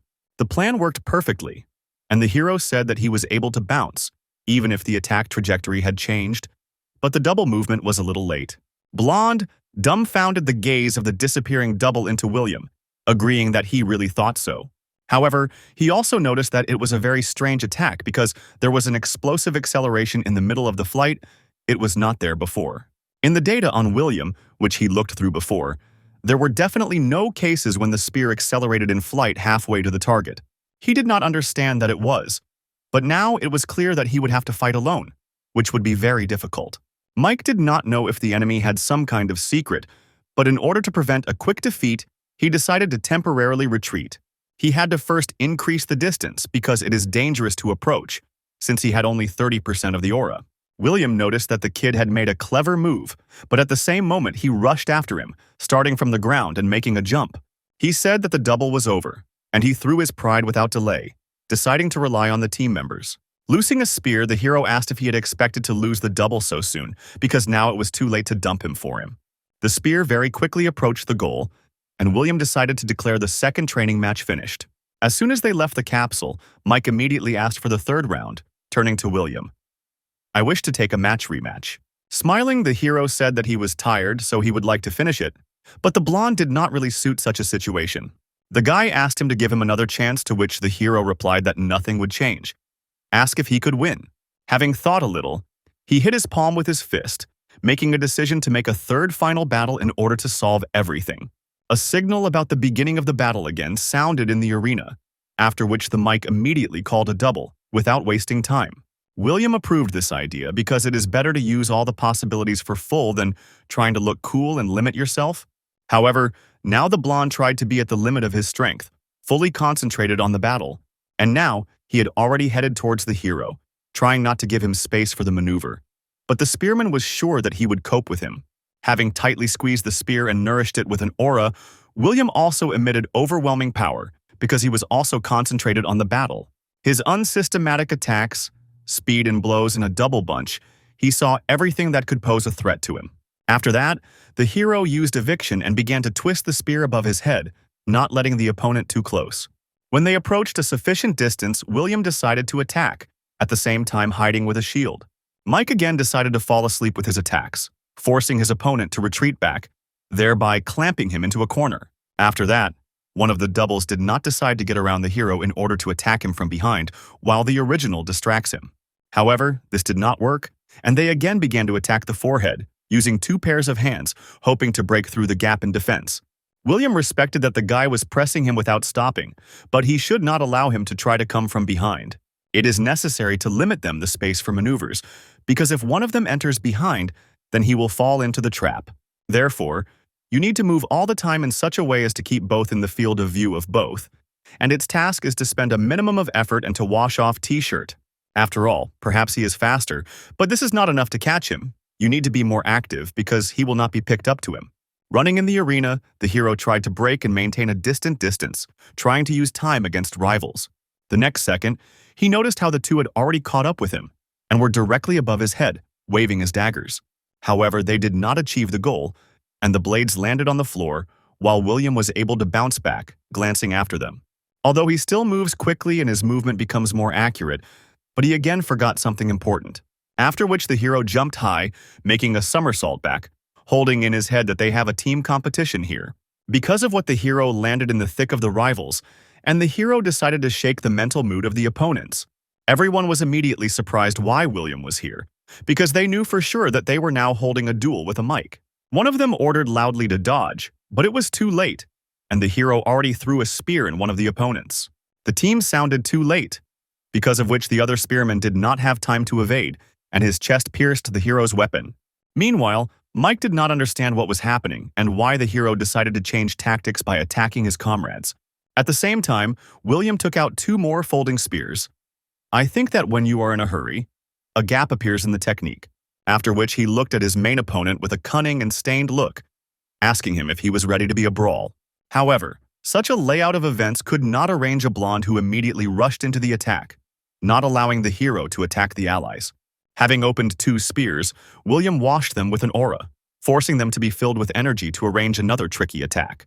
The dull blow of the doubles, the guy again attacked the enemy from the opposite team, getting rid of one more. Mike only turned dumbfounded, realizing that they were bypassed and ignored, again attacking his allies. The joyful hero asked if he could dodge, and saying that, he has in mind at the gate in the air, which is almost impossible. The next second, he threw two spears at once towards the blonde, while he was in a double in flight. He had no chance for a maneuver, and therefore had to urgently figure out how to dodge incredibly fast shells. Looking at each other, the doubles immediately realized what they needed to do, after which they connected the feet of their legs, wanting to push away from each other. This helped him get away from a crushing attack and at the same time land faster and faster, which did not make much difficulty. But at the same moment, Mike realized that it was again a trick, as a result of which two more allies died who were pierced by spears. At the same time, the hero flared up with a fight, praised the opponent, saying that he was aiming at him alone. I killed two of his comrades at once. It is great that he left the attack using the double, but now he noticed what happens if he overlapped the review to his comrades. The blonde is so focused on speed that he does not even see his partners, so he should still be better to cover the rear. At the same time, those who observed the battle were in complete shock, because every new battle of them looked completely different. The coach said that he thought that William was running away from Mike, and he sought to limit his maneuverability and speed. The Morrow brothers added that he used the enemy's attack against him, and Mike was in a hurry, because William is the best. However, Derek was sure that their speakers would never lose and could show something else, because he believed in his strongest player. But Gabriel noticed that this would not be easy, because Mike no longer controls the situation, which is why he loses concentration. But moreover, that in general it could happen for such a short period of time, since William calmly withstands all the attacks. All four observers could say is that all this was too surprising, and therefore they simply continued to look. However, Mike decided to completely push the hero from his comrades, trying to attack him from all possible sides. After all, he is talented from birth, trained a lot and became a real master, and even after endless attacks he still breathes evenly. The result of stubborn training makes itself felt, because at the same time it can defend himself from the flurry of William's blows. From the first and until the last blow, the time was selected perfectly because it remained only to stay until the victorious end. However, the hero also attacked the blonde, trying to fend off his attacks and strive to exhaust him, knocking his breath. It is very difficult to use such tactics because the hero is inferior to the enemy in speed, but skill helps him. If he manages to act like that, then he is able to calculate every step at the level of vision of the future, and therefore can win. The hero's lateral vision noticed how the double of Mike flies from behind him, who tried to move as silently as possible. However, the hero picked up the right moment to turn around and wave the spear, directing him towards the creeping. While the blonde was in the air, this throw was impossible to fend off or dodged, and it seemed that it was the end. But at the same second, before the double, the original jumped out, which successfully beat off the spear to the side, preventing one of them from perishing. Do not waste time. Not they began to move quickly, wanting to directly attack the hero, who immediately began to bounce back. Gabriel said that he later wanted to show the notes to the battle with a tank, so that they would see how to use the shield more efficiently. William is ordered with a new, impeccable technique as soon as he feels that he gets into the trap, attacks, and immediately changes his position. Retreats at the first opportunity, and even the shield uses as a weapon, which he was now able to get into Mike. He was able to block this blow, but strength pushed him a certain distance from the hero, and he realized that he was too far, and he urgently needed to get closer, but at that very moment he noticed that his double had already pierced the spear. He watched in shock how his copy slowly disappears while he was trying to stand on his feet, losing concentration. Only now Mike realized why it was William, the savior of mankind. The number one among all superhumans. The invincible that he returned to the world of the living in 17 years, which was now approaching him. I declare that only two were left again. The hero slowly walked towards Mike, smiling and clapping his handle on the shoulder. I hoped that the blonde would decide to surrender. However, despite the destruction of the clone, the guy was not going to give up because he really wanted to defeat that very hero. He grabbed the blades tightly and returned forward, while William was completely relaxed, and it was a great chance to overtake him. However, the hero did not lose concentration, even being close to victory, because you can never underestimate the enemy. And they did not cross their guns, looking into each other's eyes, because none of them wanted to give a decisive victory to the opponent. After the battle, Mike was holding his head, sadly saying that it was incredible, because he was so simply smeared, leaving no chance. However, William praised him, saying that he was better than Walker, and now he understands why that guy is not included in the top 3. He also decided to give the blonde free advice. Try to hone his strength a little more because it will not be superfluous. The hero said that he would become even cooler because he has where to grow. The indicator of power is far from maximum. While Mike thanked him for the advice, Derek approached them, joyfully saying that they both fought very well. However, he clarified that once it seemed to him that Mike could win. But then with every new attack, William proved his superiority more and more. After which he asked in a professional tone how he managed to calculate the movement of T-shirt when he used a double. The hero thought that because of the unsystematic attacks of this maltz, he still had to strain, because his work with a double and the level of skill are good. However, when he used strengthening and improved his indicators, it was not difficult to cope with him. However, he did not say this to them, only with surprise answering that all because it was he, at which he received only surprised glances. Toward evening, they stood at the gates of Lumiere, while Derek thanked William and Marie that they agreed to take part in training. The hero replied that it was fun, after which he asked Marie to train well to his next arrival. The coach asked him not to worry, because they are not one of those who pay such a salary to players for beautiful eyes. Now Marie looked suppressed. After all, today she did not kill a single player for all the matches when she was banged in the first. She became too careful, apparently nervous. But the results of the training are still good. In the second round, she made 1 program in the third. 3, he stroked her head. Then he smiled and told her that everything was fine, because it was just a training, and therefore do not hang his nose. But suddenly the girl shuddered and said loudly that he said correctly, or the first time everything went not so badly. Then her eyes flashed, and she told her uncle not to worry because she will be in perfect order and will train more. He thought that he was really not worth worrying, and it seems that he had nothing to teach her anymore, so he asked her to be smart. At the same time, the hero noticed that he finally had free time, and therefore he needed to test that thing. When it came to the night, William stood opposite the mirror, carefully read the description of the ability to strengthen. It was not clear to him alone, namely, the moment about the strengthening of one of the super-cheated, which sounded quite interesting. Indeed, in the case of enhancing the physical abilities of the effect, it is obvious, but if you strengthen the superpower, what will happen? The guy smiled, eagerly wanting to answer his own question, after which he activated the strengthening of the analyzing gaze. The enhanced version allowed the owner of the ability to see more characteristics and skills, and the video was available to him. He immediately began to view the video description, noticing among the characteristics of leadership and tactics, which were not there before. Looking through his characteristics, the hero realized that now it would be much easier to look for young talents, because the information was more detailed. Then he decided to check the reinforced version of the throw, thanks to which the abandoned object returned back. William immediately grabbed the toothbrush, screaming that this is excellent, and now there is no need to run after the spear, but you need to check. He threw the brush, and the one, like a boomerang, returned to his hand, while the aura remained at the same level, which means that there will be a bomb in the battle. With this ability, it will become even cooler, which means that rivals who want to win it will not remain at all. But there is still something else. The last and possibly the most important super lane, it was very interesting what would give an increase in immortality, which is already too much. Using the strengthening, the hero noticed that his limbs immediately began to be covered with aura, making them more light. However, straight from the limbs and aura began to cover the whole body of the guy, who was surprised to watch metamorphosis. After a couple of seconds, he already soared in the air, holding a spear in his hand, being completely covered with aura, and not understanding what was happening. The enhanced version gave the body to the body for 2 minutes to turn into a stream of aura. All the attacks were invalid, and you can go through objects. The dumbfounded hero examined himself, asking that the aura was instead of blood and flesh, giving completely new sensations. He tried to examine himself from all sides, still in the air, asking himself how to test his capabilities, after which William recalled that he could go through objects, and this was the most obvious that could be checked.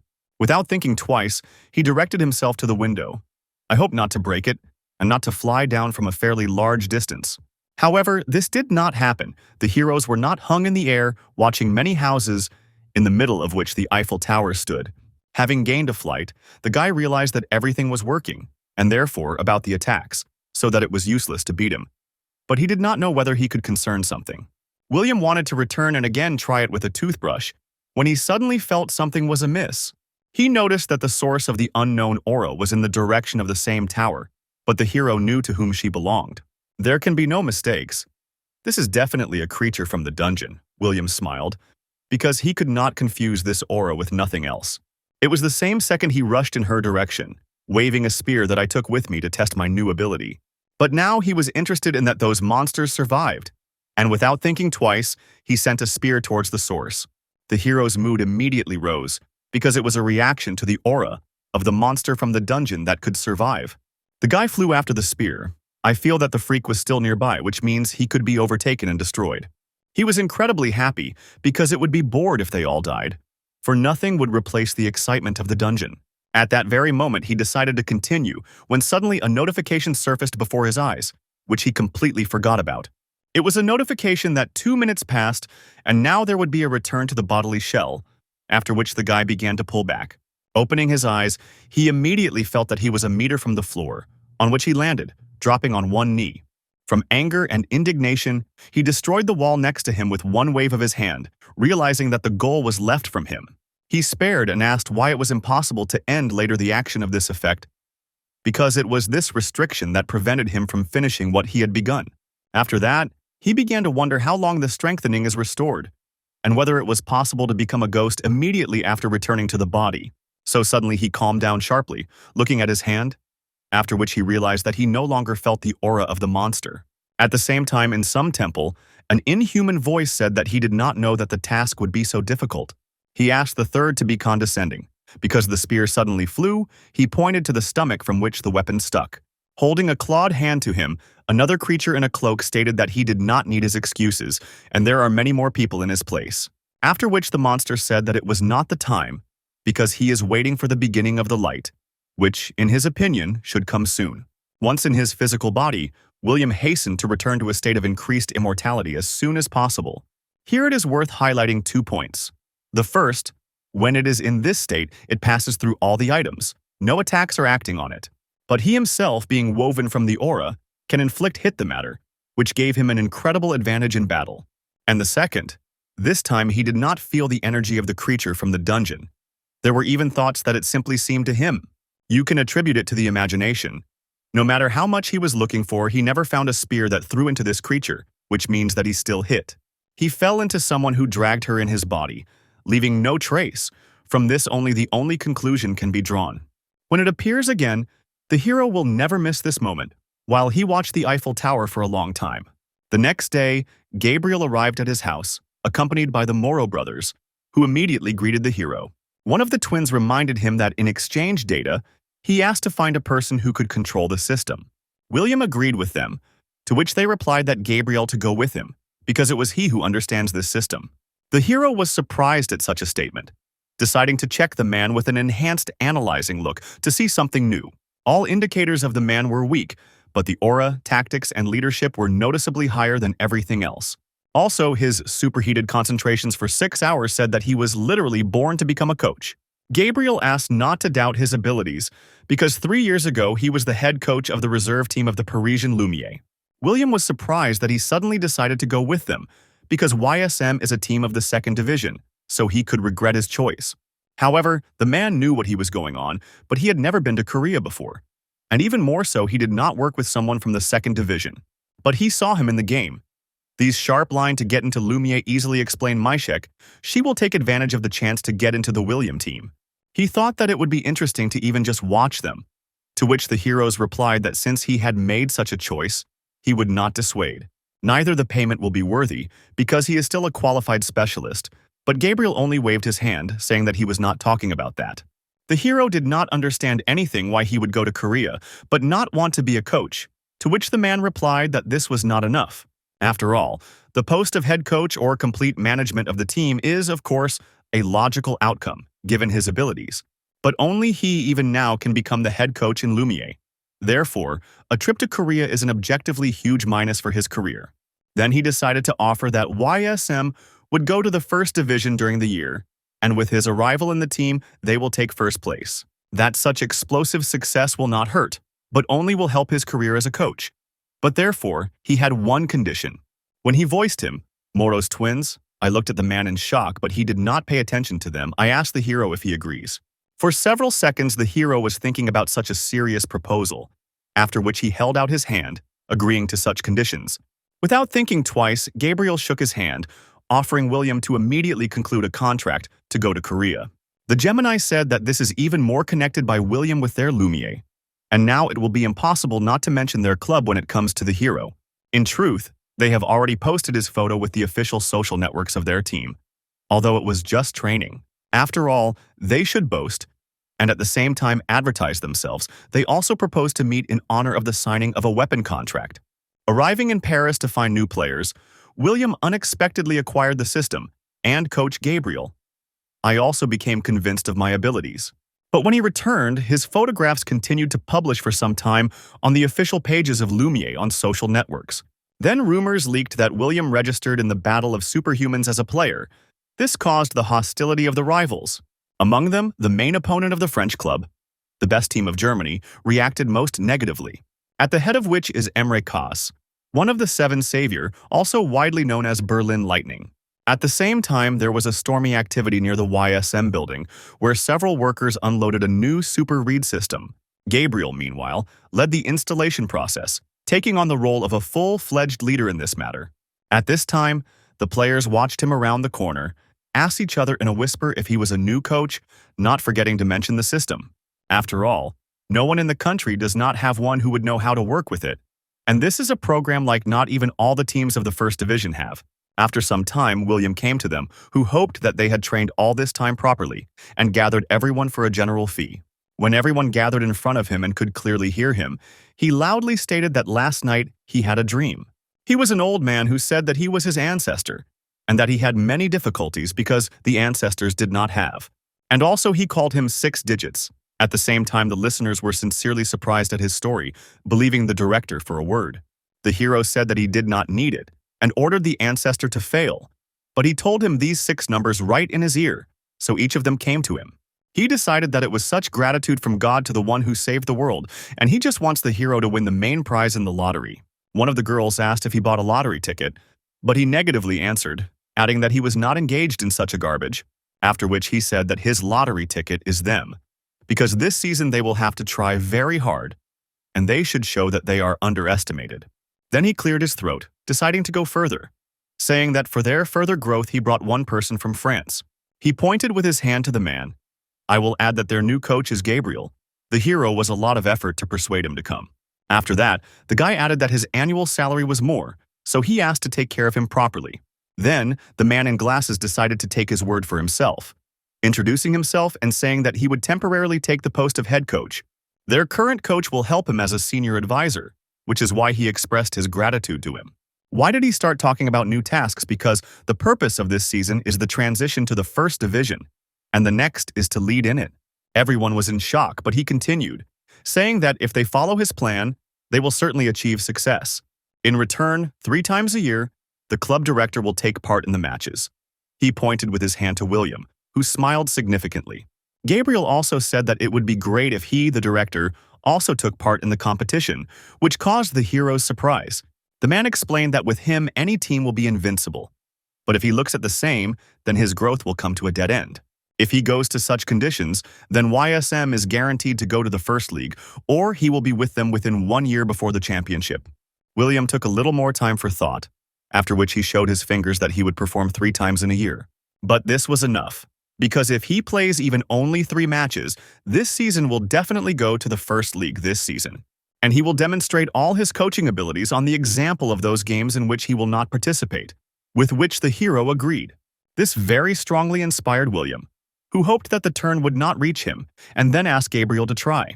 Sometime later, they immediately started the first training under the leadership of Gabriel, starting a group hunt.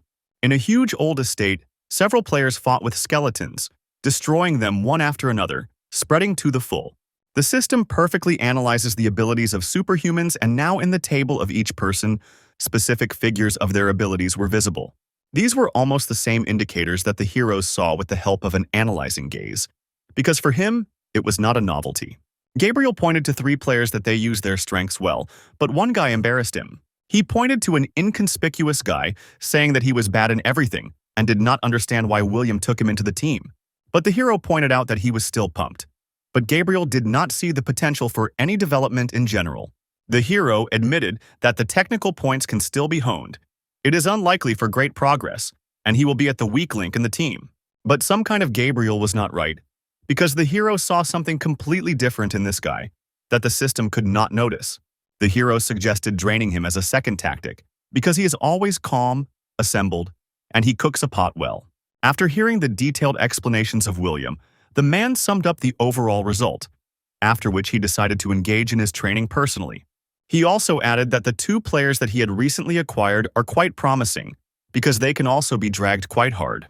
One of them uses superpower and marks unnecessary actions in advance and acts as efficiently as possible.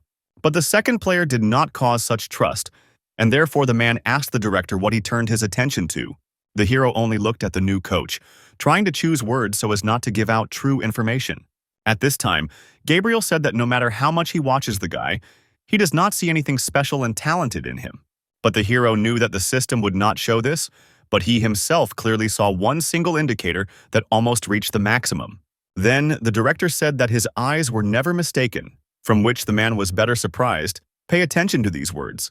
After which William asked him to wait a bit, because very soon his lottery ticket is a big jackpot. After a while, Gabriel looked at the training plan, asking one man whether he was still doing the teams of the team. He admitted that this is a real miracle, that he has achieved such high results intently. He also clearly knew that the name of this miracle was William, who possessed an incredible instinct in relation to all supermen. Then he decided to change the training schedule because it is necessary to lay strong grounds before the second half of the season. The second training under the guidance of the new coach included testing of speed in which the archer was the leader. However, one of the weakest took the 14th place, for which all this was too fast and unexpected. At that very moment, the captain ran to him, from whom he asked if he would die of this, but he hastened to calm him down.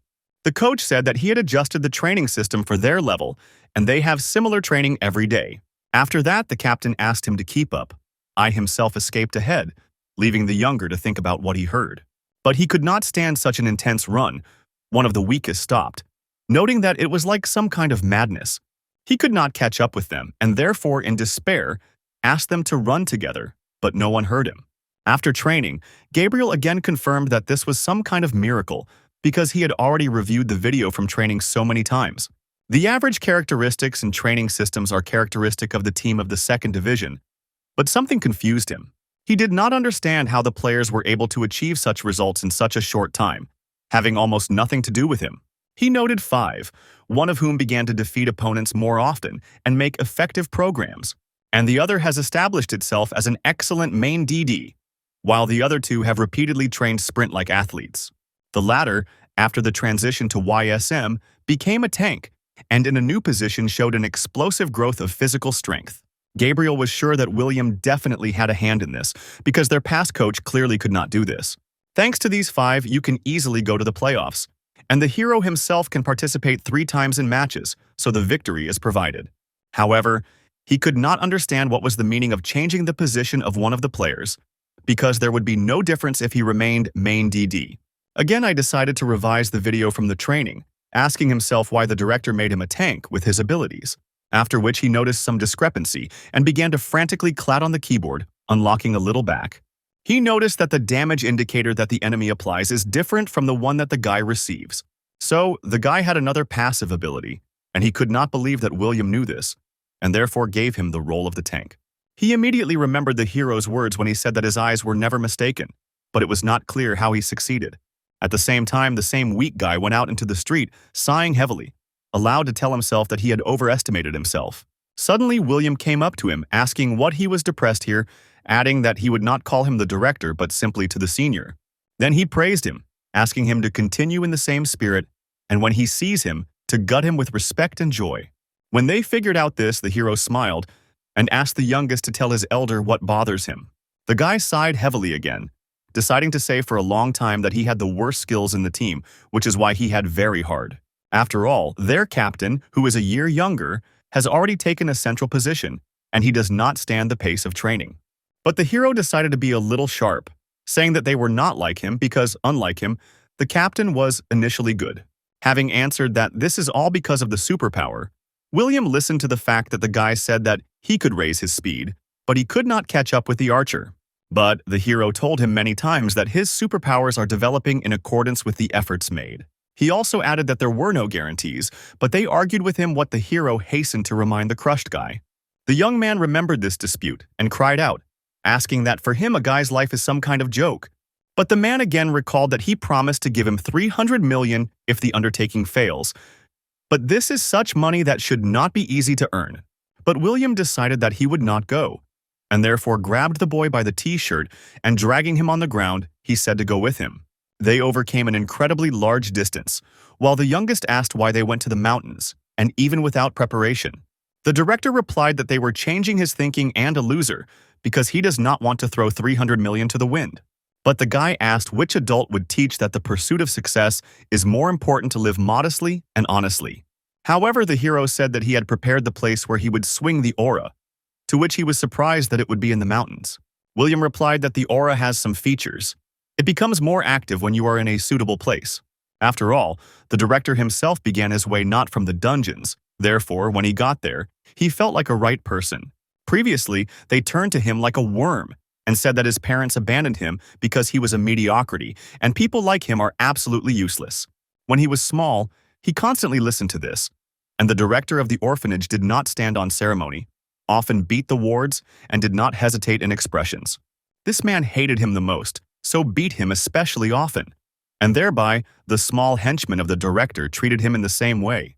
The guy with a shock surprised to listen to the story of the eldest, unbelief that this could happen to someone like a great hero. But suddenly the man approached him, after which he began to stroke the head, saying that everyone has mental wounds. Smiling, William added that the consequences of these wounds can be overcome if he could find strength and confidence in himself. These words were very hooked by the guy, who for a moment even cheered up and wanted to completely surrender to the will of the director. After that, the hero said that since he was a loser from the diapers, they would go away from human eyes from which the boy started. He asked what he should do there, in this remote place, to which the man asked to ask not him, but his superpower. Having examined the terrain, the young man asked how to understand the cave in the rock, but the man did not understand that the guy was mumbling behind him. Without thinking twice, William replied that the place where he will train was there, after which he kicked him deep into the cave. After the guy landed, the hero told him that he was looking at the world gloomy, with pessimism, so this place is perfect for him. Then he told him to be located because he would come out after 10 days, for which the dumbfounded guy began to ask what he would eat and how to go to the toilet. In response, William twisted his face, saying that his elder gave him a wonderful place for training, and such trifles worry him.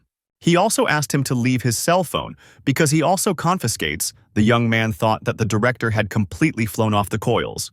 He desperately thought whether he would die if he stayed here, and all his thoughts told him that he had to escape from here. But at the same moment, the hero returned to him, who stated that if he tried to get out ahead of time, he would catch him and let down his skin. When he heard the answer of the consent, he immediately changed in his face and joyfully said goodbye to the guy while he thought how the earth wears such a person. Then, he exhaustedly fell to the ground, spreading his arms and legs, trying to inhale as much air as possible and come up with what to do next. He could not believe it, because he couldn't, because nothing would work out, and even at school he was sitting on a bench all the time.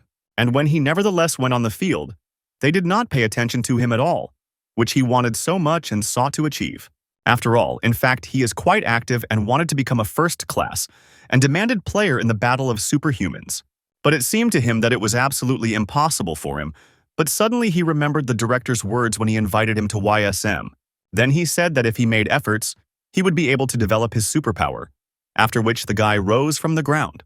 At the same second, his thinking has changed, because if the strongest Superman in the world said that it is possible, then you only need to make efforts. If so, instead of thinking, he must focus on the stream of aura, which immediately began to surround the boy.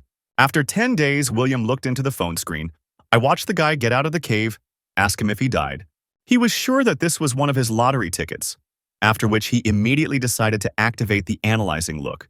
Without thinking twice, the guy got out, being completely surrounded by aura, after which he heard the question whether his director was right. The young man was surprised to notice that he had been following him all this time. It was obvious here that he could not leave one for 10 days. William said that for the beginning of the second half of the season, there is still time, so it must be tried until then to master the new superpower. After that, the hero promised that in the first match he could attract general attention, which he had dreamed about for so long. Until the second half of the season, 31 days remained. But for now, the director returned to the headquarters with Ben, where they were immediately met. William asked the former director where Gabriel, to which he received an answer, that he was in the coaching form subgroups for the second half of the season. He wanted to ask something else, but the hero turned around quickly and led the guy inside, saying that he wants to introduce a new main character. Passing by the offices, he heard people talking on the phone said that at the moment the club's transfers are not included in the club's plans. After asking the coach about this, he replied that many teams want to take Lisa to themselves, and they act even from abroad. Everyone stirred at the end of the transfer window. One Arab team offered again millions of dollars for the duet of Lisa and Johnny. William was shocked by such numbers, and the coach asked if he agreed, but he did not want to sell them for such pennies. Even if you sell it, then only Lisa and Johnny, by no means. Gabriel agreed with this because it was Johnny that is real. The guy grabs everything on the fly, although only the basics were explained to him. The results are already excellent, and he understands his superpowers well. And if you add the director to this, you will turn out just a murderous tandem. Given his passion for non-standard decisions in battle, the hero also wanted to observe him in the arena, in any situation, and he had already come up with a few tactics with the participation of the boy. Gabriel also said that if it concerns Supercell, then he could analyze Daniel, but William did not know who it was. The coach explained that this is the best support in the world, together with Mike and Ron, forms the top 3 strongest players. From the German team, Berlin Lightning, perhaps he has already heard of this, their coach, enrollment, one of the 7 saviors. He remembered a man with such a name who told him that he could not let everything go by herself because they were the strongest supermen. And they gathered to clean up the last dungeon, and the hero walks with a bottle and drinks as not in himself. Then William thought that he would have to go to chop the heads of the monsters with this Dushin, who is now a coach. And the support from his team enters the top 3, but Emre is the last one who interests him. But this should be looked at the boys. However, the hero called out to Gabriel, telling him that in the second half of the season it was necessary to change the list of main players. When he pushed Ben, the coach asked his name that recently the boy was not of great interest. However, William hastened to convince him, telling him that he would change his mind now, adding that he was facing their lottery ticket. A month later, the second season came, and commentators already welcomed everyone in the first match, which they had been waiting for so long. According to the second division, it was as if a hurricane has passed, and this hurricane has its own name, because today the game is a team that produced a real splash. After the presentation of YSM, they began to talk about their rivals, the Knights GT, who became a fatal opponent for former lawmakers, and after which they noticed that every time they see YSM, their main composition is changing, and recently they published the name of the new athlete. As far as they know, the director William personally chose this guy, and it was interesting how he would prove himself during the game. 10 minutes ago, the man gave the instruction to Johnny and Ben. They say that this match is their opportunity to show himself from a new side. The coach also said that they have 5 key players, 1 tank, 2 main DD, 1 range and support with 3 superpowers. If the match does not present any amazing surprises, they will advance 5 together. Then he asked Johnny if he would take the command of this subgroup, what he thanked for the trust. The director did not forget to take the word, turning to Ben, saying that this is his first game, so he will not demand much. He only asked to take care of their rivals, which the guy only nervously looked at the man, gathering his strength.